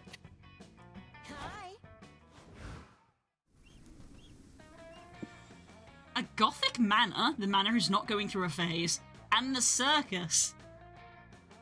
I don't know what to pick. Maybe the circus? We've got gain money, lose magic. We could afford to lose magic. We can afford to lose magic. In the hopes that something else goes up. Yeah, okay. Yeah. Polly, I don't think I get art. It's okay, nobody does. We just have to survive. You, Polly, and Scott grab some popcorn and head to your seats to watch the circus. On your way there, a ringleader runs up to you. Hey, he whispers, I suddenly lost some of my performers in a soup-related incident, and I desperately need an act to cover them. What? How's the charity stream going so far? It's going great! You can see our progress bar at the top, and also ! Donate for anyone who wants to keep donating. If you donate $5, you get a picture included with all of these pictures that we have on stream. As you can see, there is a lot. We are having a very fun time. But also, absolutely. Yeah, also, what is a soup-related accident? Oh, well, there's many. They went to the soup store. To buy soup? I thought they were buying clothes. Why are you buying clothes at the soup store? Fuck you! Then I thought to myself, if I randomly checked in with the audience, I may bump into actual trained performers willing to join us. Oh my goodness. The rationale of this man was quite questionable, but you were born to embrace nonsense, so you tell him you're a circus performer. Fantastic, what sort of act can you do? I love my immediate thought is to launch myself into a cannon. Clearly. Magicians! Magicians, aerialists. So we want to be magicians to lose magic, because we can afford to lose the magic. Time to dust off your top hat and find that pesky rabbit that got loose in your luggage, because you're going to be a magician. The ringmaster explains that doing magic is a passion, and therefore to honour that, they tell you that you won't get paid. Wait, what? This is factually untrue. Magicians are entertainer workers and therefore deserve fair pay. She's right, but that's not the case today, apparently. It's time to do some magic tricks and get everything you can from the experience. Hey, circus fans, I'm Polly the Phantasmal. Watch me make a whiskey and this fast disappear. That seems like a Pharrell. Boo! Your magician name sucks. It doesn't even start with the same letters. Actually it does. Phantasmal starts with a silent P. Boo! We came here to see hot chicks in leotards. It's a fucking spellcasting lesson. Everyone's a critic. Scott, you try to entertain your stupid cousins. I'm a good boy. I'm a good boy. I'm Scott the Spectacular. I'm going to use my magic powers to transform into a really good boy. Cut that shit out, Scott. You can't use magic to turn into anything you already are. Aw, he is a good boy. Aww. He's a good boy. It's oddly wholesome. I know, right? Thanks, I think. This is a tough crowd, but you know a magic trick that'll wow even the Wolfpack. The annoying trick where you reveal everything is cake. Make all fanfics canon! I mean, I have to. But the Liams! Yes, all the Liams are canon now. Make all the fanfics canon. You invite the audience to bring their fanfics forward to be magically canonized. Oh my goodness, feel like I'm the only one that Diglett! can Thank do you this. for the $25! Send me a picture and I'll put it on the screen. You can DM me. Send me a picture and I'll put it on the screen. Thank you so much! We're getting closer to our goal of $400 where you guys can force me to pay a scary game that I don't want to. A specific game, to be clear. Yes. Little Nightmares. Little You don't get Nightmares. to choose. Yes, Little Nightmares. Okay, one man says, here's some fan art I drew of a famous grumpy cat from beloved newspaper comic reimagined as a hot goth girl. Why is it always Garfield? Yeah. Well, it could be other. There are other grumpy cats in comics. Mm-hmm. But you know it's not. You don't want hot goth girl Garfield? No, I don't. Zoe's doing the chanting. Oh, sorry. Oh, now I just say the -4 magic words, and boom, it's canon! Meenex is a teenage girl. Here's a fanfic I wrote about the same grumpy cat, but he's secretly an eldritch horror slowly devouring his owner's mind. This people like Garfield. Yep. Oh, spooky, consider it canon! What about mine, an old man asks? I have a web series where I reimagined the Grumpy Cat cartoon strip without the cat entirely. In my creation, the cat's owner is just talking to thin air, making him look like an incredibly lonely and unhinged person. What do I send a picture of? Whatever you want. Anything. Yeah, it can be anything. It just has to be, like, you know, safe for work. It just says, yeah, It it's just has safe to, be, for work. it has to be safe for work, but that's it. It can be anything. I mean, we've literally... Currently, we have a picture of Scissor, Spook in a mustache, Hope, Neon Vase, Pirate, Das, the American flag, a fluffy Arcanine, an Amethyst Geode, a close-up of Kay's Final Fantasy character, and Sanic on a t-shirt. Yeah, obviously nothing offensive, nothing not safe for work, but generally speaking, any random thing you'll want, just, yeah, be sensible. Jeez, that's depressing as fuck. And now, oh, sorry, I went to Valley go. Jeez, that's depressing as fuck. And now it's canon. But wait, that means the Grumpy Cat is a hot goth girl, an eldritch horror, and doesn't exist all at once? That's impossible. I would argue that's entirely possible. Don't worry, if there's ever a contradiction in the story, just remember the golden rule. Oh, yes, I did it. The classic. I was Zoe. That makes sense. Can you canonize my fan theory? Someone else says, I have a headcanon that Earth is actually flat. Everybody got a bunch of annoying evidence to the contrary, but with your magic we could make it canon. Ugh. No, we're not doing that. Oh, man. Well, everyone but that guy is super hype for your tricks. I'd call that a success. We don't want any more events. We don't want to die. We just want to get to the end. We can increase us. How do we increase our soul at the factory? Unionize. Soul is that's a stamina we're in trouble with. Oh, why did we get a bunch of mystery ones? We don't want mystery. No. The city is under attack. Both of these could eat up stamina quite easily. Yeah, if our stamina or our money goes to 0, then we could lose. Yeah, money isn't in great shape either. I mean, we might gain money from the factory and maybe lose soul for doing work. Yeah. Maybe. Maybe.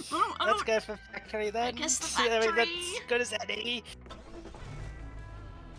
Finally, some respite from wacky stuff. Uh-oh. You're driving along when a cop car pulls up and signals for you to pull over. Uh-oh. License and registration, please. You got a fucking warrant? Afternoon, kids. Can we see your license and vehicle registration?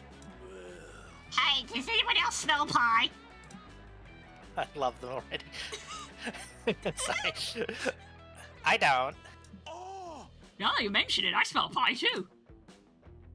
No, you don't. Your nose is lying to you, Scott. Don't listen to it. I smell pie too. I figured it was just I was just really craving pie, but now that Polly's being weird about it. I'm not being weird. You're all being weird. I'm perfectly sane and normal. I have sent you a picture of a pin. Ooh. Let me go grab a picture. That's very cute.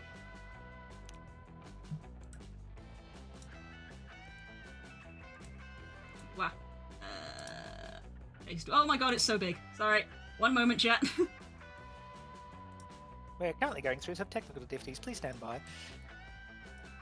Cue elevator music. It's very cute. Hang on. Let me see if I can crop this a little bit.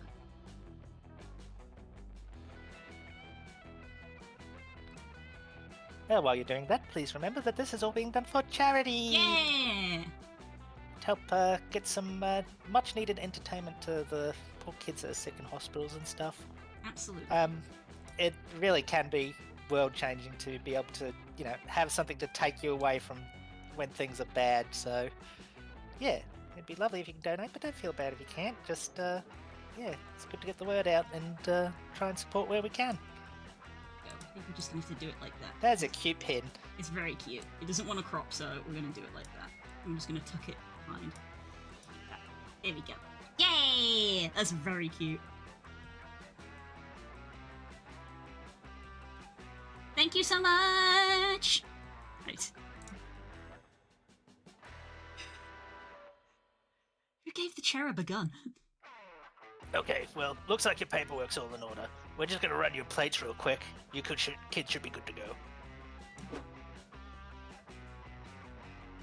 God damn it, now I gotta figure out what to do with this pie I stole before the students come back. You stole a pie? What for? You don't even eat! I don't know, I just saw it killing on some old lady's windowsill and grabbed it. I was in a silly, goofy mood. But now because Vicky was acting all suspicious, the cops are totally gonna know I stole this pie. I'm gonna hide it before they get back. Well, at least if you help Holly hide the pie, you can eat it later. How do you save the stolen pastry? Hide the pie under your trademark fancy top you've been wearing this whole trip. Or hide the pie under the pile of money you will use to bribe the cops. We don't have money! So I guess we're gonna put it under our top? Very small and it has no money. We can't bribe the cops, we don't have a lot of money left. We have to be the under the top. It's the only chance of survival. Oh, it's a top hat. I missed the key word. Yeah, my fancy top hat. Wait, what fancy top hat? Oh, only the trademark Vicky fancy top hat. I knew it'd come in handy eventually. Let's do it. Yeah, I better remember who you were before you put on that hat. Let's hide the pie under there. Polly stashes her stolen pie under your hat, just in time for the cops to come back. There's a missing pie somewhere. So guess what? Well, we're in Lakutha, we got a call that there's a pie thief on the loose. My partner's gonna need to search a vehicle. You there. Remove that hat for a moment so I can see if the contraband pie is under it. Oh god, it's gone wrong immediately. Yep. You want Vicky to take off the fancy top hat? But it's the cornerstone of her cool visual identity. So? You don't understand. Vicky was super lame back in school. Put a fancy top hat on her, it turned her into a whole life around. Not cool. You can't force her to go back to her old boring ways. It's inhumane. Oh no, I think we've got the point. I thought Vicky was pretty cool with that hat on too. A fancy hat indeed. Wait, that's also Jessie. God damn it. Yeah, because... Such a bold fashion choice to wear a top hat while driving. It's a convertible of all things. I don't think we should force her to take it off. But the pie! I know, but this is too far. We swore to protect people no matter what. Even if that meant shooting at suspicious characters first and asking questions later. But this? I mean, we gotta draw the line somewhere. It's really helping people if we take this poor youngster lame again. Sorry, partner. You're right. I'm sorry, partner. It's been a cop for too long. I guess I lost some perspective. Peculiar Little Rabbit, thank you so much for the raid. Auntie Griselda came to visit. Don't tell her where I put the pie. Stay out of jail. It's okay, pal. Sorry to bother you kids. Drive safe and stay fancy. Oh, I'm being taken. I'm sorry. I will be back in a minute. Ah! And there she goes. This happens sometimes. She gets abducted by aliens. There it is. Ugh. Hello. Hi. Where'd you go? Stop it. What did you do with my pie? Nothing! There's no pie! Shh, there's no pie.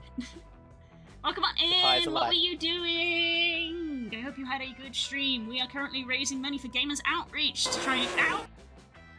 I'm being very rudely interrupted. Arcanine.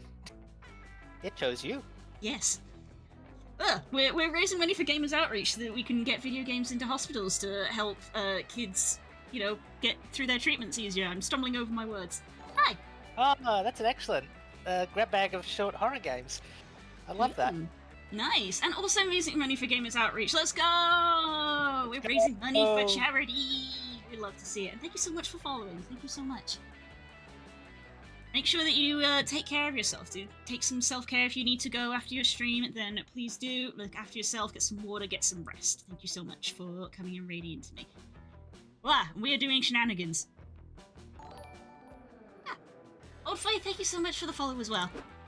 You have no recollection of ever putting this hat on, and yet there it is, on your head, and everybody else's memories. It's a -4 mindfuck, no! You don't let it bother you too much, especially since you got +4 stamina from eating that stolen pie. No, we did need the stamina, but we needed the mind. We needed the stamina, but we needed the mind. God damn it. Factories are ruled by long hours, hard physical labor, and the crushing weight of capitalism on everyone's shoulders. Oh no, she's doing his tail! Oh.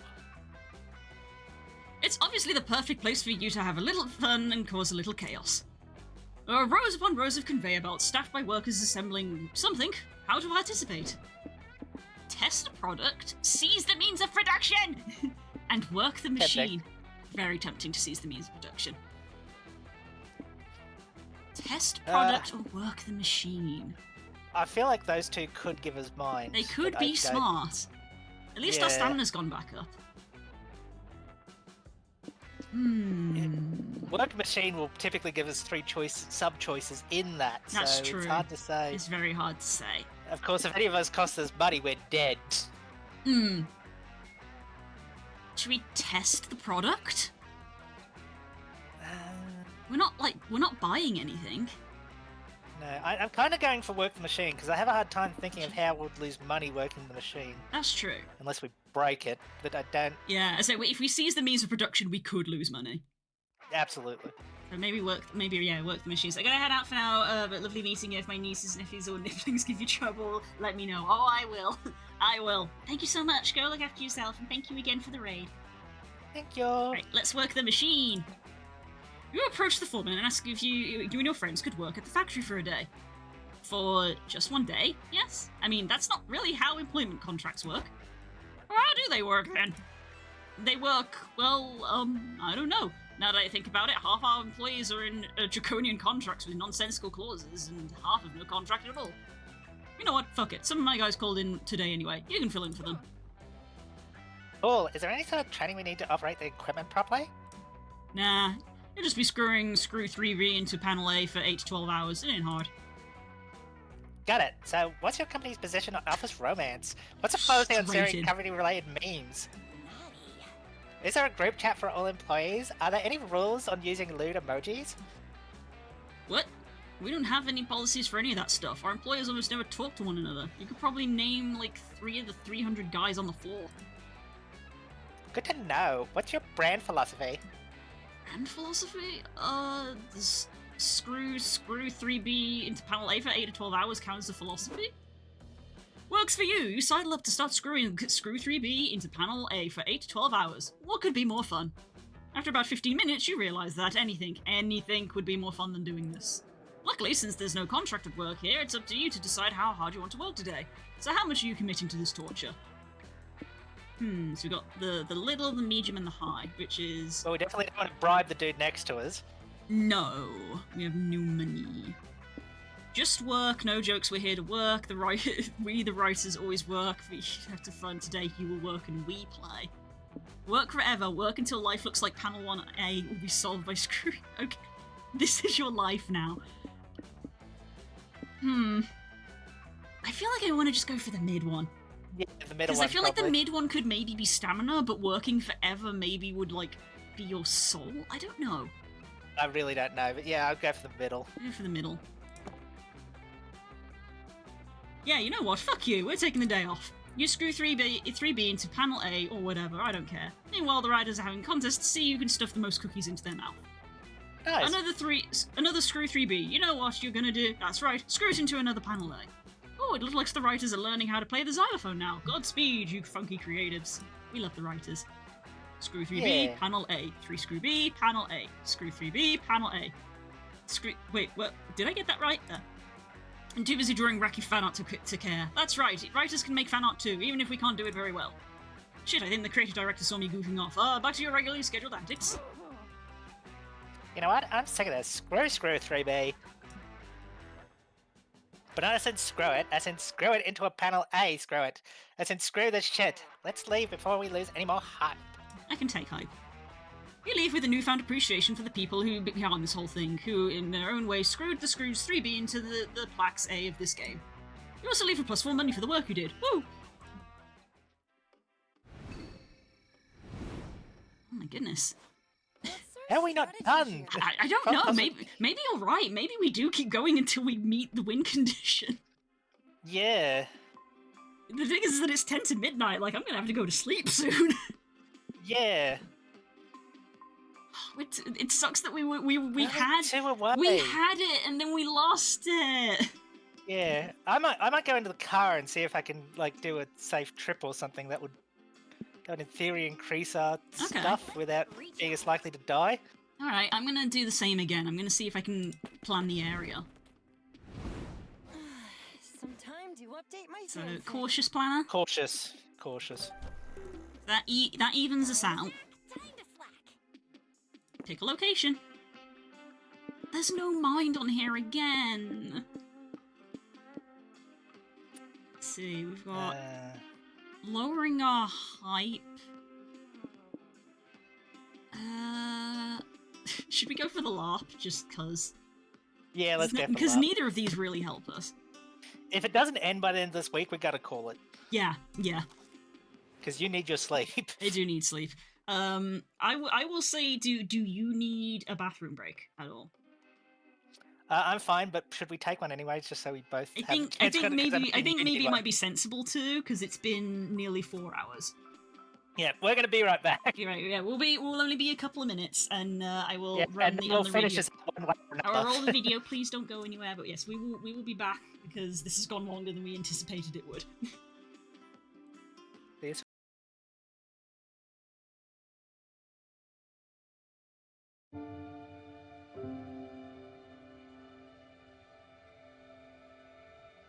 He's had hard trials that I feel like a lot of people haven't really experienced.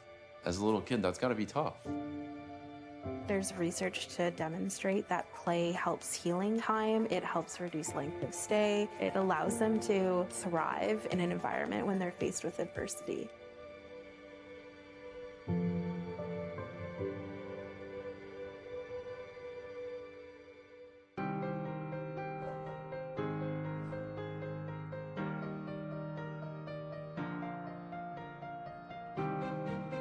The go-karts help make gaming possible inside hospitals. They're portable video game stations that are designed specifically to address the challenges in hospital environment. Each cart is equipped with a lift mechanism, a tray for medical equipment, a screen that tilts depending on a patient's situation, and the entire cart is manufactured with medical-grade plastics. They forget about what's happening in that hospital room, as they can use it to distract from a painful procedure. They use it to make the day go by faster. You've just challenged a driver. Hello, I'm Megan. Oh, nice to meet you. I'm Jerome. I understand you have Ehlers-Danlos syndrome, is that right? Yeah. Well, I do as well. Oh my gosh. Or a back brace, stuff like that. That's pretty similar to me, actually. I have a backpack all the time with my feeding tube, along with metal braces and things. Oh, there's a corner. I suppose what helped me is to think there's other things about me, not just the fact that I have this condition. That's awesome. What a novel and brilliant idea. A kid cooped up in a hospital room and a cart comes rolling in with a console on it and you can play games. That's great. The use of video and virtual reality software as therapy continues to gain momentum in the medical community.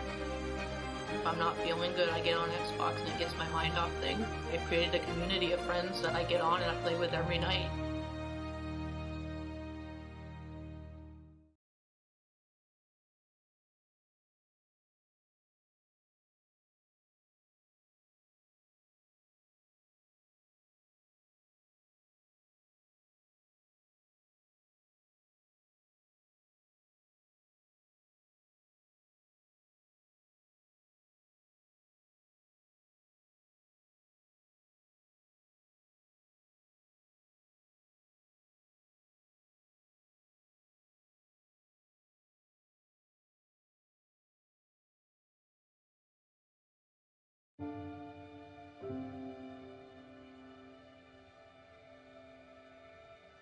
He's had hard trials that I feel like a lot of people haven't really experienced. As a little kid, that's got to be tough. There's research to demonstrate that play helps healing time. It helps reduce length of stay. It allows them to thrive in an environment when they're faced with adversity.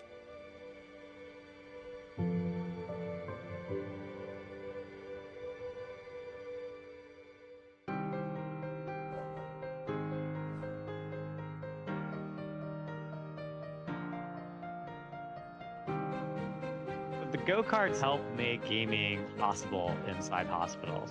They're portable video game stations that are designed specifically to address the challenges in hospital environment. Each cart is equipped with a lift mechanism, a tray for medical equipment, a screen that tilts depending on a patient's situation, and the entire cart is manufactured with medical-grade plastics. They forget about what's happening in that hospital room, as they can use it to distract from a painful procedure. They use it to make the day go by faster. You've just challenged a driver. Hello, I'm Megan. Oh, nice to meet you. I'm Jerome. I understand you have Ehlers-Danlos syndrome, is that right? Yeah. Well, I do as well. Oh my gosh. or a back brace, stuff like that. That's pretty similar to me, actually. I have a backpack all the time with my feeding tube, along with metal braces and things. Oh, there's a corner. I suppose what helps me is to think there's other things about me, not just the fact that I have this condition. That's awesome. What a novel and brilliant idea. A kid cooped up in a hospital room and a cart comes rolling in with a console on it and you can play games. That's great. The use of video and virtual reality software as therapy continues to gain momentum in the medical community. If I'm not feeling good, I get on Xbox and it gets my mind off things. I've created a community of friends that I get on and I play with every night.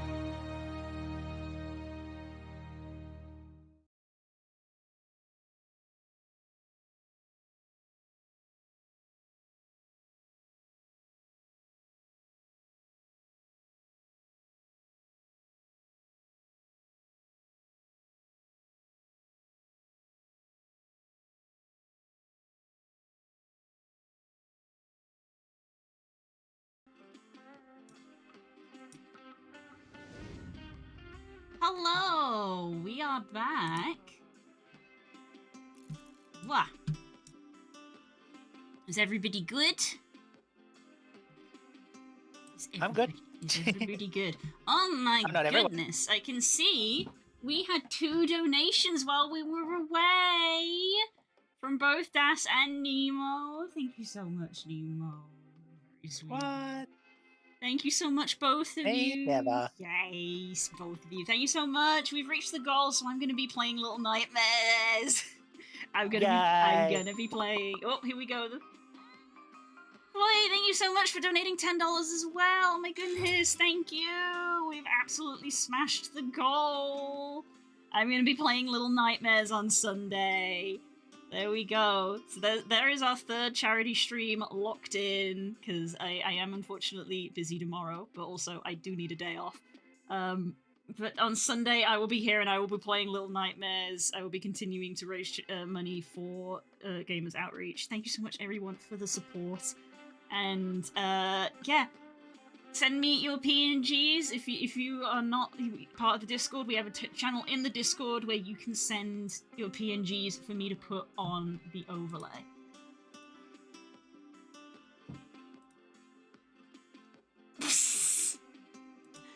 Oh my goodness, that's a classic, Das. Hang on, I think I do have the original of that.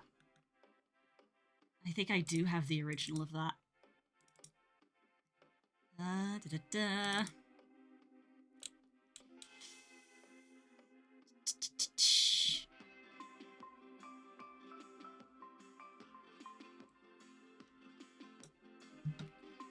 Yeah, classic. Oop, I moved the game. Don't move the game. Whoopsie. Move the picture.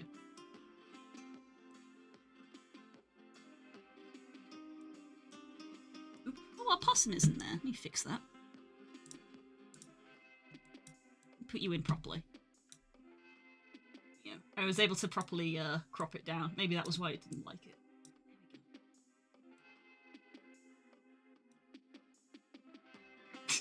These two next to each other is great. Let's sort of stagger these a bit and get them. I love that. There we go. There we go. That seems right, doesn't it? Send me a picture, Nemo, so I can put it on screen. I will. I'll have it ready for you next time. Okay. Wow. Okay. Oh my goodness! Thank you so much. I will update the goal for our Little Nightmare stream to see if maybe we can reach 500, because that would be crazy.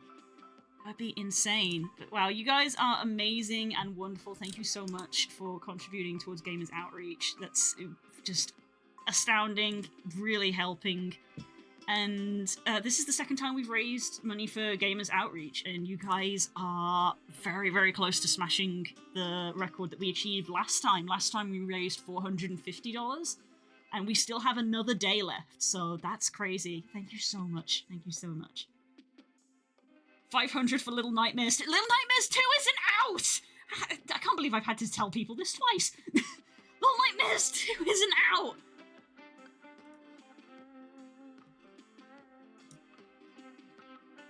But yes, I will update the goal. I will be updating that.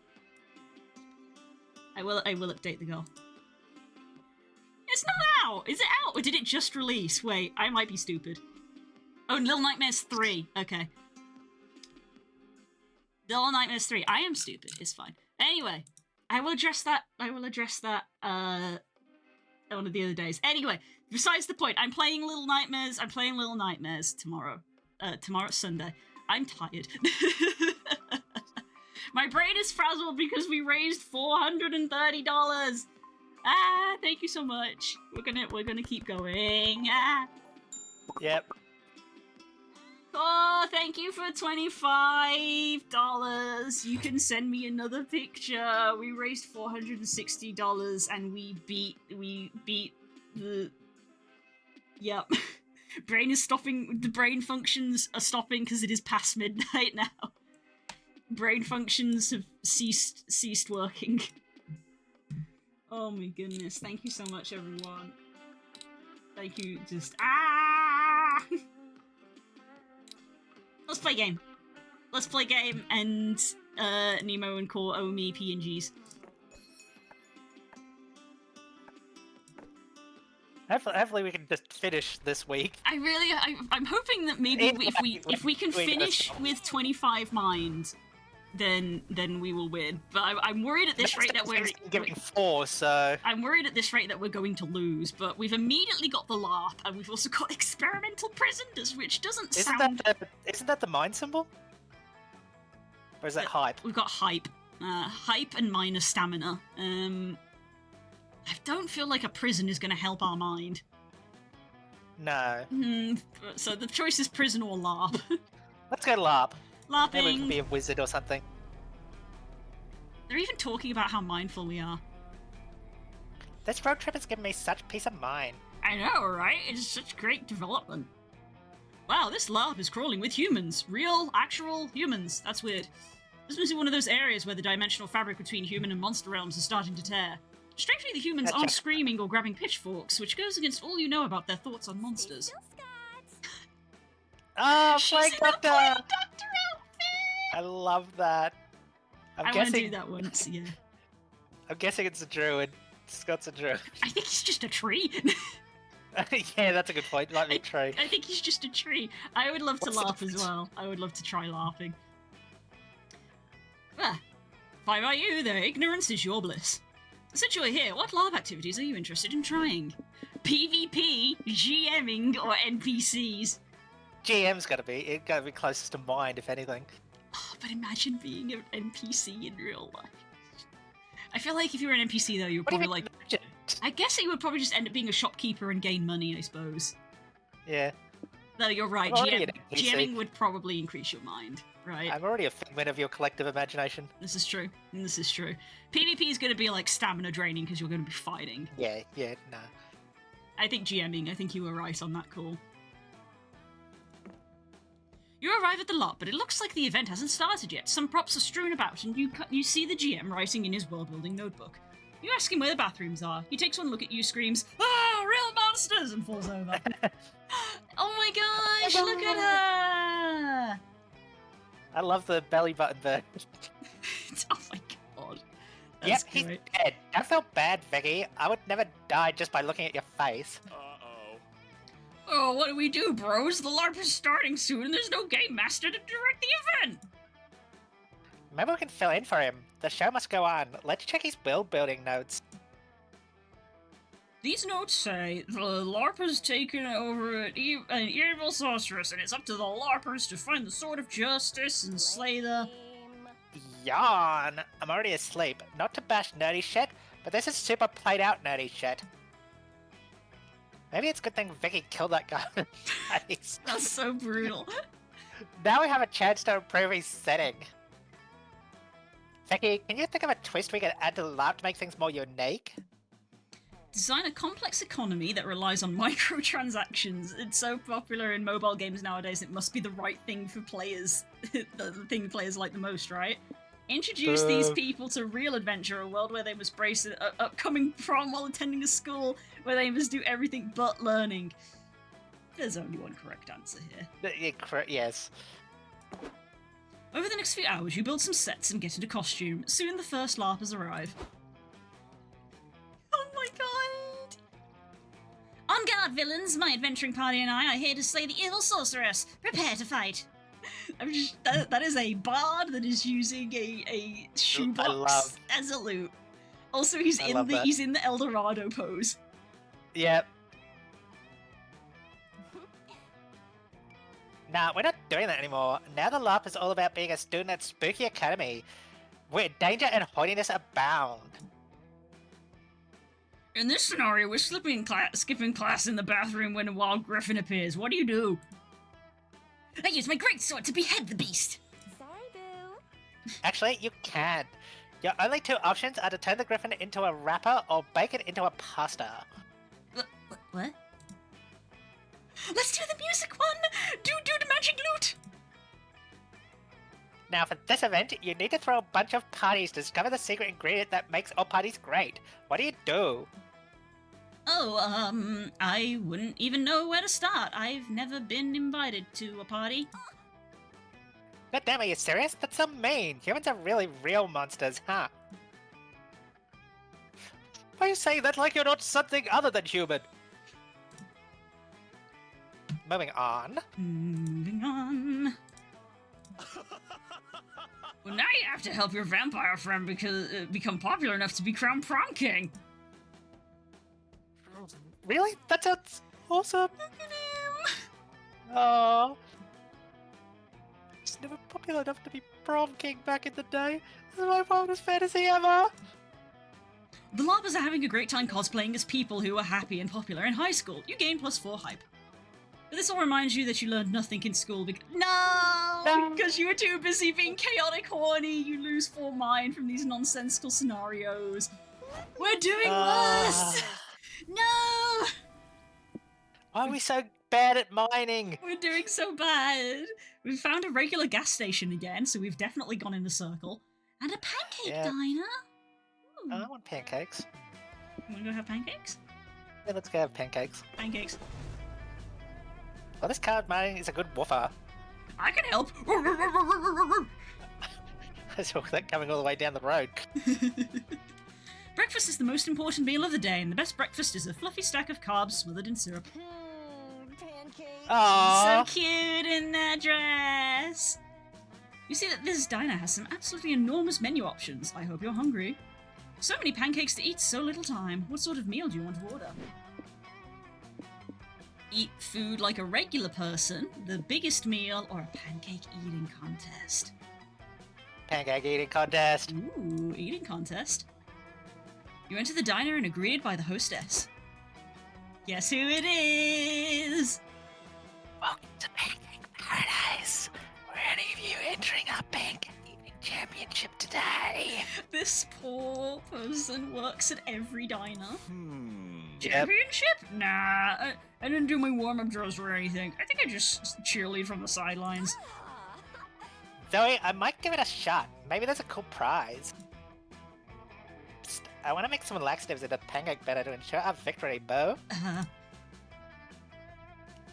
Tempting, but no thanks. I'm gonna eat a disgusting amount of carbs and win a competition. I'd rather do it on my own merit. First, you guys need to complete the readiness questionnaire to see if your bodies can handle the amount of pancakes you're about to consume. 1. Are you illegally allowed to consume pancakes in this country? This one, yes, but let's hope they don't ask about Croatia. Do you have any syrup allergies? Nope, the only thing I'm allergic to is having a good time. Is not having a good time, brother. Have you taken any appetite-enhancing drugs? Entering the competition with the munchies is strictly forbidden. Nah, I'm clean today. I was going to say earlier, I was pretty sure she had a weed on her shirt. Yeah. But I guess I'm qualified. Let's go, Zoe. Zoe, you're good to enter. Which weight class did you want to compete in? Ooh. Pancake Boy Jolly Race, Born to Pancake. The epic pancake tournament arc, Pancakes to Death.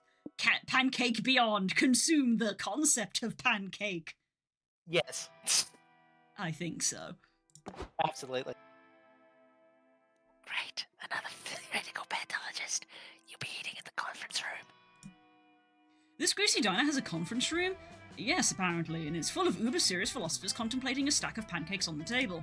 The discussion leader says, "Thank you all for gathering at our yearly conference of the consumption of the pancake Beyond."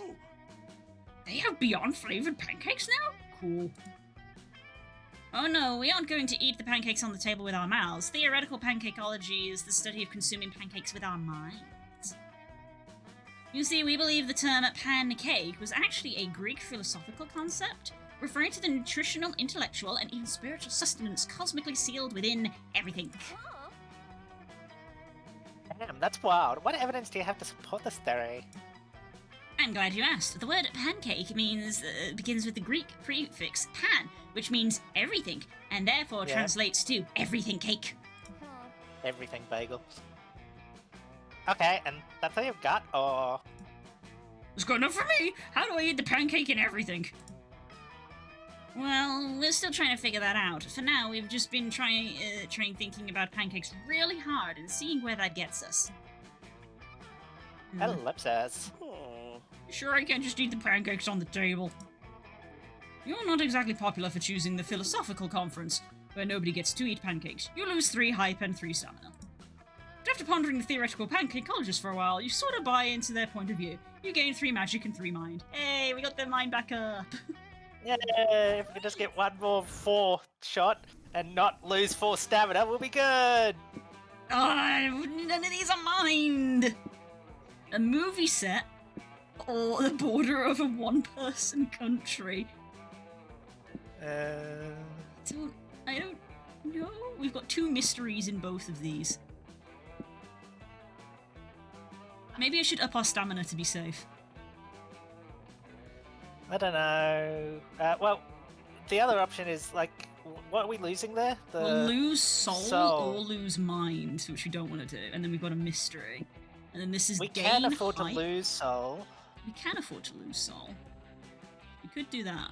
The other one is gain hype and gain stamina, which hype doesn't... and stamina is our lowest one at the moment. Yeah. Are we going? Either one. Should we try an all or nothing and see if we can like lower our soul in the hope that we get mind? Let's do it. You know, my face makes me feel so alive. Dude, road. Wow.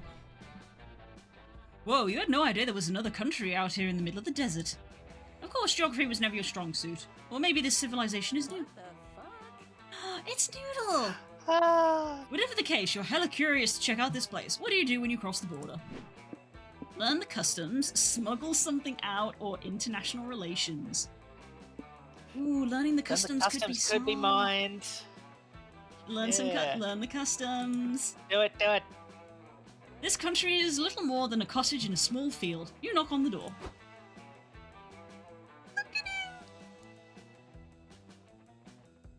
I believe you were Noodles. Was I Noodles? Yeah. Oh. Weren't you? Oh, I thought you were Noodles because they were a little squid boy. Hi there, friends. Welcome to my kitchen, Noodle and Pip. Noodles, Europe. Noodles, Europe? But isn't this already a continent called Europe? My country, my rules. Sure, but I like the name. Don't like it, pick your country. Okay, live your truth. So, what are some of the customs of Noodles, Europe? When is a common European custom to breathe using your lungs? It began as a fashion statement in upper classes, but it became popular in other social crates when people realized lung breathing was the best way not to die of suffocation. The more you know.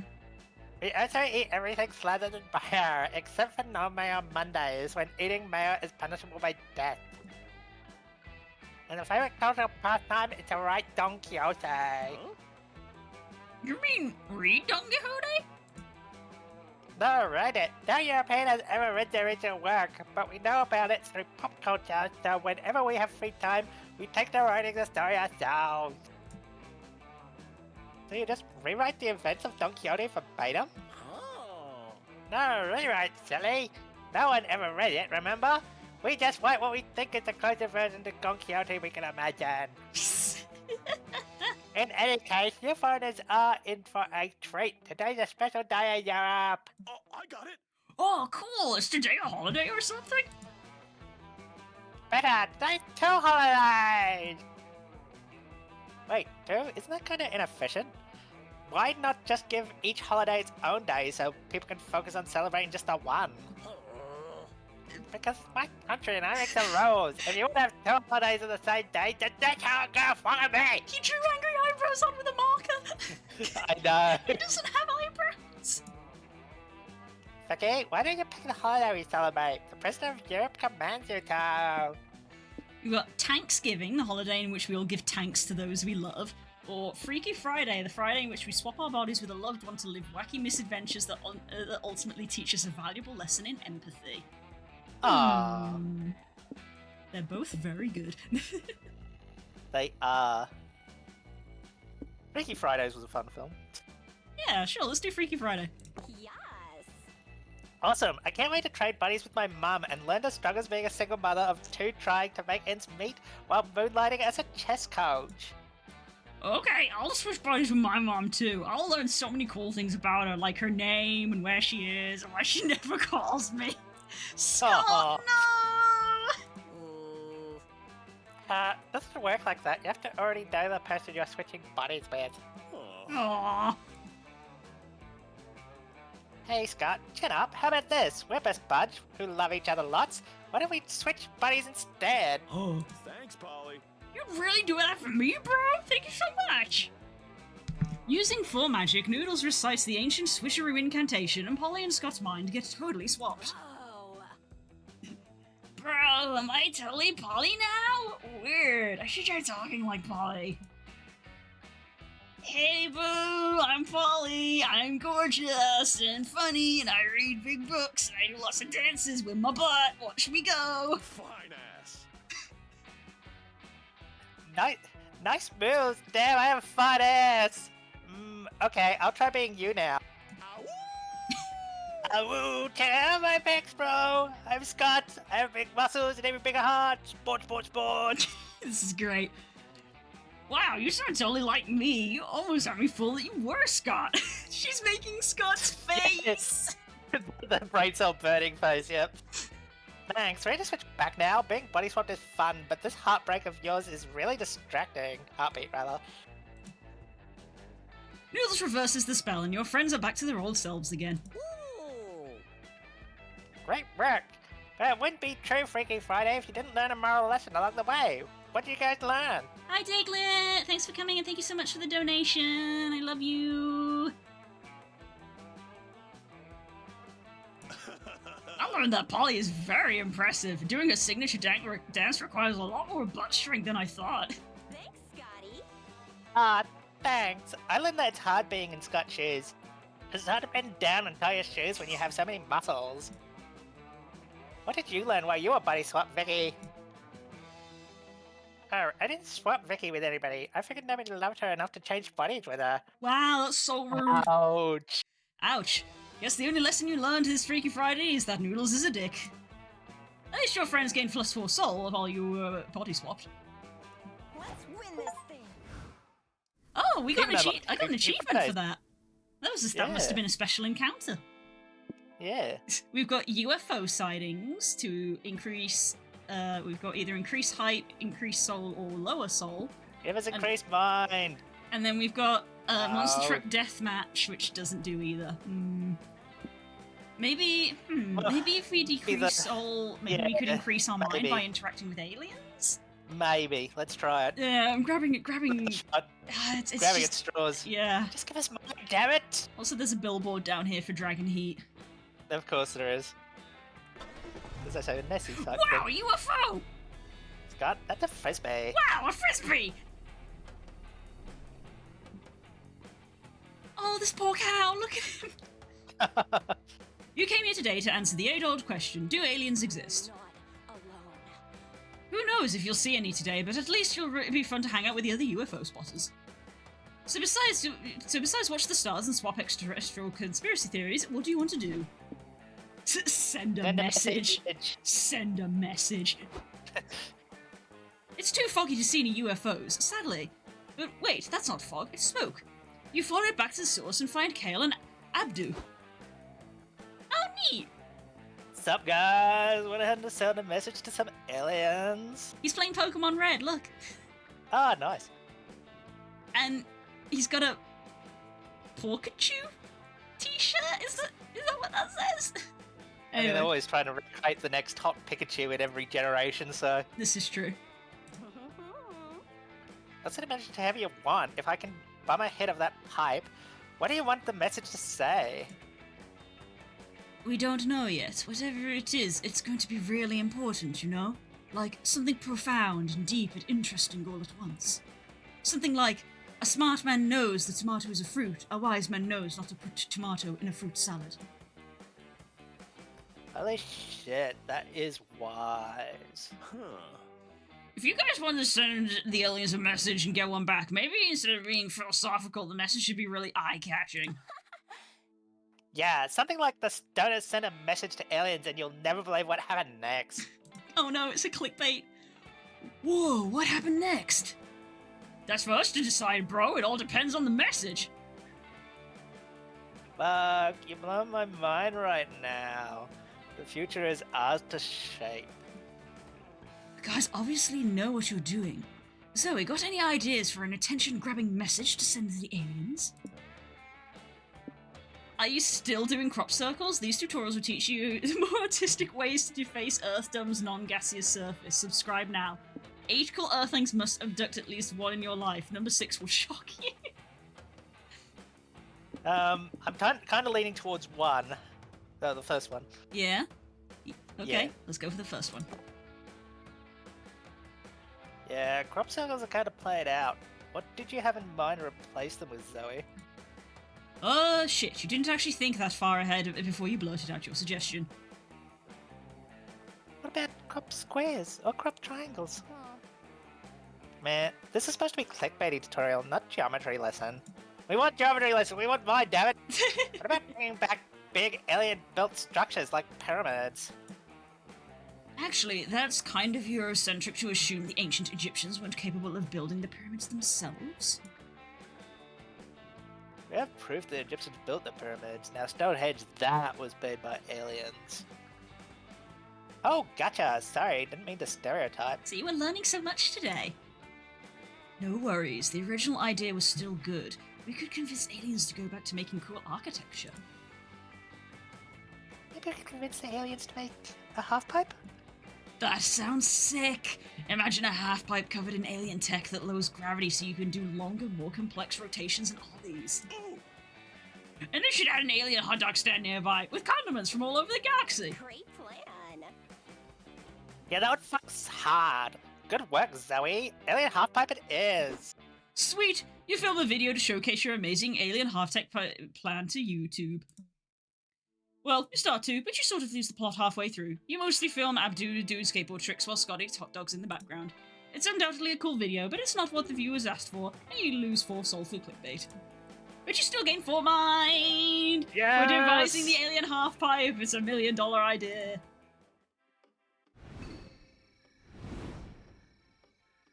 So many places to go.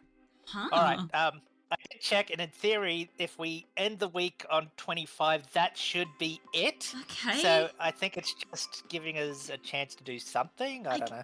Okay. So maybe just chat with the peoples? I guess we can chat. We could chat with each other in the car. Isn't that what it said? Oh, no. Well, we guessed that might be a possibility, but remember what it did was give risky or cautious. Oh, which, yeah, it raised or lowered our stuff, which I guess we don't want to do. Which might... A risky thing might not be bad right now, because if theoretically we're not going into another week anyway, so... I guess the safe option is to just talk with people, since that's guaranteed. That's guaranteed to not do anything. Yeah. So I guess I'll talk here, and you want to talk with Zoe some more? Talk with yourself. Yeah, talk to myself. Time for some leg stretching. Talk to Scott. He'll talk about his grandma or his love for chasing cars. Tell me about his Grammy. My grandma's the best. She took care of me and my cousins when our parents left. Aw, Scott. She was tough as nails. Imagine raising a whole wolf pack by herself. We have other relatives too, but she's like the glue that keeps everyone together. Like, she cooks gigantic delicious meals to feed us all. One of my faves is pasta with pesto. It's an impressive pasta dish. The key is a secret sauce. It's green. A true mystery, you could say.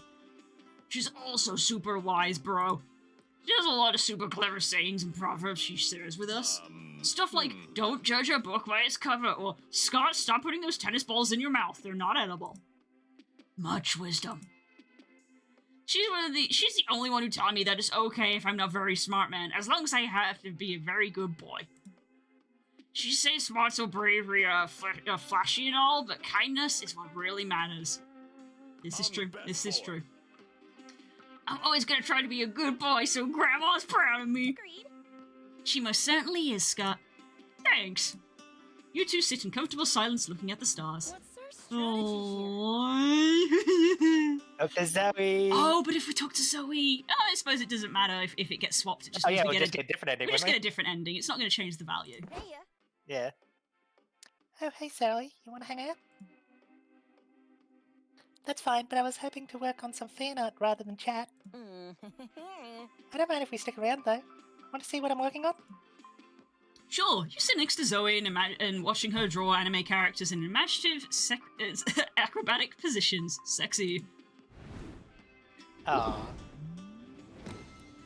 We did it! Da-da-da-da! Destination fulfilled. Okay, so yeah, we had to meet the requirement.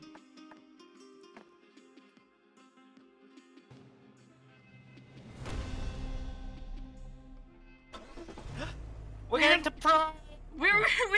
We left prom to go to prom!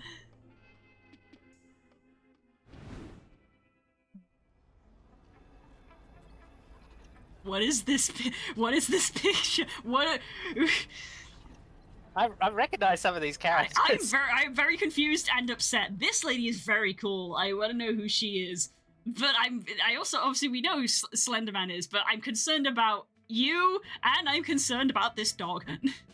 That smile dog to the right is Ben Drowned. Ben Drowned.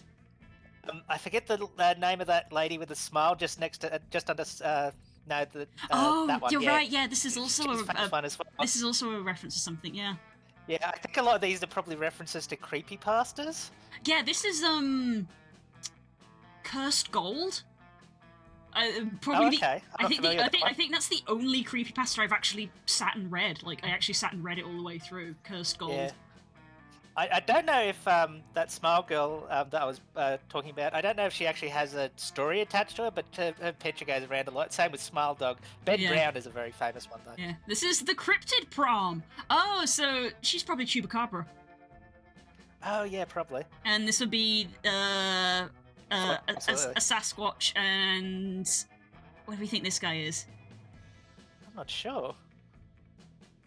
Goatman. With it's the Goatman who has the bridge. Yeah, go bat. I don't. Oh, she's a Yeti, the one next to Slenderman. I just realized that's a Yeti next to. Oh, that's cute. And a dog with a man's face. I don't know who this little. It's a Tsukinoko. It's a fat snake. Oh yeah, you're right. It's the fat snake. Tsukinoko. Oh, they're my favorite. I love Tsukinoko.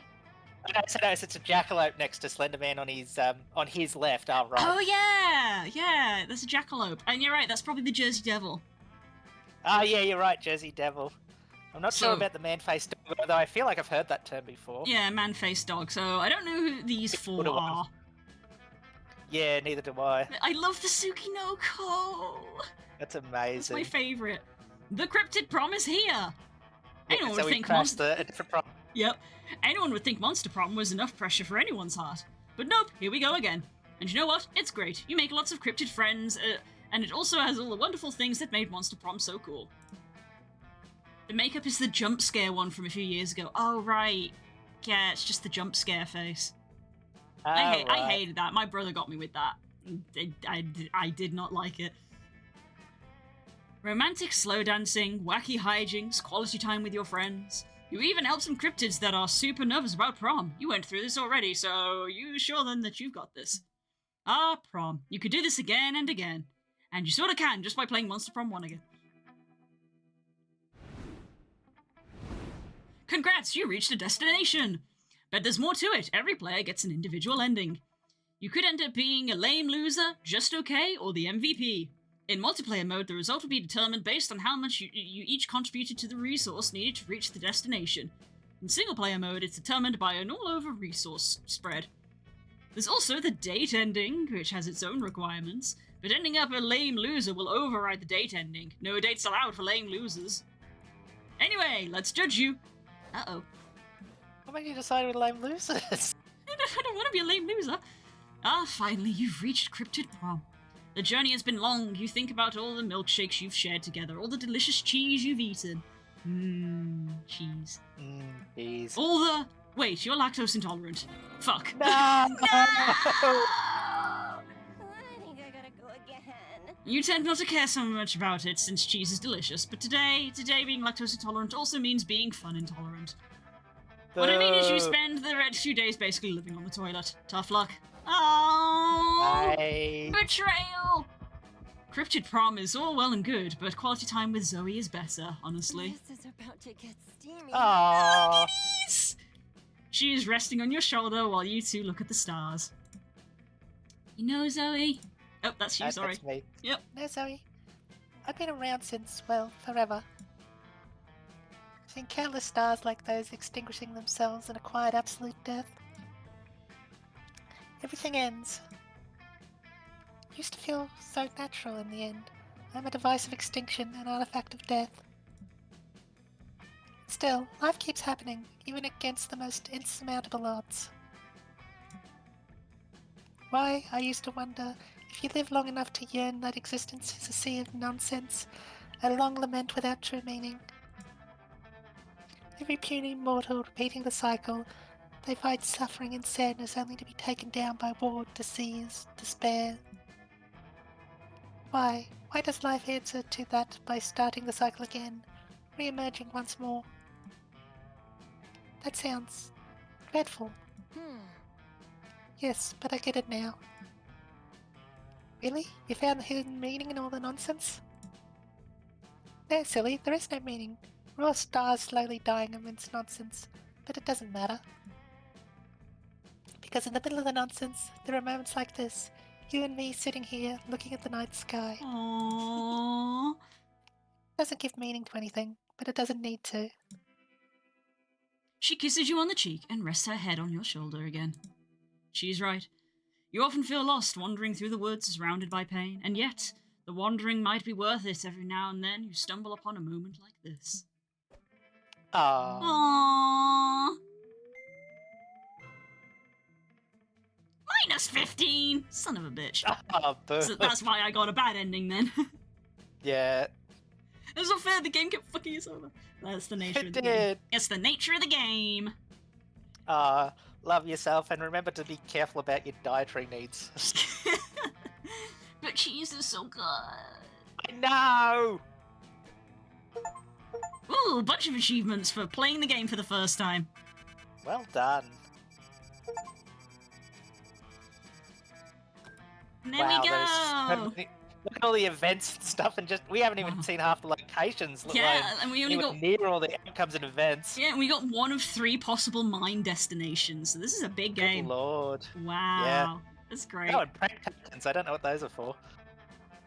I have no idea. Interesting. Very interesting. We did it! And just like that, the road trip came to an end. It was full to the brim with danger, fun, and utter nonsense. It was everything we could have expected from a trip with Polly, Scott, and then some.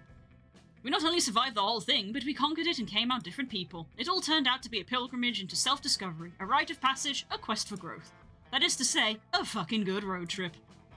As we're heading back home, I thought about how all of this was just one of the first stops in a much bigger journey that was only just beginning. Welcome to the streaming version of the dreaded song. My name is Aw, nice. Oh yeah. I like how it's the streaming version of the song. Yes, yeah. There was an option at the start of like, do you want the stream safe version or not? And I was like, yeah, stream safe, please.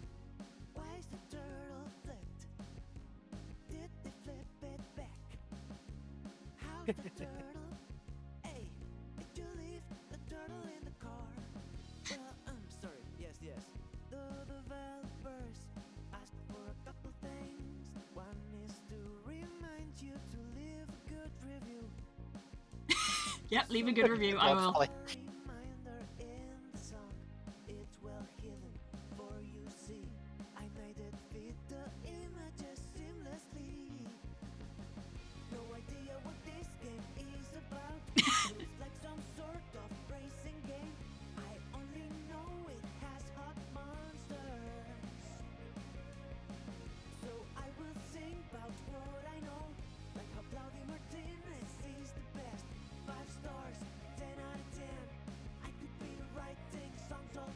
I forgot that Dodger did a Ari's voice. A Robbie's voice. I'm not surprised Dodger did a voice for this.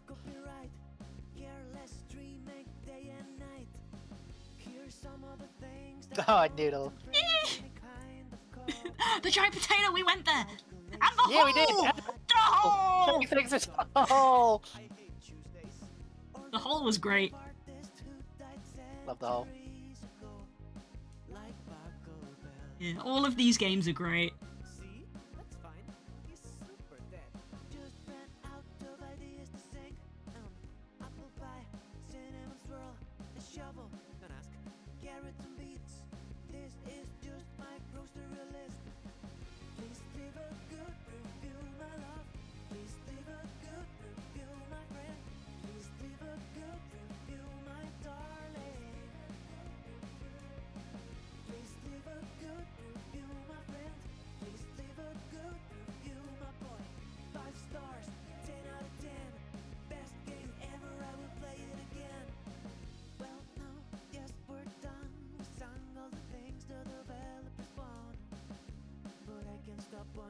It's so funny that they made an entire song.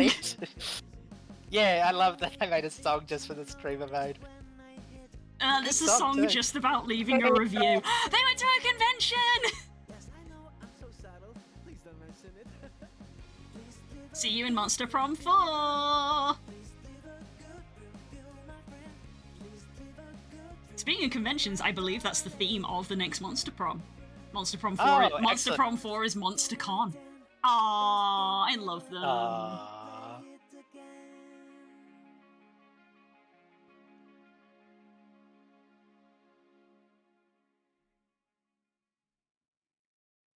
Maybe that's where I get the word glitch from. Maybe. That was great. That was great fun. Oh, thank you so much for playing this with me, Nemo. This was a good time. Thanks for having me. This was a really fun time. That was brilliant. It's good to love yourself. It's one of the longest relationships you'll ever be in. It was great. That was great. And then Zoe sketching in a book.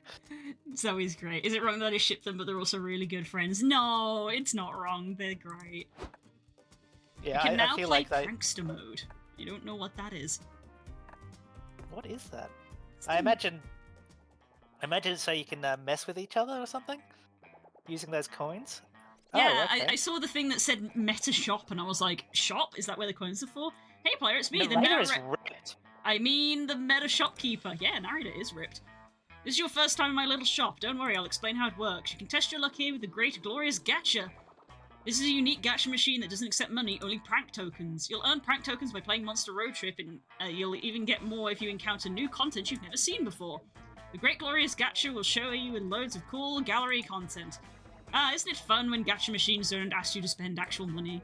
On top of that, you've already played Monster Roadtrip before, so you get some prank tokens retroactively for what you've already achieved. What are you waiting for? Let's get the gacha rolling. Oh. Gotta try at least one. Gotta do this, yeah. Map mountain sketches. Play a tarot card sketches! Oh!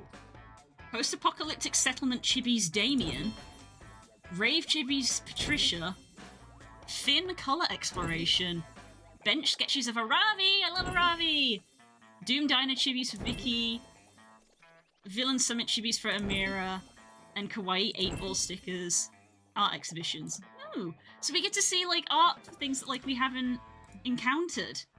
Like, like alternate outfits, I guess. Yeah, and I imagine some of it's like concept art and stuff by the way it's describing it. Oh, look, there's the ending that we got. Ah, nice. So yeah, it keeps a record of things we actually saw, but you also unlock other things, which seem to be more things I mightn't have used as much. Ah, look, yeah. Yeah. Ah, bench sketches. The sketches when you're talking on the bench with one another. Ah.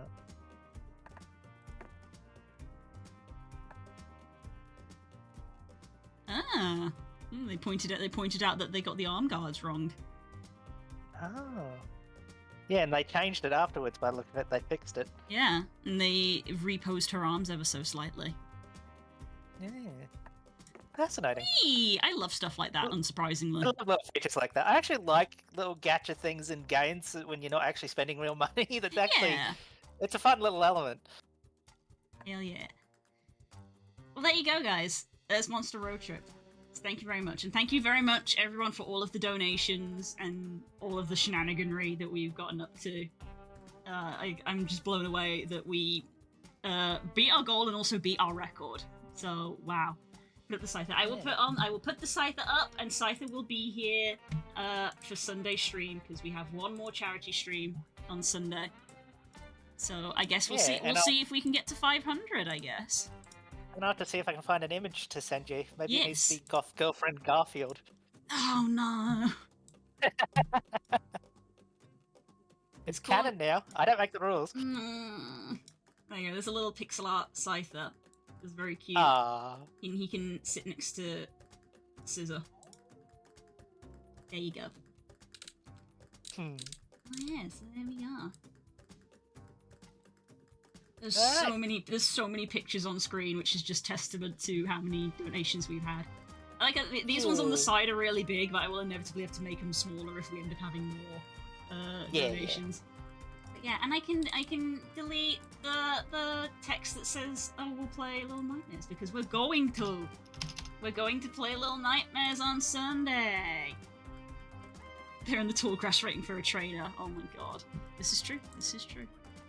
That works. But yes, so once again, thank you all so much. Thank you all so much. This is crazy. And yeah, you guys are just so generous and so kind. It's wonderful. So thank you so much. And thank you, Nemo, for coming. Also, thank you for your donation, because you donated as well. But thank you for coming and playing this game with me. It was really fun.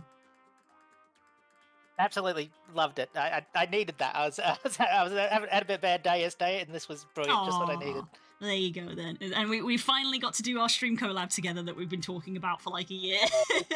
Took us a while, but we got there. Hey, it's fine. Right.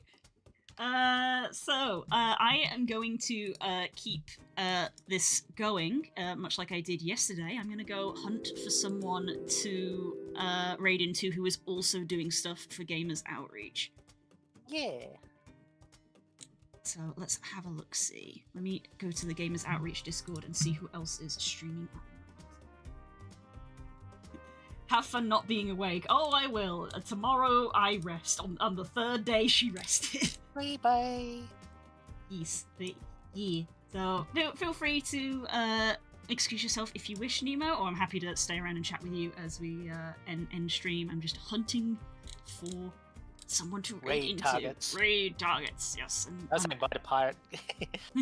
Bye, pirate. Who is live right now?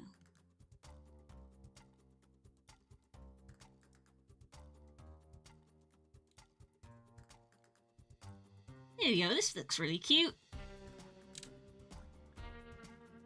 Someone called Chucky Remember to be Bunny. nice to raid targets. Yes. So, we're going to do same message as yesterday, which is charity raid. Feel free to add in emotes to that as you see fit. We're going to raid into this streamer called Chucky Bunny, who's playing Fields of Mystria and is also raising money. Right. Thank you so much, everyone, for everything. I said it once. I'll say it again. But thank you so much. And yeah, I will see you all on Sunday for one last charity stream where I am going to be playing Little Nightmares. I have to install the game now. Take care, everyone, and enjoy the rest of your day. Bye! Bye!